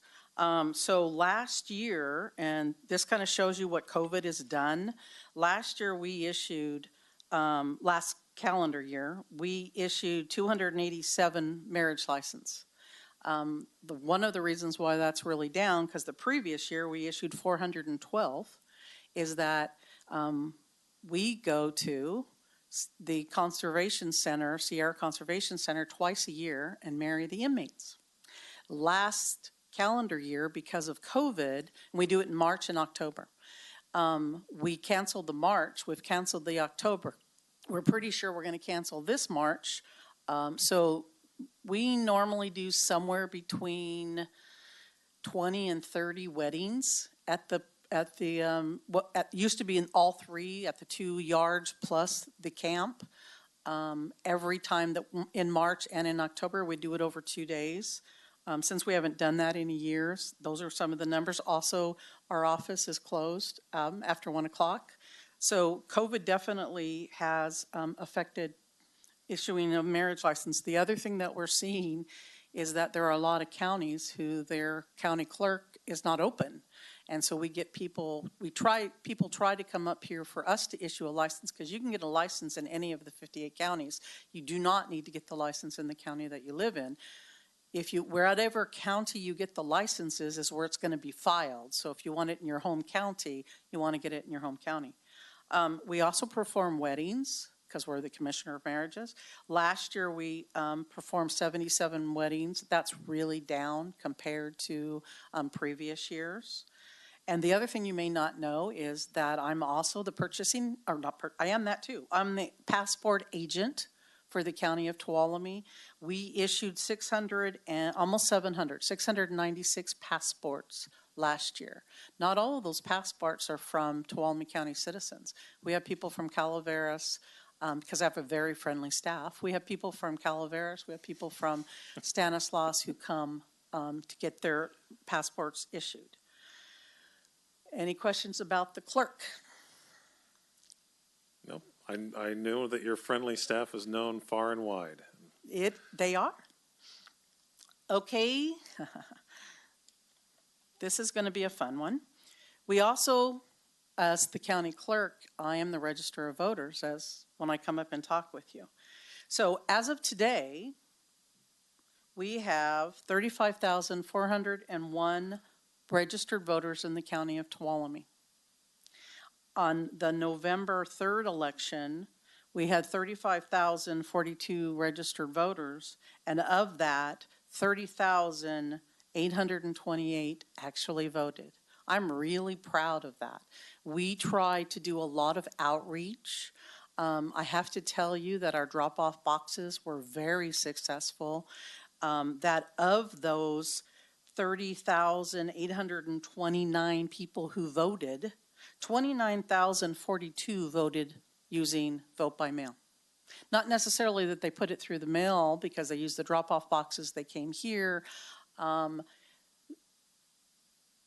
When people talk about the integrity of elections and they talk about all of the safeguards that we do or do not have, I can tell you that Tuolumne County has lots of safeguards put into elections. I know I've spoken with some of you about the processes that we do. So some of the things that I would like to say is that every single signature of those 29,042 ballots were checked by human eyes and not a machine, that they matched the person's signature either on their driver's license or on their voter registration card. The other thing is in the state of California, one can't register to vote unless they give their driver's license number and or their social security number. And then that has to be matched up with the records at the state of California. And then it comes back to us. So when you hear some of the statements about people who go to, and this was one of the accusations, not this election, but the previous elections, that somebody went to vacant houses and signed up false people and registered them to vote. Then they got their ballots and voted there. That can't happen because the registration would never get through the state of California, would never come back to us. I can't speak to other states, but I can speak to the state of California. I'm going to get on my soapbox for about 2 seconds and then I'll get off of it. We the people, need to be really careful about statements that we make that we have absolutely no backup for, because we are eroding the confidence that we all have in the election system. And if that really goes away, wow, that's going to be a place I don't think I want to be at. So that's my elections office. The elections office works 365 days. What people don't realize is it's not just running elections. You have to do petitions from the state of California. All of those measures that were on the ballot this year, any of the signatures to put those measures on the ballot goes through my office for the citizens of Tuolumne. Again, we have to check the signatures. We have to send it off to the state to see if there's enough people to sign to put it on the ballot. We also maintain the roll, the election roll for all of the citizens. And as you know, people leave the county, people unfortunately pass away, people move, all of that has to be kept up so voters get their ballots in the right place. So when people say to me, what do you do after Election Day? It's like, okay, this is what we do after Election Day. So that is kind of what we do in elections. Any questions? Okay, well, I just want to say that, I've seen elections, several elections now in our county, and I've seen the conduct of your office and of the elections volunteers that show up every single year, or I guess every 2 years, or whenever appropriate for elections. And the way that elections are conducted in our county, I feel is beyond reproach. It is done to the highest standard of honesty and integrity, and we're very fortunate to have you and have your staff treat this sacred part of our democracy in such a way. Well, and thank you for bringing up my volunteers, because they were on my list and I forgot. We would not get through elections without the volunteers from the League of Women Voters and my genealogy friends who went on a trip to Salt Lake City with me. And on the way back, I said, hey, you want to have some fun? Come volunteer with me for elections. And they went, oh, okay. Well, 12 years later, they're still doing elections, and they are my biggest cheerleaders. And also, they're independent. They aren't in my office. They don't technically report to me, and they can attest to all of the steps that we put into place. There is nobody downstairs by themselves ever with ballots. There has to be at least 2 people all the time. So thank you, my volunteers, my little cheerleaders. Just one comment too for me, Debbie. Having never run for office before, I ended up having a lot of contact with, I'm pretty sure, every single person in the elections office, and yourself included.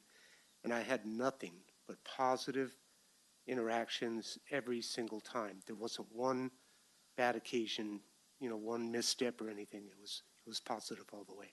Thank you. Well, thank you. I have a great, great staff. Okay, the other hat I wear that I was going to wear for exactly 1 year, and I think it is 29 years later, is the purchasing. I'm a deputy purchasing agent, and so most of the POs go through my office. Last year we issued 162 POs. The year before that was 153. As of this September, I also oversee the mail room. So you see Mary downstairs, who gets out our mail and sends our mail to the post office. The other thing that was the only part that was supposed to be a year was surplus. So when you go and speak to your counterparts and you speak about some of the things that we do in Tuolumne County, you're going to have some of them say, oh, my CAO doesn't do that, my so-and-so does that, or my this doesn't do that. I will guarantee you that I am the only auditor controller in the state of California in the 58 counties that sells cars. So I do surplus, and I just want to give a shout out and applause to Matt in my office. With COVID, we weren't sure how we were going to get around surplus.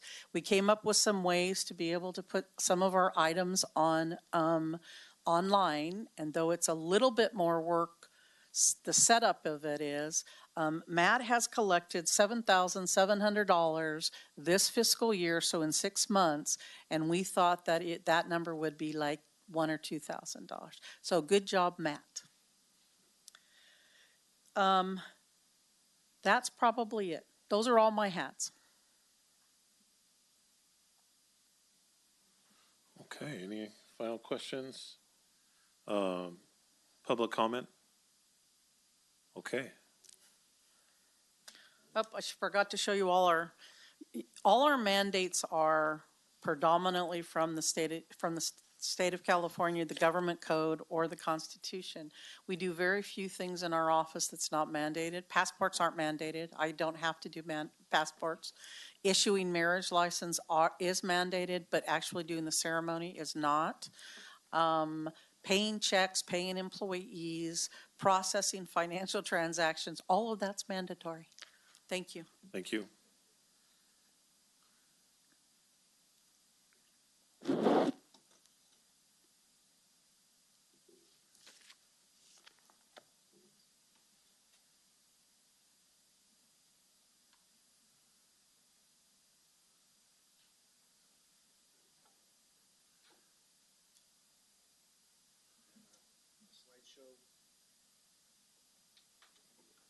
Well, Mr. Birtwistle.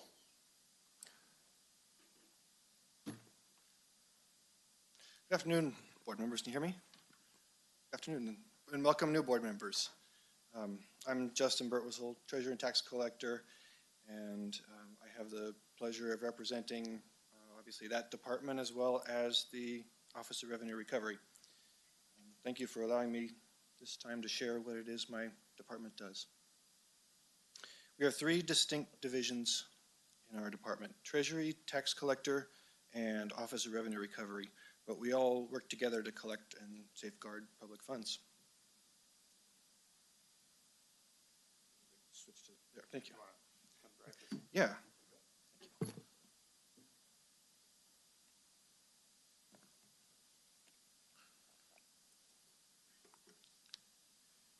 We also work closely with other departments, like Debbie said, such as the Assessor's Office and the Auditor's Office, and we provide accurate and professional services to taxpayers, county departments, and other local governmental agencies such as county schools, special districts, and she went through the full list. The green arrows in this slide represent the flow of money to the county. And you can see we work to collect from various sources, and everything goes straight to the bank. We don't authorize outflows of money except to invest idle funds or when Debbie instructs us to send a wire. The little blue arrows just represent communications that are always going on to make sure we know who owes exactly what and why. And let's see. This department has restructured twice in the last few years. Both times were to reduce the cost of operations to the general fund. There's now 10 of us in the department, 4.5 dedicated to Treasury and Tax Collector, and 5.5 for Revenue Recovery. 98% of the secured property tax bills we send in September are paid by June 30. That's on the mark with the state average. And we exceed the state average for unsecured tax. In addition to technical maintenance and reconciliation of the tax rolls, our knowledgeable tax collector staff is responsible for providing customer service to property owners to help them understand and pay the tax. It's important they receive this assistance to help them avoid late penalties, liens, and public auctioning of their properties. These unfortunate remedies are not uncommon, but they're vastly reduced by our effective collection and customer service efforts. Tax collector staff also processes and collects transient occupancy tax from hotels and short-term rental hosts, and soon to be expanded to RV parks and campgrounds. This same staff is our treasury staff. We're responsible for providing cash, secure cash and deposit services to various county departments and agencies. We verify the accuracy of deposits and quickly forward them to the bank. Treasurer manages the county's temporary investments, which include pool funds from the other agencies. This chart shows how streamlined our department has become. This is a comparison of the California counties nearest to us by population. In the third column in bold, you can see that this department costs significantly less to operate than these comparable counties. About $90,000 less than the next most efficient treasurer and tax collector's office. In the fourth column, you see we also have fewer staff. The Office of Revenue Recovery provides the county departments and other agencies with professional collection services. Revenue Recovery runs more or less on a break-even budget, meaning the total we charge for our fees for our services are very close to the total budgeted expenses. The agencies we collect for are shown on the screen. Oop, that one. And this isn't ORR's budget, this is total collections from which we are able to charge fees. These are the results of our efforts. You can see the biggest dollar customers is by far the court, followed by housing and business loans, ambulance, probation, City of Sonora, and then many others. Thank you for your time. If you have any questions, I'm happy to answer. All right, thank you very much. Any questions for our treasurer or tax collector?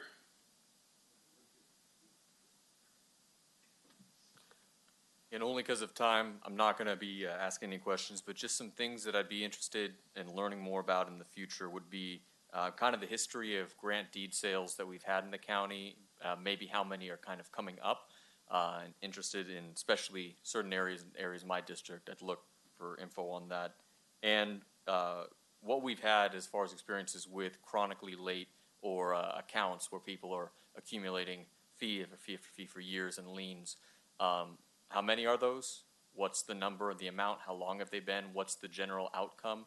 And if you have any ideas of maybe work trade programs or a way to try to recover some of that we might be able to help support with policy, anything in that area.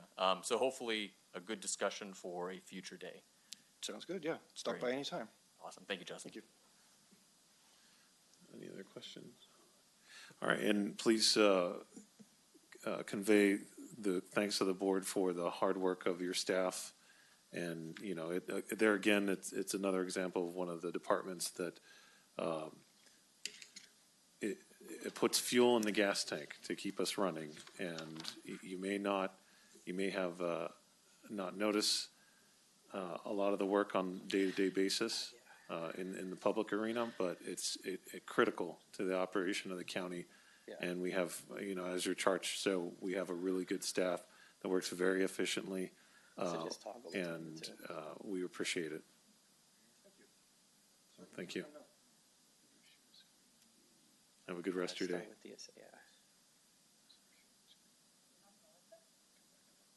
All right. And then just next page is an arrow. Cool. Hello, Mr. Assessor Recorder. Good morning, Chairman, members of the board, Kanan Whitman, Assessor Recorder, also archives. So today I'm just going to go ahead and start off with the Assessor Recorders Department. And so the function of the Assessor's Office is to discover and inventory all taxable, real, and personal property in the county and to determine a fair and equitable value to be enrolled on the annual assessment roll. These functions are primarily dictated by California Constitution, Revenue and Taxation Code, and the State Board of Equalization. In order to complete the annual assessment roll, the assessor must perform the following tasks. We have to do all the mapping, we have to maintain and update the names, mailing addresses, property characteristics, legal descriptions, revenue districts for each assessee, audit businesses on a rotating basis of businesses that are assessed at over $400,000. Process all exemptions and exclusions such as homeowner's exemption, which, by the way, for those at home listening, if you own the home that you live in, there is a $7,000 homeowner's exemption that you can qualify. You just file it one time with our office and it'll stay with you until you sell the home. It'll save you about $70 a year. And then, so back to the presentation. So we process all those claims. We process mining claims, boats, aircrafts, possessory interests, business property statements. We also process all real property transfers and building permits that require reassessment. And then also the variety of all the different claims, such as the Williamson Act, timber preserve, disaster relief, parent to child, exclusion, though that's about to change quite a bit with Prop 19 passing last November, Mills Act, and then new construction exclusions. And then I was going to go ahead and discuss probably the two main components of California property tax law. Obviously, the biggest one is Prop 13. It was passed by the voters in 1978. It was named the People's Initiative to Limit Property Taxation.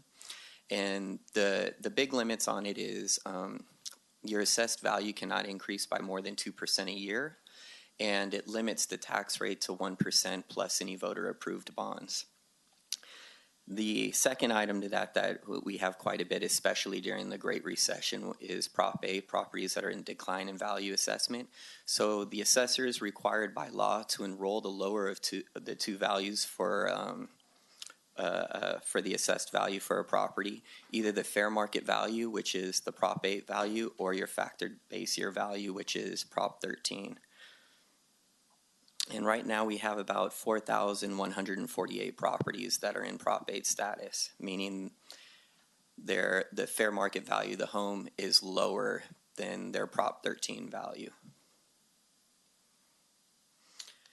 And a lot of questions we get in our office is, how come my property taxes increase by more than 2%? And so I thought I'd kind of cover the main three things that can cause the property taxes to go up by more than 2%. The biggest one is change of ownership. The property will be reassessed according to the percentage of change of ownership.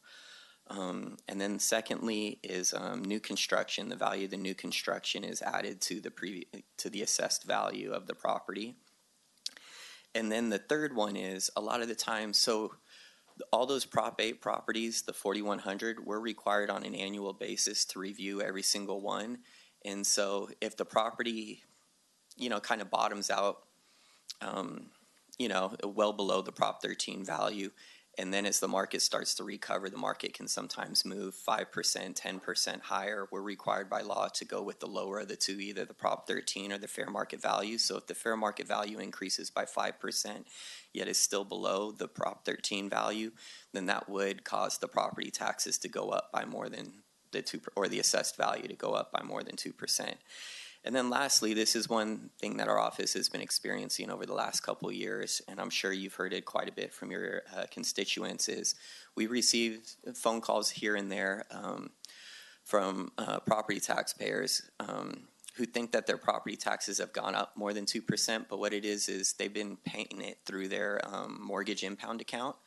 And it wasn't the property taxes that went up, but the homeowner's insurance rates that went up. And so a lot of the times we're able to kind of help problem solve when it's an impound account that goes up.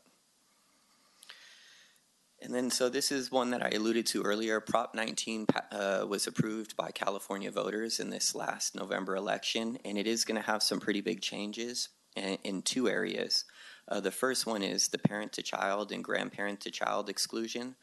Under the old law, you were able to transfer your primary residence and up to $1 million in additional assessed value to either your child, or if your child was deceased and you had grandkids, then to the grandkids. Under the new law, the $1 million of assessed value outside of the primary residence is completely eliminated. And then for the primary residence, it is going to be limited to just $1 million, but it also, the recipient has to claim that home as their primary residence in order to meet the qualifications for the exclusion. So those are going to have some pretty big changes to property taxes in California. Then the next one is the portability, where you're able to go ahead and sell a residence, buy another residence, but move your old assessed value from your previous home to the new home that you just purchased, if you can qualify. And to qualify for that, you have to be 55 years older, or disabled, or a victim of a wildfire or a natural disaster. And you have to purchase the home within 2 years. Under previous law, it was the 2 years, and the home you purchased had to be where the fair market value had to be less than the home that you sold. Under the new law, you can now buy a home that is more expensive than the home you sold, and just the difference is then added to your old Prop 13 value from the home that you just sold. So those will be some big changes coming to the property tax, California property tax, and also to our office. We're going to have to work with a lot of other counties as far as streamlining it to be able to administer it. And then I did want to kind of just share some real property workload data from this past fiscal year. So the number of recorded documents reviewed for change of ownership, we have one transfer specialist, so she reviewed 4,851 documents. You have to check title to make sure that the person deeding the title is in fact the owner, and you also have to check the legal description to make sure that the legal description does match the parcel that's being sold. Of those 4,851 documents, 1,965 resulted in a reappraisable event where an appraiser had to go out and reassess the home or the property. There were 434 new assessments from new construction, 180 property splits and combinations. And as previously mentioned, the number of parcels under Prop 8 are 4,148. We had 25 claims for natural disaster. And under Prop 60, Prop 90, which has been changed by Prop 19, which just passed, there were 35. Then the parent-to-child, grandparent-to-grandchild exclusions, there were 292 that were granted. 1,123 vessels, 120 aircraft, 2,489 business property statements. And then I also added just some interesting facts. This doesn't include all the parcels, but I did just want to kind of throw them out there. There's 23,714 single-family residences in our county, 1,017 multifamily parcels with units 2 to 4, and 1,091 improved commercial parcels. And then for the vacant parcels, there are 4,843 vacant residential parcels, and that is a typo for the vacant commercial parcels. I want to say it's just over 1,000 parcels for commercial. And then of the multifamily that are 5 units or more, there are 65 of them. And so the total number of parcels in Tuolumne County, just on the secured roll, not the unsecured roll, it's 38,329, and of those, 45.76% have their tax bills mailed to out-of-county, most likely meaning out-of-county ownership. And then I did email the State Board of Equalization asking for the most current roll data, and unfortunately they're behind in their work, and so this is the same data that I presented just about a year and a half ago. I tried to update it, but I wasn't able to obtain it for the other counties. So I did just kind of want to share, and just as the tax collector previously alluded to, we do quite a bit. We have a total of 10 people working in the assessor's office, and if you look at our counterparts in other counties, it's closer to 18 for most of them. And so if you look at just the appraisers on a weekly basis, they have to appraise roughly 18 properties a week. The average for these counties is about 11 a week, and same with the new construction. We're doing about 12, where the other counties are having to do about 8.5 with their current staff. And so now moving on to the recorder's office. And the primary function of the recorder's office is, upon proper payment of fees and taxes, to review, accept, record, index, preserve, and return any document which is authorized or required by California law to be recorded. The document must contain the required information and be photographically reproducible. Reproducible. And I want to say, hold on.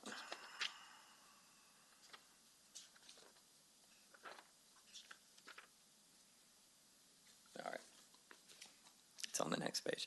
And then the office is also responsible for the creation, registration, and preservation of all birth, death, and marriage records from 1850 to present.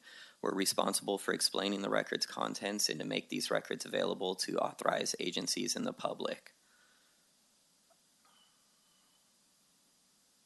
And the purpose of the recorder's office, so the real purpose of recording documents and the significance of the process is to prove ownership rights of private property.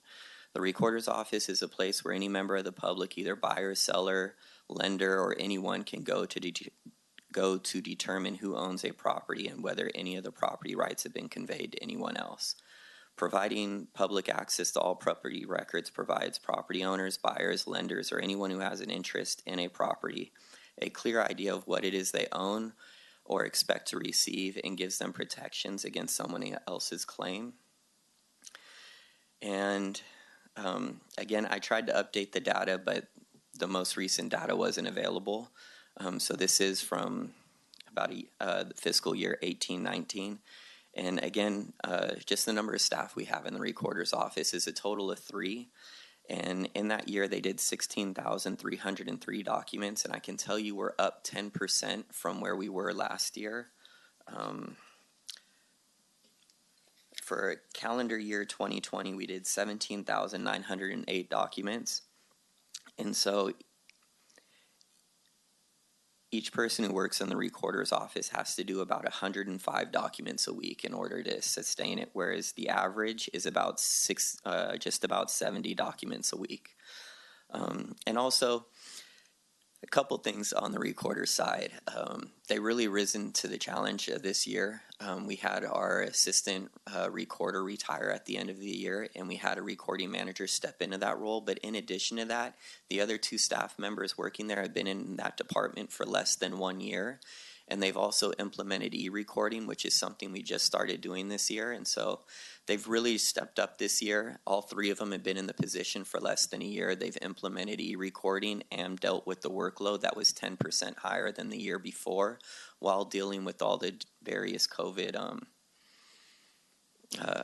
challenges that every department has. And the same for the assessor's office too. They do a tremendous job explaining the tax bills to anyone who calls, pointing them in the right direction, and staying productive. And so the revenue that's been generated from all these activities for the general fund, for the secured property taxes for fiscal year 1920, it was just over 19,600,000. For the unsecured, it was just over 520,000. For supplemental property taxes, it was over 207,000, and in documentary transfer tax, it was 478,000.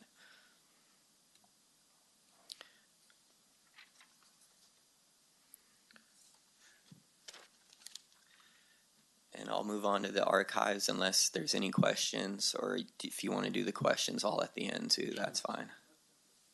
Okay. Yeah, I had a couple of questions. Going back to the Prop 19, the portability. Yeah. Do we have any sense at all, or maybe it's just too early, on whether we might see an impact to the county from that?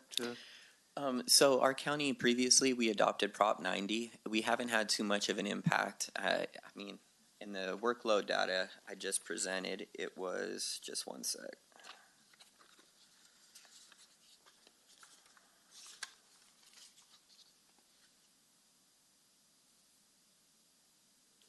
So between Prop 60 and Prop 90 for all of last year was a total of 35 applicants. Okay. And typically the difference in assessed value is around 100,000, which, you know, is significant, but in the big scheme of things, it's fairly insignificant. Understand. Yeah. Okay, good. The other question I had was on the real property, new assessments from new construction. Mm-hmm. What is it, a dollar amount or square footage that drives that? Or? Thank you for bringing this up. It isn't a dollar amount. It has to be value that is added to it. So we don't pick up, like if somebody redoes their roof, we wouldn't add any value to that. We consider that just repairs and maintenance. So it has to be like an addition or a complete upgrade in quality and class of the home. Like, yeah, it has to be a significant increase in the quality for us to add for the assessed value.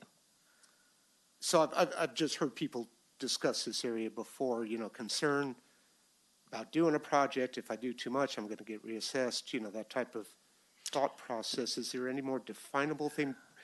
Yeah. Perhaps we could look at doing to, you know, make that easier to understand for people? Yeah, and if anyone ever has any questions, I really encourage them to call our office. We're not out to get anyone. We're really here to work and communicate with everyone.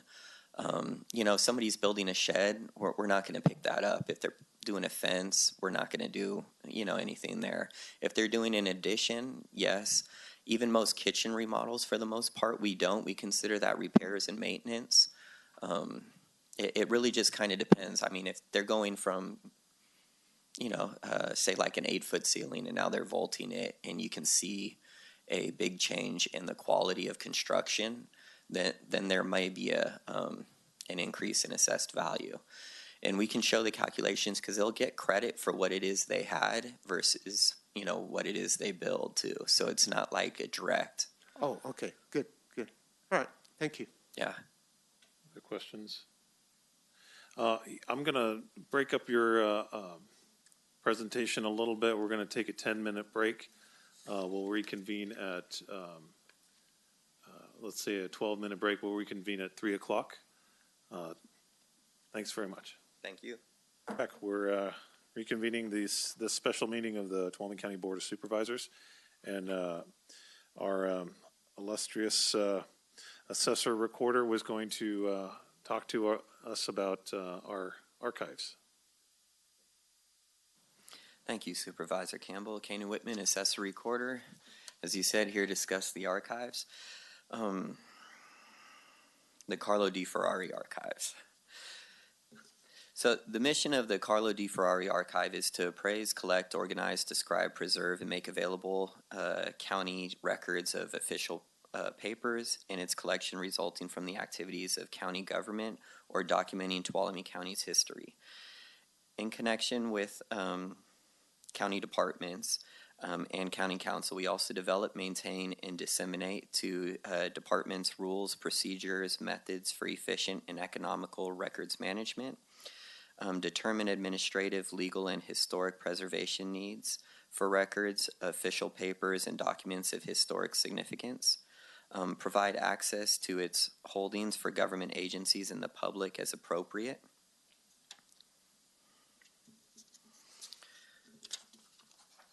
And the four-part function and underlying principles behind the establishment of the Archives Record Management Program is to foster and facilitate Board of Supervisor approved records retention schedules for county government, provide low-cost, secure off-site management of records, maps, documents, and microfilm to county departments, to provide efficient retrieval, delivery, tracking, and refilling of managed records, and scheduled destruction of records in a timely, lawful, and efficient manner. In addition to records management and transport, the archives also provides preservation, research, and other services to clients when appropriate to the public. These include but are not limited to document, map, and photo repair using acid-free archival materials, in-house book repair and binding, scanning and emailing of documents, maps, and photos, a searchable database of scanned newspapers and statewide newspapers from 1849 to 2005, scanning and organizing collections of historic photos, copying, scanning, and printing of photos, maps, and documents, provide archive record storage boxes and material to clients, research assistance using archive collections and online material, indexing of historic Tuolumne County handwritten records, and maintain and provide public access to Carlo Di Ferrari's 5,000 plus volume reference library and other gifted materials for historic research. All of this is managed by one full-time position. His name's Andy Mattos. He's our archives and records manager. He helps oversee the daily operation of the archives, makes recommendation on large scale projects, reviews material for possible collection, accession, and deaccession, ensures the facility meets the goals and objectives of its mission within budgetary constraints, helps prepare the budget, recruits, trains, and directs the work of 10 to 12 archive volunteers who work about 4 to 6 hours a week. And volunteer duties include accession of reference library materials, indexing handwritten records, assisting with research and filing, scanning and copying, document and book repair. And the archive processed about 1,800 requests for service in the last fiscal year. And it provides all these services to county departments free of charge, free of charge. So my office, the assessors, the auditors, behavioral health, board of supervisors, county administrator, county council, community development, district attorney, elections, environmental health, facilities, human resources, public defender, public works, the recorders, recreation, sheriff, tax collector, treasurer, and the Tuolumne General Hospital. And then over the last couple of years, we've been really trying to work on growing our outside revenue. We only offer these services to other government agencies. And so these outside agencies include the Tuolumne County Courts, the United States Forest Service, Alpine, Amador, Calaveras, Inyo, Napa, and Sutter counties. And so we've been able to grow the revenue from outside county agencies from 38,000 5 years ago to 64,000 in 2020. And we're almost at 50% of the total cost to run the archive. So it's been quite an accomplishment over the last 5 years, really driving to try and pick up some outside county revenue. And so just as previously mentioned, the cost of the general fund for the archive services in 2021 is estimated to be $74,903 once you include the offsetting revenue from outside agencies. And then this one, Supervisor Campbell, I remember you were saying one of your dark hobbies is to go ahead and read past articles of old supervisors' meetings. So we completed a project thanks to Sonora Area Foundation where we were able to go ahead and digitize many old local newspapers, but most notably the Union Democrat from 1854 to 2019. We have it in a keyword searchable document. So if there's any subject you ever wanted to research, you can come up with a couple keywords, search through the database, and see all the stories written by the Union Democrat concerning that subject. We also have earlier newspapers such as the Tuolumne Independent, Tuolumne Prospector, the Banner, Jamestown Enterprise, Sonora Herald, Groveland Prospector, Tuolumne Courier, and all of this can be accessed from the Tuolumne County Library branches, the archive, or other county offices like the Recorder's Office. And it's awesome. Yeah. Oh, is that where you've been getting it? It's some of it, yeah. So any questions on the archives? I'd really encourage you guys to stop by and take a tour. It's right behind the main library in Sonora off of Greenlee Road. There's some pretty neat artifacts in there, and it'd be a great time to just, give you a tour of the facility so you can really see it. And also meet Andy. He's been doing a terrific job over there. Yeah, Hey, Kanan, this is Kirk. No questions. We just thank all your volunteer staff for coming and doing that. That's awesome. Oh, it is incredible what they do, and they're very dedicated too. They show up weekly. Yeah, and it's an amazing resource that we have at this county, and we're very fortunate to have that. And I hope people take advantage of it, because it's funny, and most people aren't aware that we have such extensive archives in this county. But we're built on our history here. And that's a lot of it's stored right there, and it's open to the public. So, yeah. Thank you. What are his hours there? Monday through Friday, 8 to 5. Okay. But usually it's best if you reach ahead and schedule an appointment prior. Thanks. You're welcome. And I took my children there, and just so you know, if you have young children. It's difficult to keep little hands from getting on everything, so it's very. We'll keep them in the front of it. All of the historical items are right there out in the open, so it's great if you're interested in history. But if you have little kids, make sure to keep them kind of close. All right, thanks very much.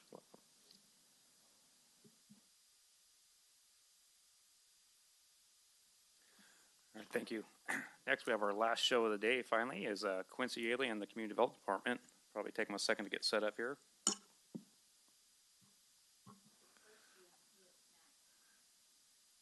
Yeah, I see.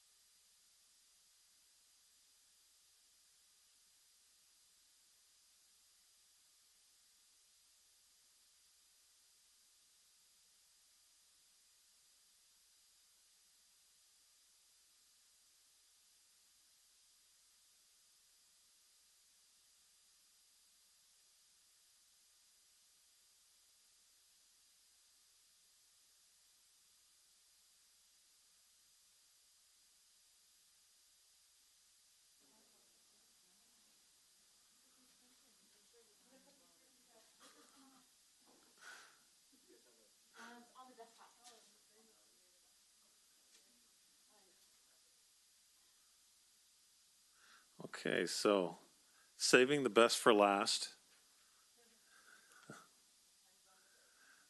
We have Quincy Yaley, our Community Development Director.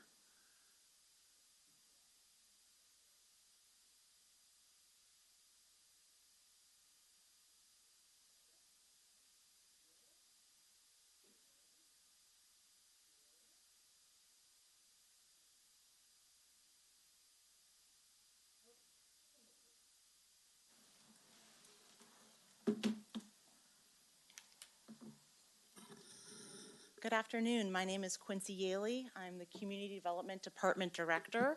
We're going to give you a brief presentation and overview of our department, and then we're happy to answer and look forward to any questions that you might have. Community Development Department incorporates 5 divisions: environmental health, building and safety, housing and community programs, land use and natural resources, and code compliance. Within those 5 divisions, we have 24 employees, 2 who are part-time relief positions, who are supporting us with some of our COVID relief projects that we're working on.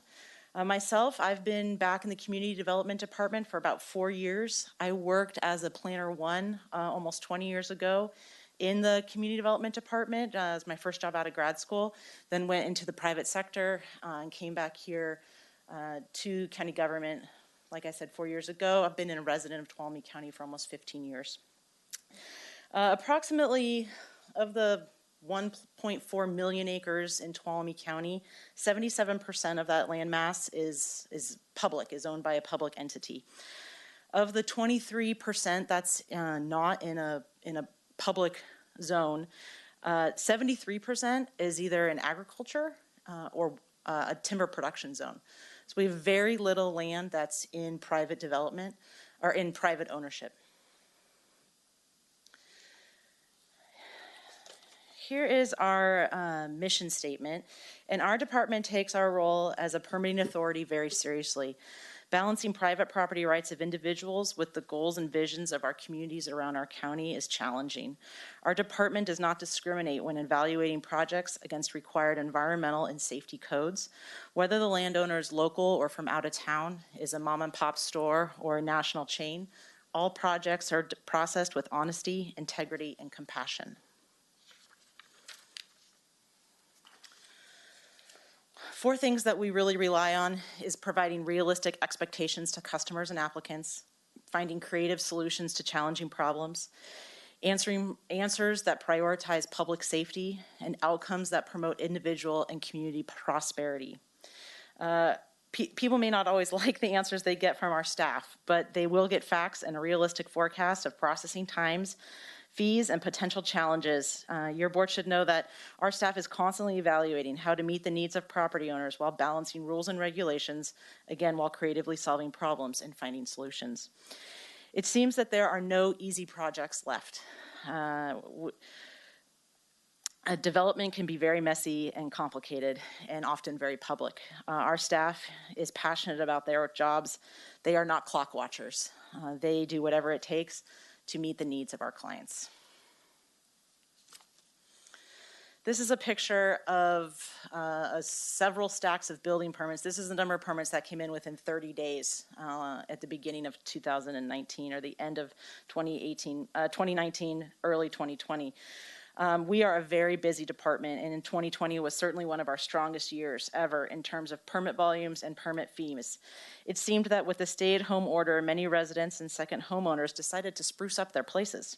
In 2020, we also had a building code cycle change, and despite utilizing third-party plans examiners, streamlining permitting processes, and eliminating internal reviews, our staff is still overwhelmed with work. We did have some vacancies throughout the year, which limited our ability to perform our tasks in a timely manner. But I'm happy to report that with the exception of 1 vacancy, all of our positions are filled. I do just want to take a moment to acknowledge that our staff, and including myself, are not perfect. But I am the first one to fall on a sword, take responsibility, and to correct mistakes. Our office strives for transparency, and any appearance that we have missed the mark is a situation that I take very seriously. But being methodical and accurate is paramount in the development field, and our department is not afraid to reflect back, change course, adjust strategies, and ensure that we provide the best possible service to the public. Some of the activities that we do on a routine basis, most importantly, is we implement the Tuolumne County General Plan. This is seen as the constitution for not just development, but for all county operations. I think there's a myth that the general plan is just there to dictate how development should occur, but there's also a lot of goals, policies, and programs in there that relate to just our regular residential and commercial everyday life, with such as things as policies about health and safety. Another big tenet of the CDD is staff development. I believe very strongly that if we have an unhappy staff, we provide subpar service. And so we take lots of measures to ensure that staff has adequate training, that they have the equipment they need, that they're ergonomically positioned in their offices, that they have the technology that they need. And yes, I buy them a lot of food in order to keep them happy. So food is a big part of our department. Another big part of our department is facilitating development applications. That's not just within our planning or our land use natural resources department, but our entire department works on those processes. We oversee 7 committees and commissions. Some of these meet monthly, some of them meet quarterly. They include LAFCO, which is Local Agency Formation Commission, the Historic Preservation Review Commission, the Tuolumne County Planning Commission, the HPRC Demo Committee, the Board of Supervisors Planning Committee, the Board of Supervisors Housing Policy Committee, as well as we participate in the Agriculture Advisory Committee. And the ALUC, the Airport Land Use Commission, is another one that we run. So that includes agendizing, setting up the meetings, getting the materials, and our admin staff is fantastic about getting that information out. And we're always working to improve our digitizing of that information to improve the flow of information. Another big activity we do is code enforcement. I'm going to talk a little bit more about that later. And we also process building and environmental health permits, and I've got some excellent team members here to talk more about that. In 2021, some of the projects that your board should be aware of that we're going to be tackling is working with the County Administrator's Office to implement a new permit tracking software system. This is the OpenGov system. Some of departments have already begun to implement it, and we are looking forward to not just having a new system, but it really provides a lot of user-friendly ways for the public to engage with our department in an increased manner. We're also working on an affordable housing project in the county. My department is implementing a climate action plan. We started that in 2020, but due to just a workload and lots of priorities, we had to push that into this year. So this year in January, the planning committee will be having a kickoff meeting about the climate action plan, and I expect that to come before your board this summer. There's an ongoing effort to ensure our zoning code is up to date, not just with things in terms of permitted or conditional uses, but little things that might not seem important, but that are critically important, such as definitions of land uses. That's one of the most well-used chapter in our ordinance code when we first are approached with the project is how is this defined in code? And if it's not, how do we define it in code? It's not very black and white sometimes of how we have to categorize and process development. And so ensuring that our zoning code is up to date is very important. And we have several tracks of that project that are running concurrently. Those have been going through the Planning Committee, the Planning Commission, and ultimately will come to your board for review. Cannabis enforcement, I'm going to talk a little bit about that later, but that is a huge endeavor our department takes on. Code compliance related to vulnerable populations. We have a number of, we get complaints about homeless camps, homeless individuals, and our department is working with other agencies in the county to address those needs. And we are processing some other development projects. Some of them Richard's going to talk about, but we do have another hotel project that is currently under process on the 120 corridor that's in our office, as well as a couple of smaller subdivisions. And I really want to impress upon your board that our department doesn't just rely on the divisions, the interdivisions, but we work closely with many other county agencies. Some of these relationships include Public Works, County Fire, the Sheriff Department, the Ag Commissioner, Air Pollution Control, Transportation Council, IT, CAO's office, and County Council. And demands on these departments' resources don't just affect their ability to complete their work, but it directly impacts the success of our department. For example, if we need an opinion from County Council, it may get delayed because Sarah or Cody are asked to work on another project. And so the decisions that your board and the priorities that your board sets for other departments is not insulated to that agency. It has ripple effects across the county. And that's one of the first things I learned when I came back to the county 4 years ago.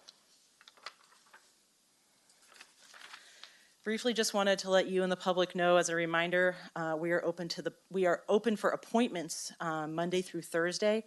They can call and make an appointment. We have appointments that we can serve you at our door or bring you up to our 4th floor development counter. Inspections do occur 5 days a week, so even on Fridays when we don't have appointments and we're there working, our inspectors are out in the field. And at this time, I'd like to invite Brian Bell, our Chief Building Official, to come up and talk about his division. You can go, Paul.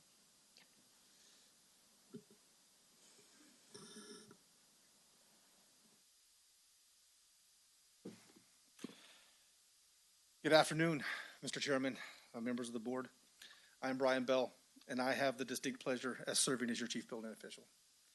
I have been I want to thank you again for the opportunity to speak today about a little bit about the building division of the Community Development Department. I have been with Tuolumne County for going on 13 years now. I have been a resident of Tuolumne County for 37 years. So this is my hometown. This is one of the greatest places there is to live. I can attest to that. The building division is responsible for ensuring compliance with the California Building Standards Code and all relevant county ordinances for all non-exempt projects in the unincorporated areas of Tuolumne County. This includes working with our partners in various county agencies, such as fire prevention, land use and natural resources, environmental health, public works, and the county administrator's office, just to name a few. In addition to processing, reviewing, and inspecting projects, the building division also works closely with our code compliance division to help maintain the health and safety and fire life safety provisions for our community. I believe it goes without saying that the greatest asset of the building division is its staff. These individuals work tirelessly to facilitate projects throughout our county. Currently, there are 9 dedicated full-time employees in this division, including myself. This includes 4 inspectors, 2 plans examiners, 2 permit technicians, and of course the building official. Many of these folks have worked for multiple years, and in some cases, multiple decades as a Tuolumne County employee. In total, they provide a combined 85 years of service to Tuolumne County and its citizens. This speaks to the dedication and commitment they have not only to their profession, but to their community. In the past year, in addition to the nearly 6,000 inspections conducted and over 2,000 permits processed, staff has worked hard on facilitating some of the county's larger projects. These include completion of the new county jail, in which the county inspectors have facilitated since the beginning of the project, and the ongoing development of the Berkeley-Tuolumne camp, which is the complete rebuild of the camp that was destroyed in the 2013 rimfire. This development spans over an area of approximately 14.5 acres and includes 78 staff cabins, 25 housing structures, 8 restroom and shower buildings, a dining hall, recreation hall, nature center, stage and amphitheater, office and store, sports courts and associated recreation areas, as well as various pedestrian bridges, a first aid center, and various supporting infrastructure. As you are aware, 2020 has presented its share of challenges for all county departments and programs. In the building division, which I can speak directly to, and in my opinion, the community development department as a whole, we have risen to this challenge and modified many of our operating procedures and processes to continue to serve the public and facilitate construction and economic development in our county. Because there is always an opportunity to improve, we continue to look for processes, resources, and innovative ideas that will assist in providing greater communication to the public, as well as streamlining the development process where possible. Thank you again for your time today. Thanks, Brian. And now I'm going to have Rob Koslevy, our Director of Environmental Health, come in and talk about his division. Okay.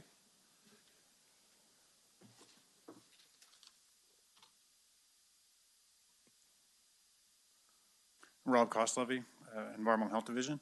Well, good afternoon, and I appreciate the opportunity to discuss a little bit of environmental health and what we do as a division.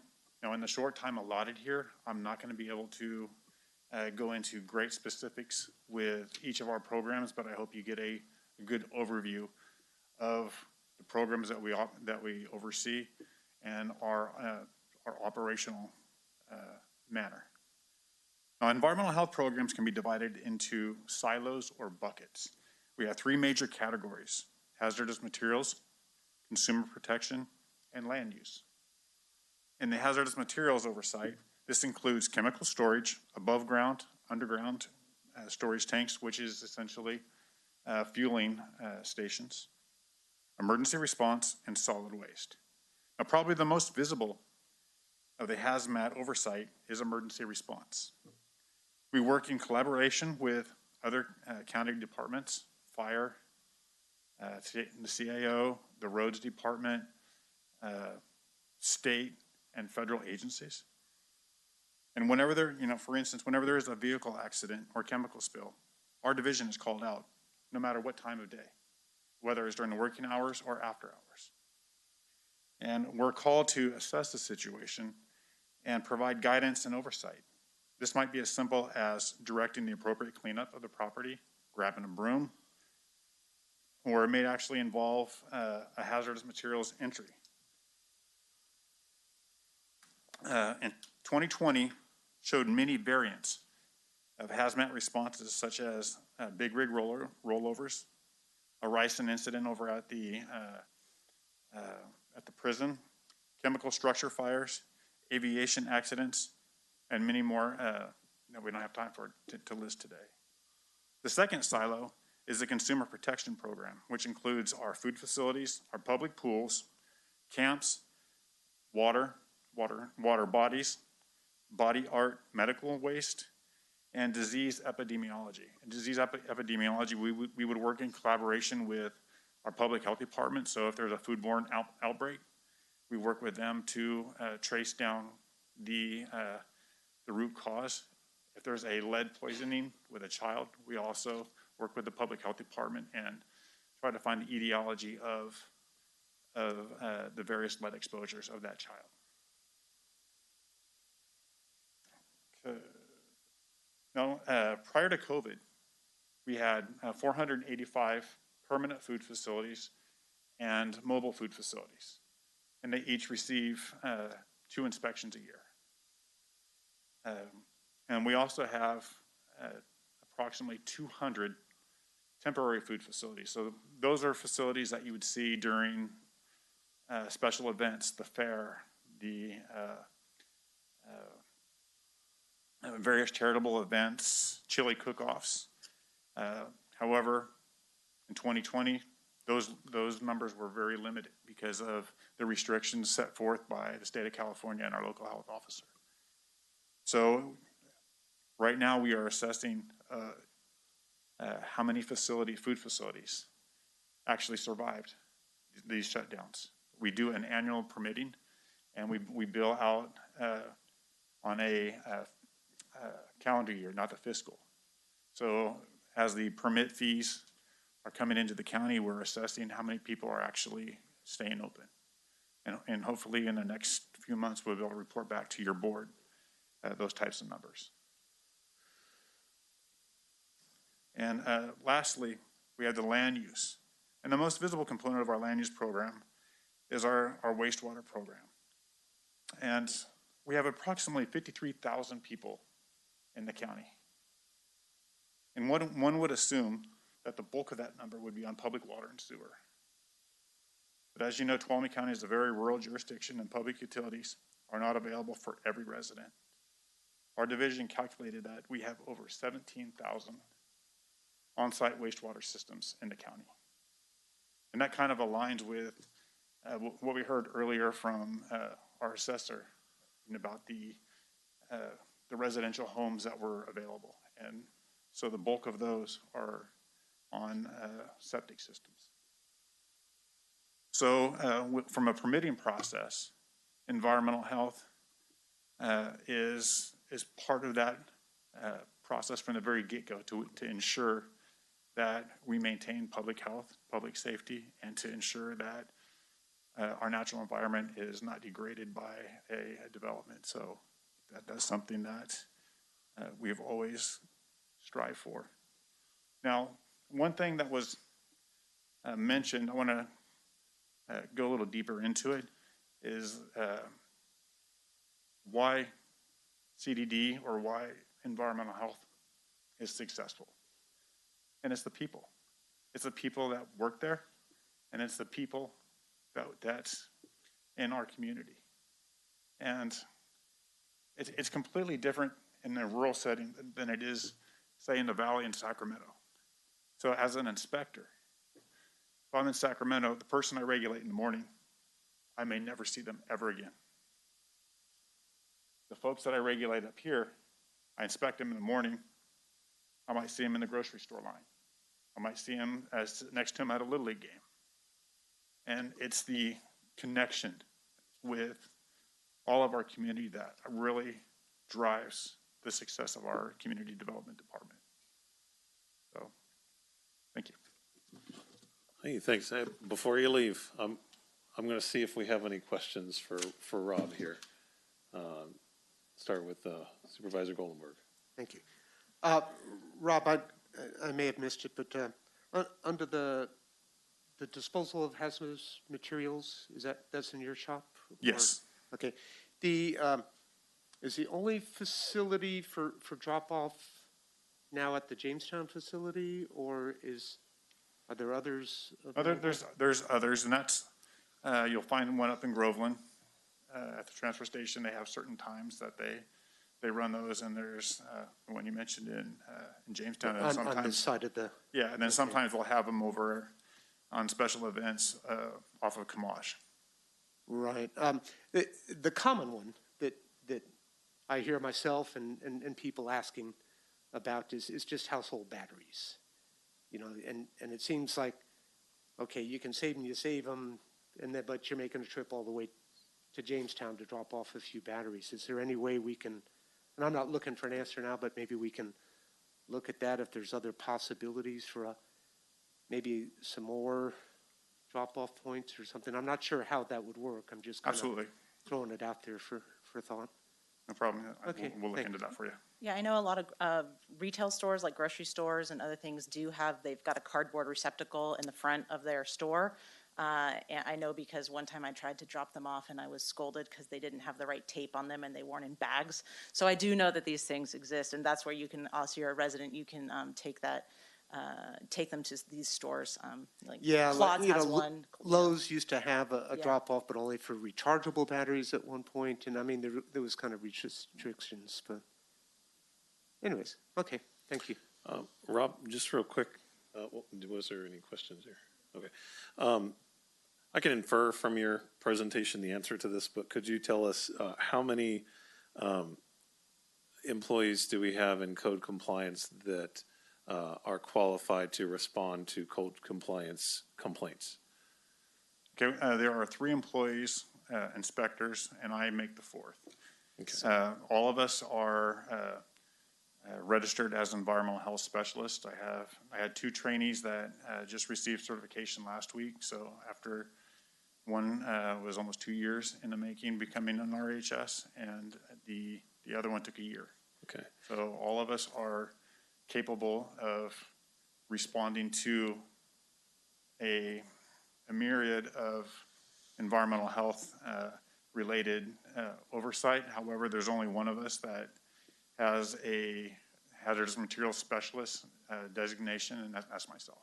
Yeah.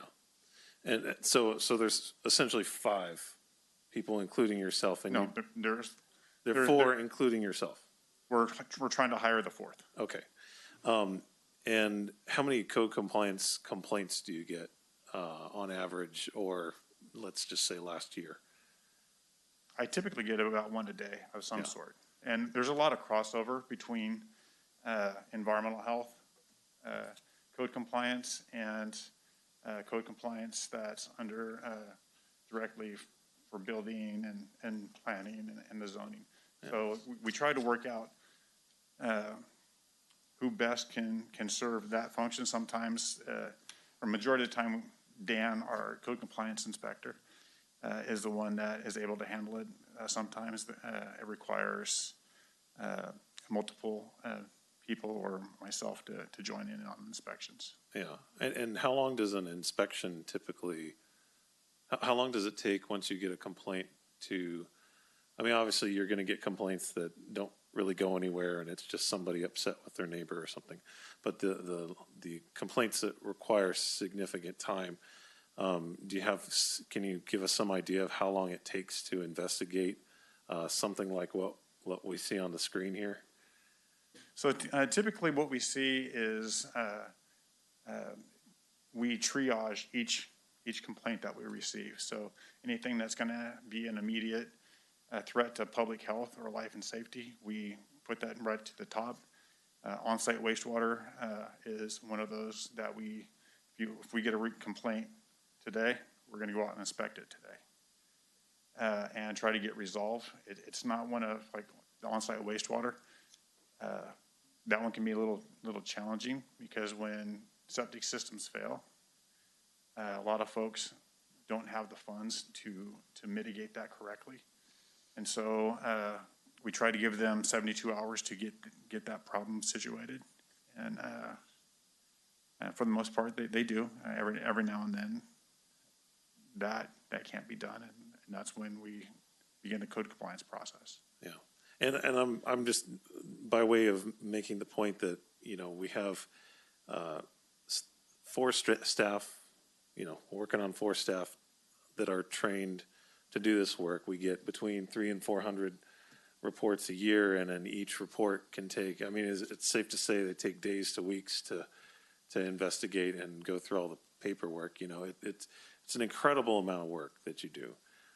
And I think, and one of the things, with the new supervisors that I'll share, I get a lot of calls and emails, probably almost as often as you do, about neighborhood trash, illegal dumping, water issues, land use issues that are essentially a dispute between neighbors, things that involve code enforcement and code compliance a lot. And we struggle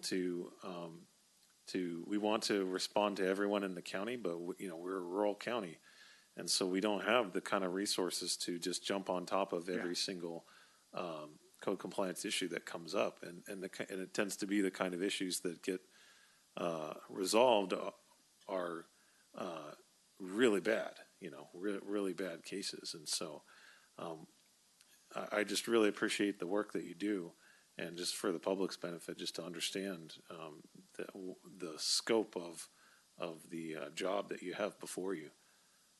It's really significant, and yeah. Well, I appreciate that. And, I've had more staff in the past, but the staff that I have now is absolutely incredible. They make coming to work enjoyable, fun, and their eagerness to work with the public and learn is just amazing. And that's actually brings up a good question. So you've been here since like the tens, right? 2009. 2009. And then, so how many staff did we have in like 2011?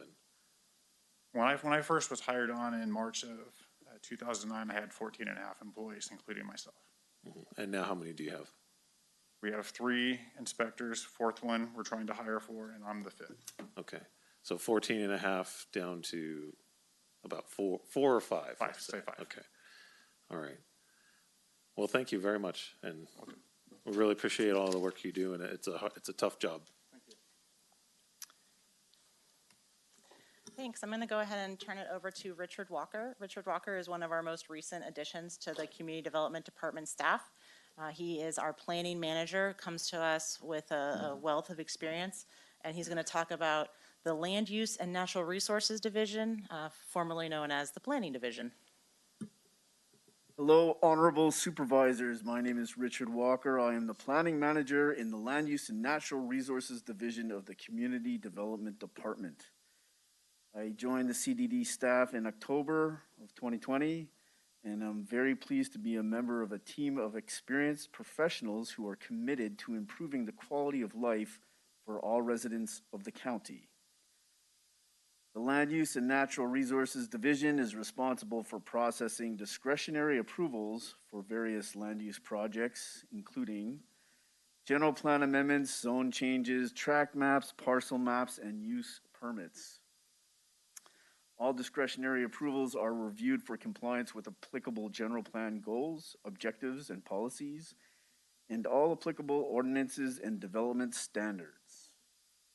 The Land Use and Natural Resources Division, as lead agency under CEQA, is also responsible for certifying all environmental documentation, including environmental impact reports, mitigated negative declarations, and categorical exemptions. The Land Use and Natural Resources Division is currently processing several CEQA compliance documents for a variety of land use projects in the county. And a key component of CEQA compliance, the overall process includes a public outreach and approval process, which the Land Use and Natural Resources Division staff are committed to continuing and improving because all of our staff strongly believe in the community advocacy process. The Land Use and Natural Resources Division is proactively processing several community-serving and public benefit projects that we look forward to presenting to the board this year, including affordable housing, which has received grant funding, existing commercial redevelopment projects which will be brought into compliance with current codes and development standards, and resort and recreation projects which have been designed in compliance with within existing environmental conditions. Once again, Richard Walker, I'm very pleased to be a member of the Land Use and Natural Resources team, and we look forward to being a valuable resource for your board. Thanks very much. Questions? No question, just comment. Welcome aboard. Thanks. Thank you. So I'm going to finish up with a couple last divisions here, and then we'll let you all go home. Another division we have is Housing and Community Programs. This division is responsible for the Housing Loan Review Committee. They also do staff the Housing Policy Committee. Currently, this is staffed by Richard and myself because we had, lucky for her, but our loss, the retirement of Sheila Shanahan at the end of last year. So we have another staff member coming on to assist us with those programs. So there's a little bit of turbulence in the transition, but we're working to continue to serve those individuals who are already in our process.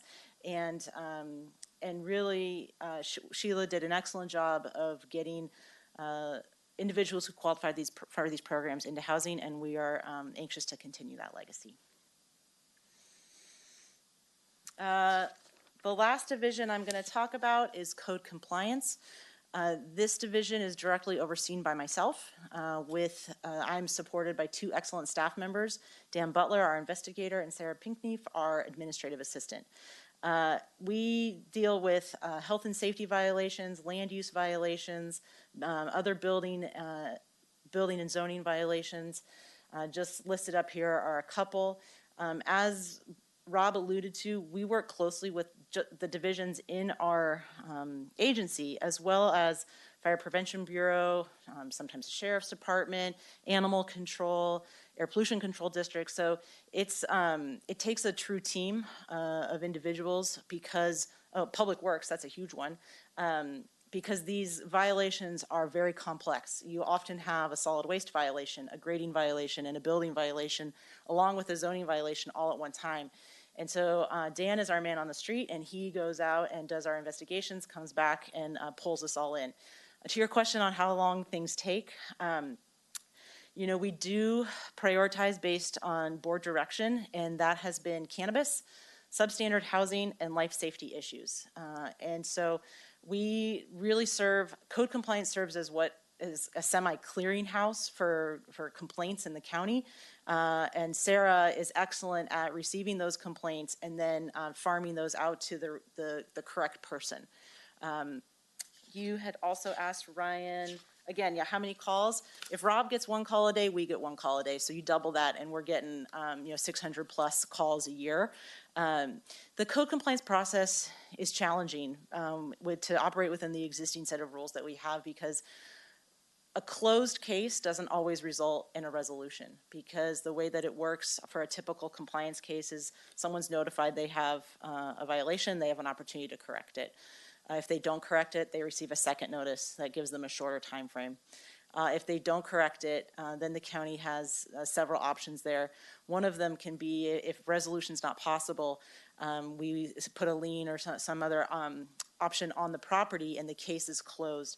And then we look at the abatement process. There is a code compliance trust fund that the county can use to go in and clean up properties that the property owner's not doing it themselves. But we're very cautious about using that money because it's a small pot, and we usually reserve it for the most egregious violations.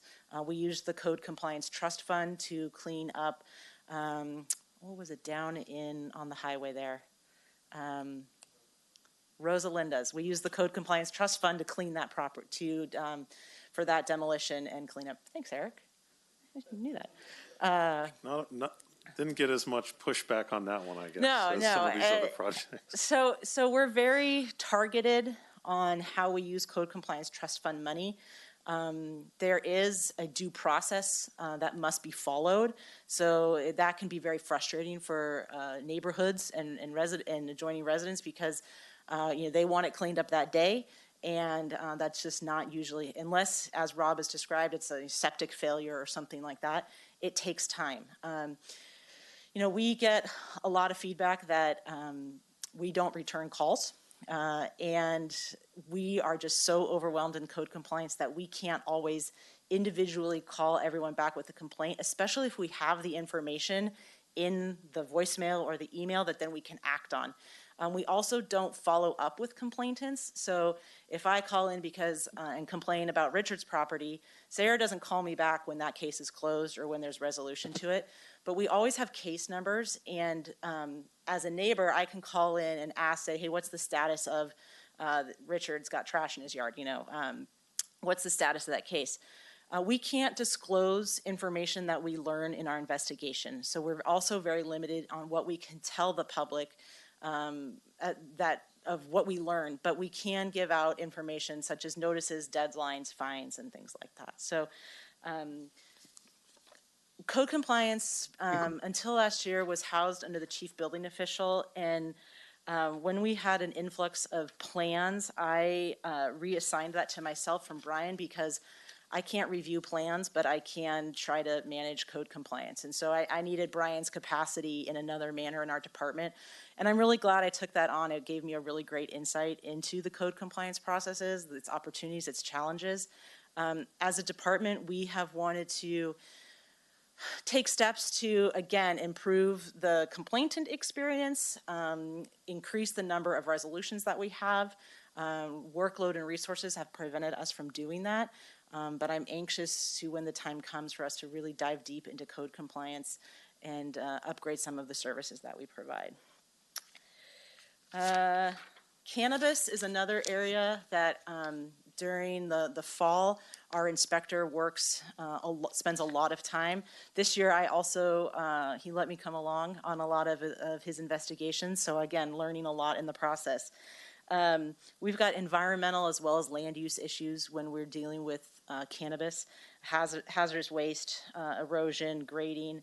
One of our approaches to cannabis enforcement is, rather than sort of go out on a lone wolf as just the county enforcing cannabis, we work really closely with our state and federal partners. Dan is excellent at this. He networks with California Department of Fish and Wildlife, U.S. Forest Service, BLM, to participate in their warrants and things of that nature, so that the county we can bring our efforts all together, and additive, from an additive perspective, we get a lot more bang for our buck. So we're sort of the local eyes on the ground, and then we work with these state and federal partners through the enforcement process. And last year we eradicated probably over 15,000 cannabis plants. When you come into our office, you know, we want everyone to stay safe. Please stay behind the plexiglass, maintain social distancing, and if you need help, I'll loan you my vest here, which has 2 6-foot noodles off the side of it that you can use to make sure that you are keeping the appropriate distance from the public and your coworkers. You can also clear off a lot of people's desks. If you or members of the public are interested in staying up to date on our operations, we encourage you to join our press release list. We send out notices of trainings, of building code changes, of operational hour changes, and that is a great way to stay updated. You can shoot us an email or give us a call. When we move into our new permit training software, we will be holding, when we move into our new permit review software, OpenGov, we will be holding trainings for the public because we're really going to try to funnel a lot of our foot traffic that comes in as much as we can to an online process where the public is ready, when they're ready for that. And lastly, you know, getting a permit is not always fun and can be expensive and take a lot of time. And so we understand that and actively work with our customers to find them the best path, the path of least resistance, creatively worked with them on their project descriptions. You know, not every project that we process gets approved. When we bring projects to the Planning Commission or the Board of Supervisors, it's because there's been a lot of dedication and a lot of time put into it to get to the recommendation that we got to. And not everything that comes in our door makes the cut. And so you have a staff of 25 dedicated individuals who are here to serve the county, to serve the public, and as always, answer any questions that you may have or that you may get from your constituents. So thank you. Okay, thanks very much. Questions from the board? Yeah, I've just got kind of a comment in the one area. On the code compliance, when you said there was, you know, no active or structured follow-up, I guess. That's an area that, you know, is just a frustrating area for, you know, people in general. And I'm certainly not just in code compliance, it's, you know, making a call to somebody, not getting a call back, or ask for something and no follow-up. I don't know what we can do to, you know, try to look at that issue, if there's something that as a board we could look at. Yeah, it's a great point, and I know that I do hear that and get emails from people or calls that says no one's called me back. The first thing that when I started working here 4 years ago, and I would get an email that says no one's called me back, I would go to the staff member and, you know, kind of fly into their office and say, I can't believe you haven't called this person back. And then they'll pull out their phone log and they'll show me the number of times that they've called the person back. So there generally is some type of miscommunication that's happening between the staff member and the member of the public. Oftentimes, as I said, we're a clearinghouse, so I might get a call about a grading violation, and that needs to go to Public Works. So they're going to get a call back from someone in Public Works, right. But then I also get an email that says they never got a call back. But it's just, you know, and then at the last thing is it's resources. You know, the code compliance complaint process is anonymous, so we don't keep any information that people give us. So if Richard calls because Rob's property is a mess, I don't take Richard's phone number, I don't take Richard's name, even, you know, it's, unless I'm calling him back from a voicemail to get information from him. Once we receive the complaint, we don't keep that information. And so that's why our office is working on, you know, making sure that we're giving out case numbers so that and people call back, and they call back and they say, what's the status of B20-087? I go, oh, that's the land use violation out on Parrots Ferry Road, and, you know, we're still investigating it. The inspector went out 2 weeks ago. With one inspector, when we also have COVID, when we are subject to furloughs, and they have regular life that happens, and it, you know, Sure. we have a very limited number of resources we can put towards code Yeah, compliance. and understanding the confidentiality issues.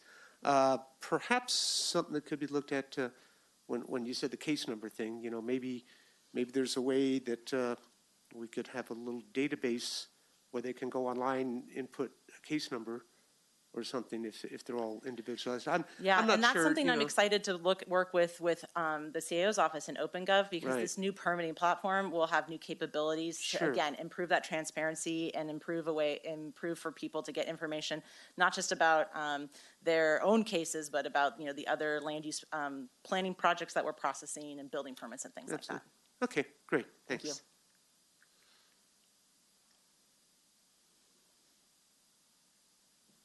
Yeah, hi Quincy. I'm just looking for an update. I seem to remember, okay, the general plan, the new one was passed at the end of 18, I think. And then, if I remember correctly, last year you had hired a consultant to help with the zoning, to bring the zoning in line. What's the status of that? Yeah, so we do have a consultant on board. We're almost ready to bring it to the board last fall.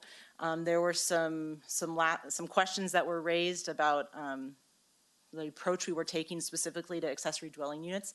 So we had to pull that back because these were good points that we wanted to make sure we had nailed down before we brought them to the board. So we're right now have the ADU ordinance is getting close. That'll probably be the first one. Secondly is our wireless ordinance. And then after that, we're digging more into, like I said, the definitions and the processes and things like that. But it became a matter of resources last fall, and we did not have enough resources in our department to process the climate action plan, our development projects, and the Title 17. Title 17 also is a perfect example of ripple effects into other departments, because we can't bring you a zoning code update until it goes through county council. And so when county council has other priorities and other workload issues, it affects our ability to meet our timelines. And so then we have to readjust. So that really speaks, that's a perfect example of two departments that were totally overwhelmed last year. And we had to shift, we had to put some things off, which is really hard for all of our staffs to do, because we're really committed to these projects. And we know that, especially with the zoning code, it's sort of like if you have a vacancy and you need more staff, but you don't have time to slow down and fill the vacancy so that you can have more time to do the work that you need to do. That's a lot of what the zoning code is like, is that the zoning code is so important because we need it in order to implement a lot of the streamlining that we wanted to do that's been envisioned by the public and the board. But we don't have time to get to it, so we can't streamline it, so we don't have time. Okay, so and that's, you know, that's exactly what's happening. So Richard Walker's joining our team was a huge steam relief for my position, because you may or may not know, but I was running the department and the planning division. And so with Richard's arrival and being able to shift a lot of my workload towards him, I'm hopefully going to be able to jump back into these long-term planning projects, as well as now I've got another expert in the office to help me kind of group think those a little bit more before we bring them to committees, commissions, and your board. Okay, thank you. Sure.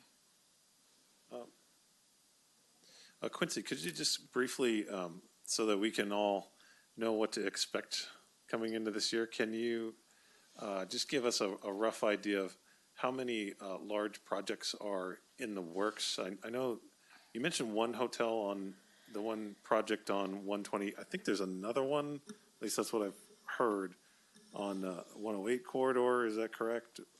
So in terms of current applications that I have, which is really all I can speak to, is we have one, it's about 200 units, 200 rooms or accommodation units, I'll say, and that's at the SCAR property in Big Oak Flat. We have some smaller housing subdivisions, but less than 10 lots, 10 to 20 lots. I'm not aware of another hotel project that we have an application for on the 108 corridor, although, certainly I hear talk in the community about things coming in the door. So, when the land use staff, it's a seesaw between their time they take to process CEQA documents, as Richard explained, as well as the time that they need to put into Brian and Rob's projects, because we all review those building permits and those environmental health permits. And so it's Debbie talked about a 3-legged stool. I think the planners probably have a 25-legged stool that, they're trying to keep all those legs balanced. Okay. And so that's the hotel project. Any housing developments coming up that we'll probably be hearing, or that will go before the Planning Commission and have any likelihood of being appealed to the board? Thank you for the question. When we have a housing development, your board is typically the final approver of that project. So if we have a subdivision or a general plan amendment or a zone change, your board makes the final decision and there is no appeal. When we have a use permit or a site development permit, those in the code right now can be approved either at the director level or at the planning commission level, and that's when the appeal to your board happens. So from a subdivision standpoint, there's nothing that would be appealed to you. You would hear it after a recommendation from the planning commission. And we don't have anything in the near future that's going to be coming towards you. In subdivisions? In subdivisions. None this year, or? No, I don't want to say none this year. I just would say in the next 3 to 6 months. I don't think that we have anything. We might have one. And I understand I'm asking you to look in your crystal ball here. That's all right. I do it all day long. I'm just trying to give myself and the new supervisors sort of an idea of. Yeah. I think that what's going to be coming before you, hopefully sooner than later, is some of our long-range planning projects. And the Planning Commission may have a few use permits. We were just looking at the board. We have a big board of all of our projects. And I don't want to say we have a reprieve, because that's knock on wood. But right now, after we've just finished some of our more larger development projects, we have this one more on Highway 120. We did just get a number of applications in the last few weeks that haven't come across my desk yet, but I don't think they're for anything huge and unbelievable. So I don't anticipate that we're going to have a development project before your board in the next 3 months, maybe this summer. Okay.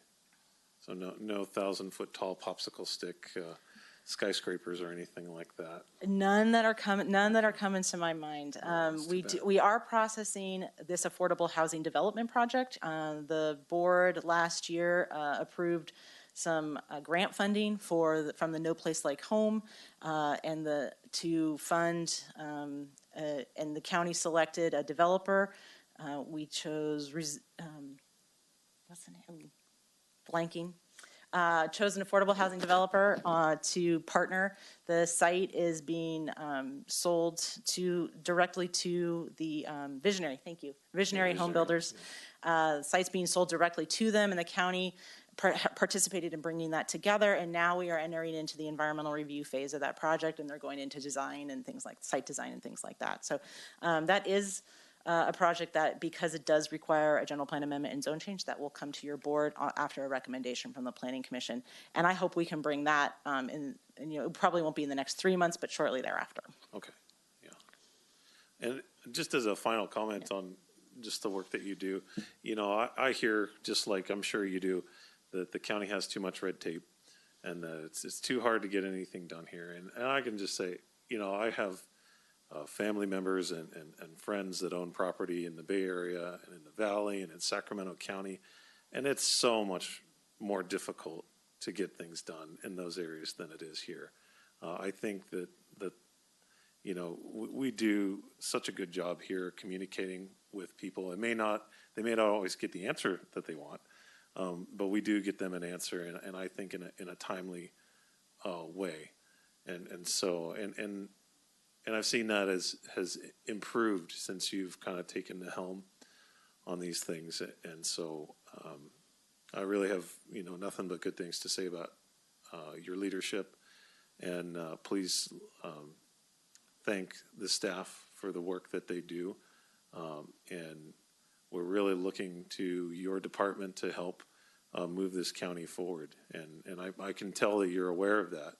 And it can be difficult having all eyes on you sometimes, as we all know. But you've done a great job. Thank you. And I'm going to look one more time to the back of the room to see if we have any public comment.